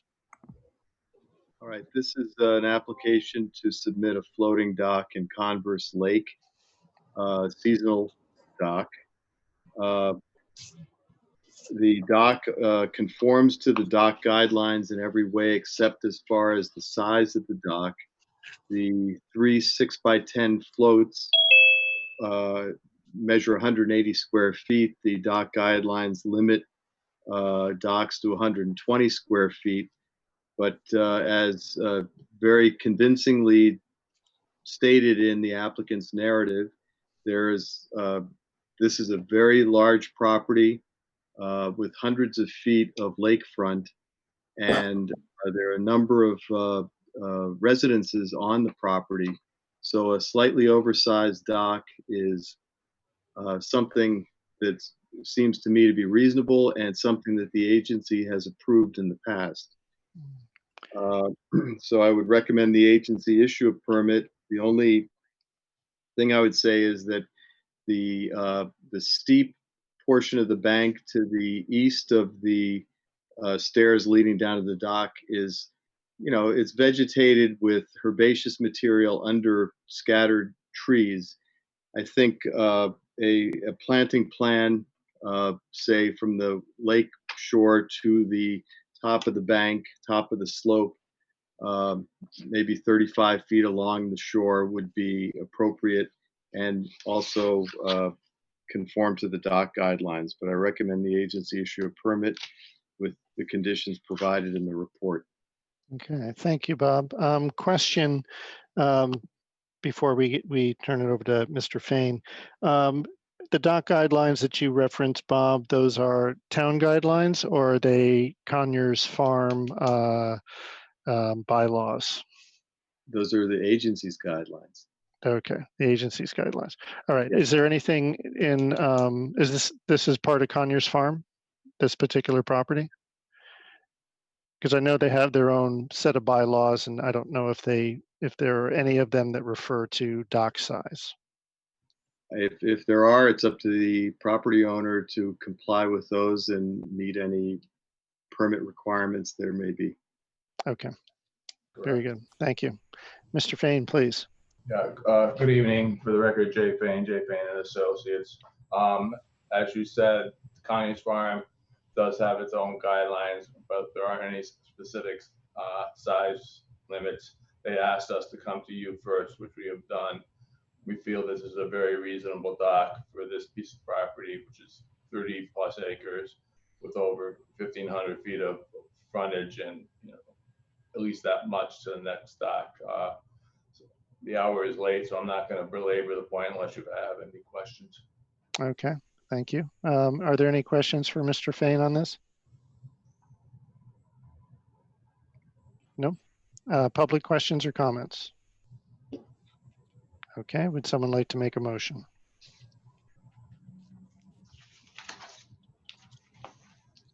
I'll move to approve. Mr. Benton moves to approve. Is there a second? I'll second. Okay, Jay seconds. Yonder, Yes. Jake Shondorf, Yes. Elliot Benton, Yes. Brian Harris, Yes. Norma Curlin. Yes. Thank you. 500, motion to approve passes. Great. Okay, thank you. Moving right along, 2020 dash, you're welcome, Jay.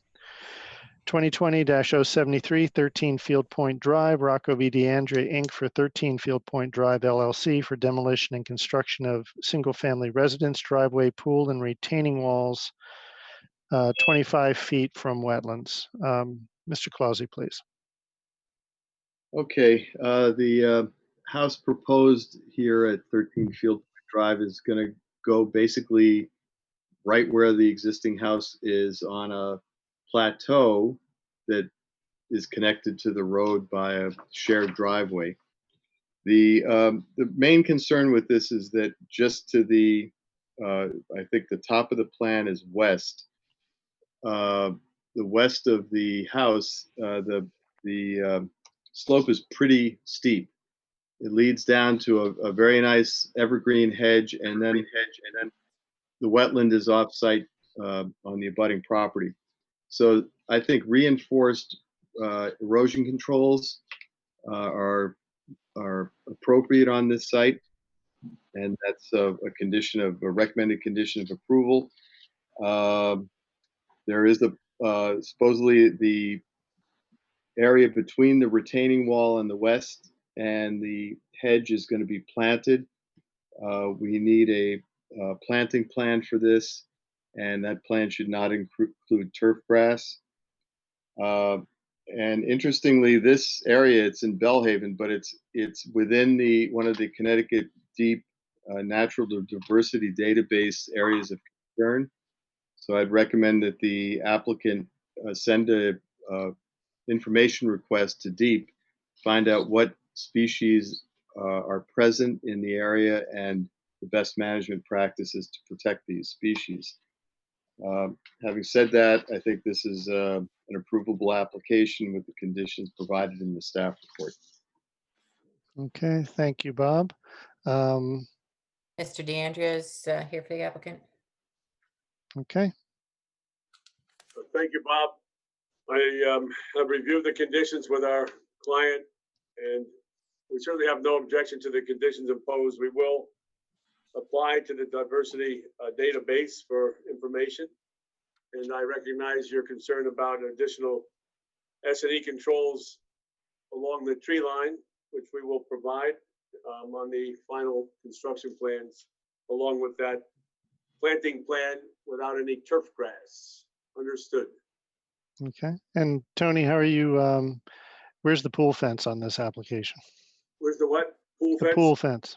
It has not been identified yet, but it won't be in the wetlands. And if it is, it'll be 6 inches off the ground and it won't be a pool fence anymore. I listened to that. Yes, sir. Okay, very good. Any questions for Mr. DeAndrea on this? Public questions or comments? None. No, none. Okay. Would someone like to make a motion? Wait a second. We have a latecomer. Wait, we have a latecomer? Okay. Well, we're just too quick, I suspect. Let's see. Francia, you can unmute yourself. Sure, thank you. My question is, I'm looking at the site plan and it looks like it's basically being clear cut. Are there not any trees on the property that can be saved?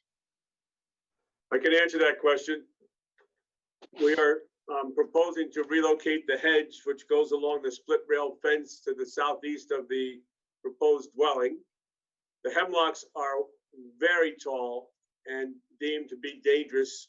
So they are being proposed to be cut. Other than that, there really are no trees on the property of any value.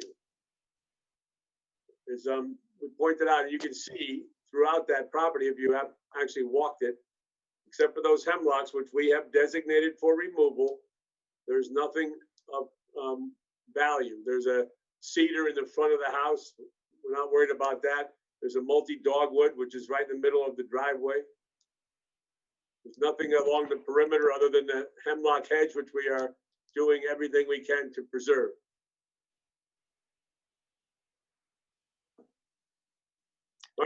Brenda, you should go see some of the sites you comment on. I mean, these trees are dangerously tall. And it's been the reaction of everybody that's looked at it. They're past their prime. There will be a landscape plan prepared. This particular client is also very in tune with planting to screen that property. As you can see, the preservation of the hemlocks along the west. There's a high wall along the north and a driveway along the east. But that hedge that I referred to, just east of the temporary stockpile area, will be relocated to the eastern shoulder of the property and will be shown on the landscape plan. So Tony, in the landscape plan, are you planning on putting in some shade trees that have the potential to growing, you know, pretty large on the property?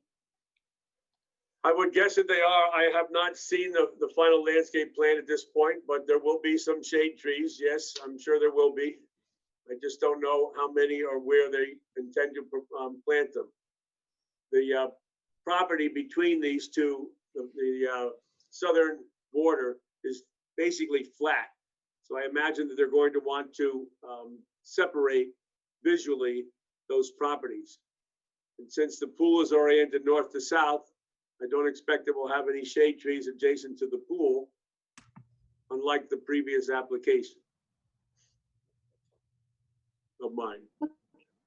Okay, thank you very much. Okay. Any other public questions or comments?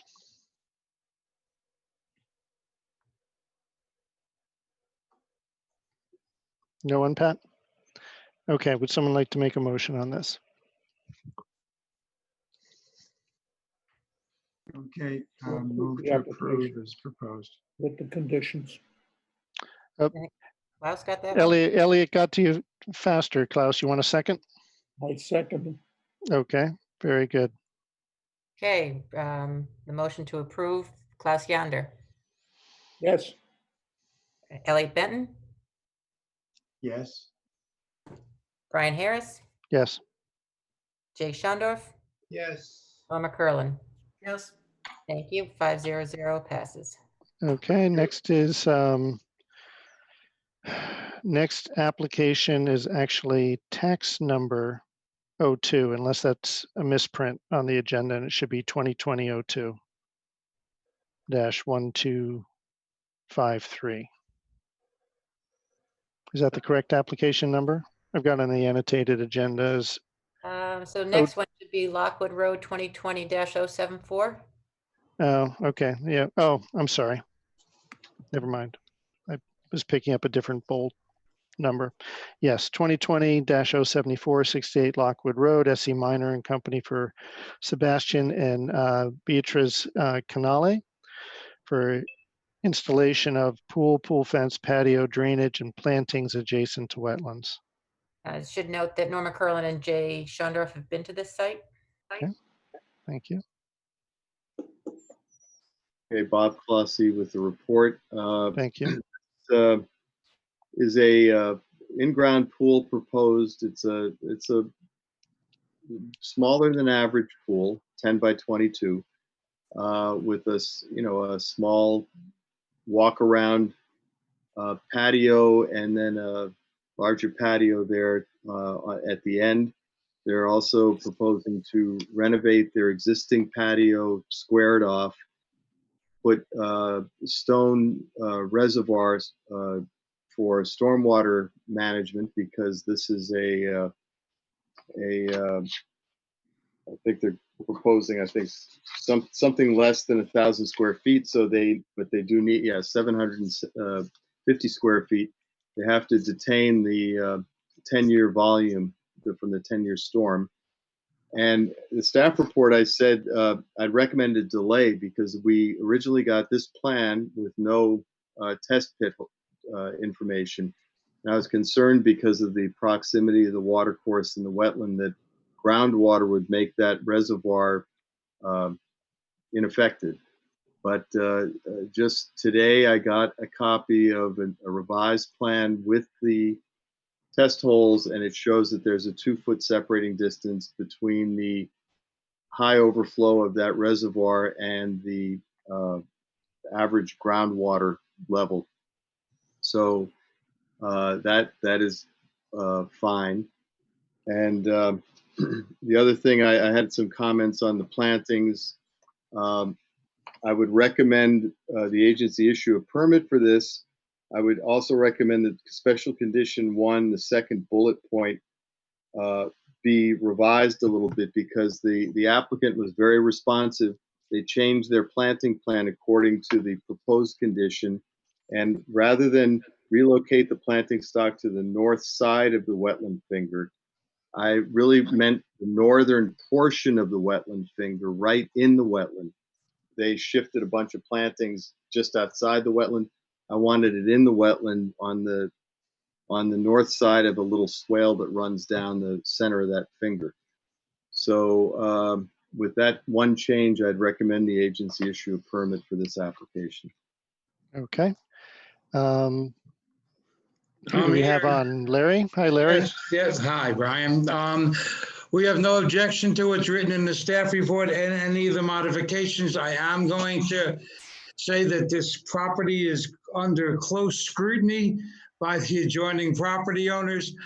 Yes, the Fox that's adjacent to it is Diane Fox, and when there are other people who were doing work, we already got phone calls, so we are in obvious close contact, and everything is going to be done exactly perfectly. Very good. Oh. Okay, any questions for Mr. Liebman on this application?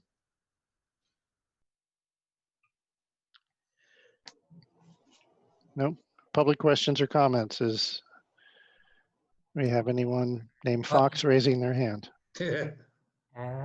Nobody in the audience has raised their hand. Okay. Very good. Would someone like to make a motion on this? I make a motion to approve with the special conditions as modified by Bob. Okay, thank you, Mr. Benton. Is there a second?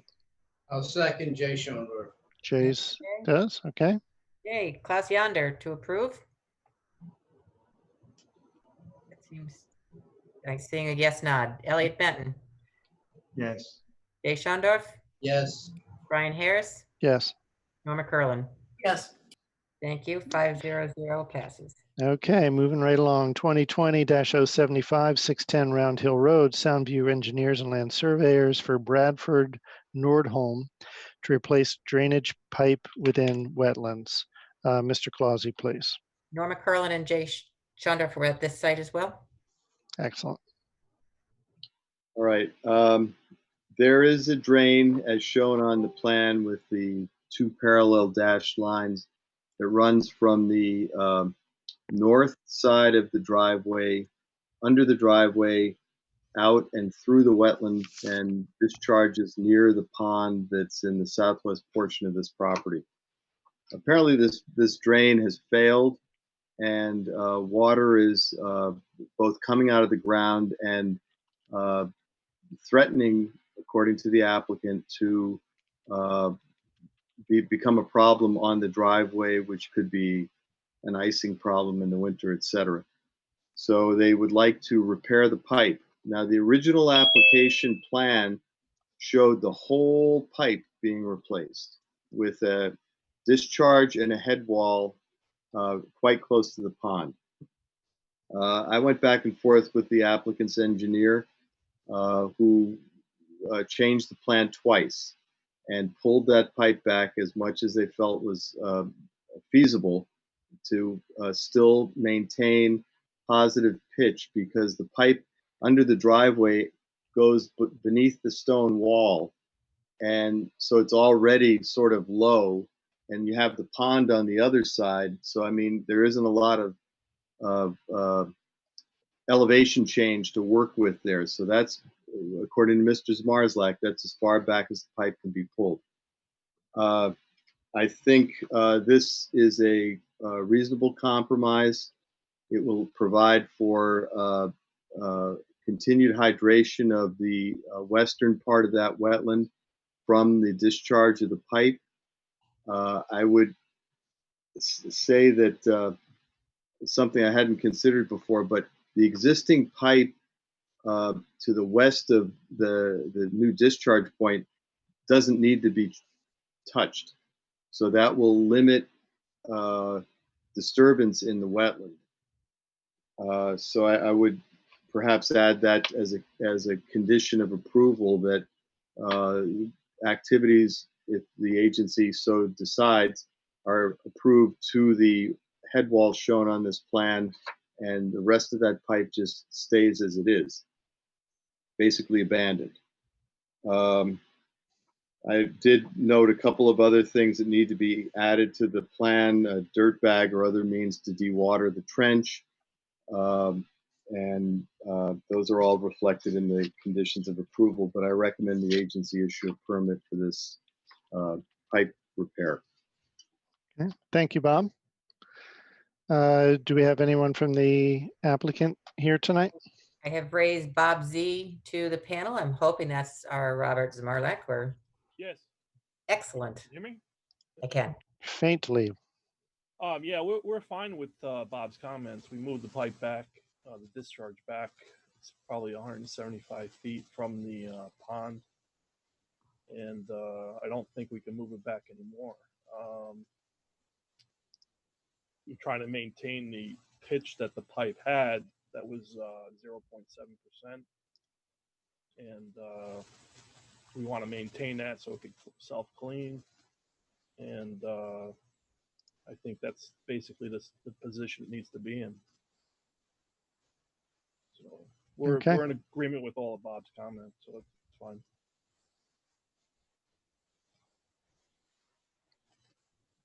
Very good. That's all I had.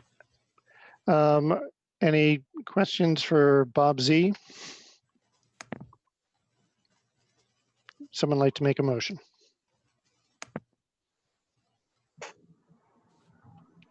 Move to approve with modification as stated by Mr. Clausen.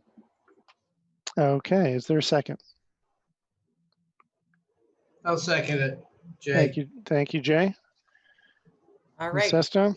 Running through. Jay Shundorf. Yes. Norma Curlin. Yes. Elliot Benton. Yes. Brian Harris. Yes. Ralph Yonder. Yes. 500. Motion passes. Excellent. Okay, next up is, and I tossed my other agenda on the floor, but I have the annotated agenda. We have 1, 2, 3, 4, 5, 6 applications to be received. We are actually up to, there are 12 applications to be received this evening. Okay. Very good. Motion to accept the 12 applications on tonight's final agenda. Second. Very good. Now running through. Okay, Yep. Ralph Yonder. Yes. Jay Shundorf. Yes. Norma Curlin. Yes. Elliot Benton. Sure. Brian Harris. Yes. Applications received 500. Okay, next are any questions on the agent approvals listed on tonight's agenda? Public or agency? No? Okay, very good. I do not have violations listed under on my agenda. Are there any on the final? Yes, that we need to talk about? Violation 2020-078, 122 Lancer Road South. unauthorized shed adjacent to wetlands. Okay, very good. Doreen, please, No, that's me. or Mr. whomever. Oh, okay, Bob. Yep. You may So this is an application that was received just a second ago for a residential addition. When staff went out there recently, they looking at aerial photos, etc. Turns out there's a wooden shed in the northwest portion of the property, about 2 feet from the wetland line, that was installed between 2008 and 2013. Now, this was installed and it was installed without any agency or staff approval. It was installed prior to the current property owner's purchase of the property. It's not in the wetland. It's set above grade and doesn't appear to have a foundation. I don't believe its installation or ongoing maintenance, if the applicant property owner decides to maintain it, are likely to have a discernible impact on this wetland, which on this property is a lawn, as shown in the photos that I sent you. So I would recommend the agency acknowledge that the shed can be maintained as it is. If the agency agrees to that, the other thing I would like to propose is that the application 2020-78, which you just received, be agent approved for this addition, because it's a very straightforward application, very unlikely to have any impact on the wetland. And the application was submitted, I think, the day of last month's meeting, so it had to be received tonight. And the property owner would have to wait until August to get a hearing by the agency if it's not agent approved. Okay. But I think the shed doesn't have an impact, didn't have an impact. Okay, thank you. Pat's raising her hand. 2 hands. Add to the agency's thinking on this. This is after the fact, so time-wise, they're not waiting to do anything. And if you delegate this to appropriate for an agent approval, are you doing it because it's already there? Or if we had an application came in fresh with a shed 2 feet from a wetland, would you be okay with us handling that as an agent approval? Just keep in mind. I think it would depend if it had a foundation or other mitigating factors. I'm not sure how the rest of the agency feels on that.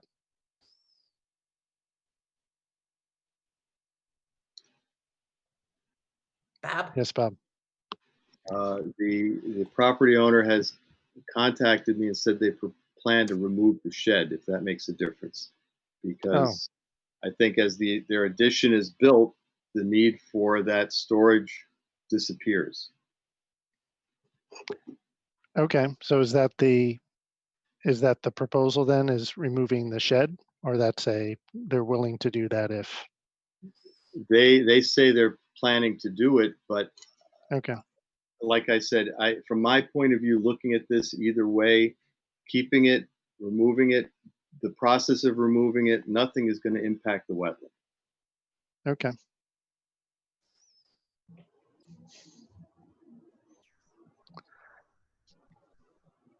Would someone like to make a motion? Could I ask a question?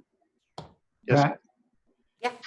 What is the general rule for what qualifies as an agent approval as opposed to a consent approval?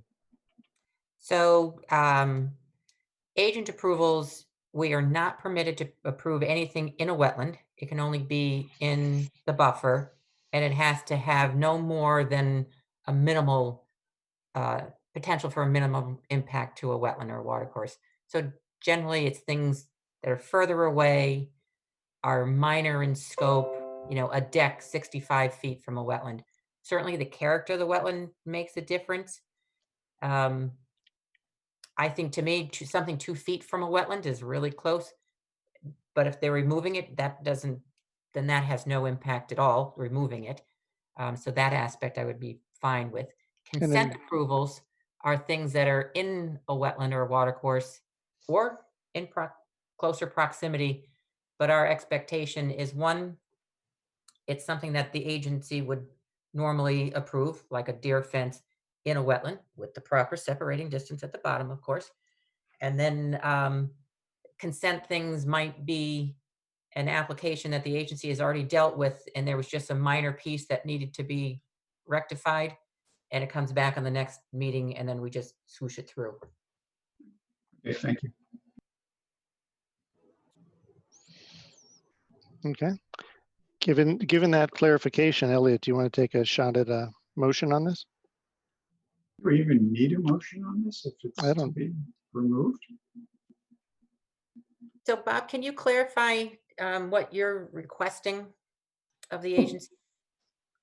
I just as you said, I started the review, and after looking at the property, because we're getting applications, and we're trying to agent approve things in an expeditious manner that are agent approvable. So this application looked like it might be agent approvable, and I went out there, and the property is level.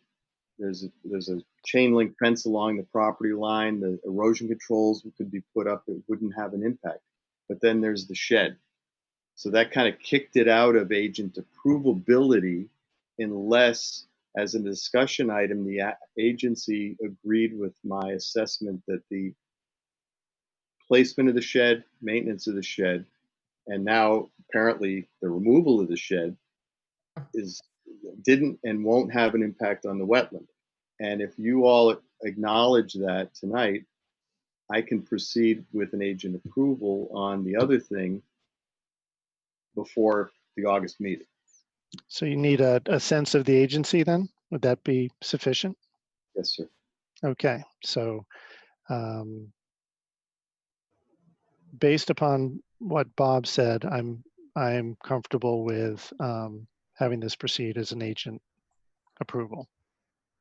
How did the rest of the agency members feel?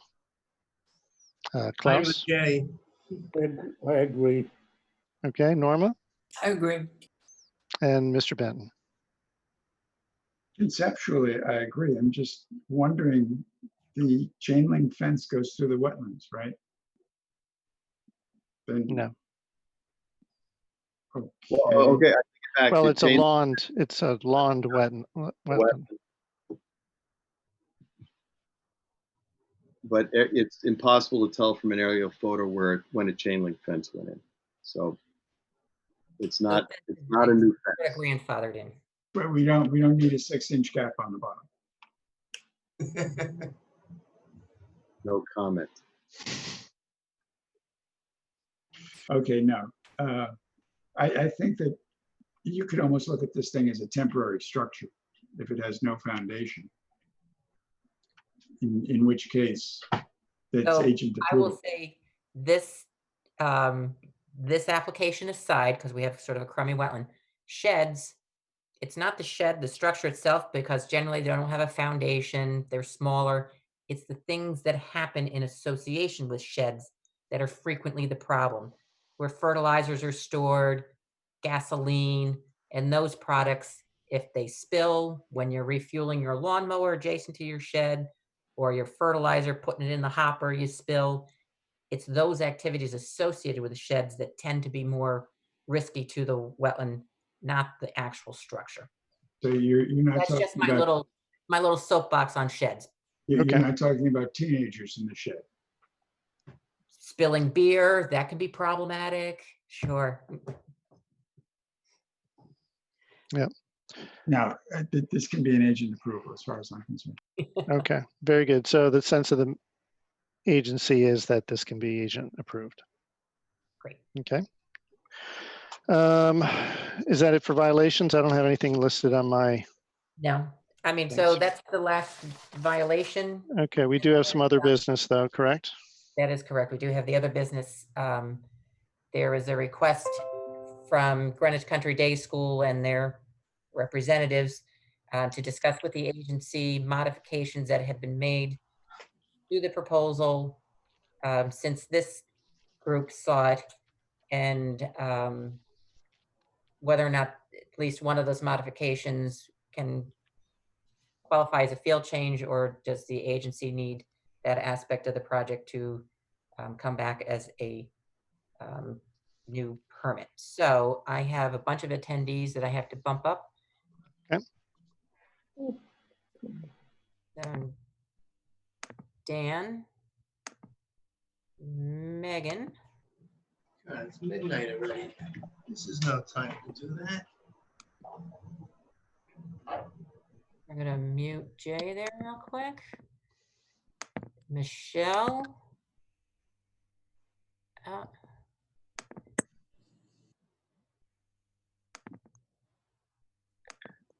think that's all we're expecting, Pat. Okay, great. Brendan, that was you're correct with your Dan. I'm seeing you two places, not sure why. Yeah, I'm sorry. I signed on my phone and on my. Do I have the right one promoted? Yep, you do. Yeah, Okay. as long as whatever you do.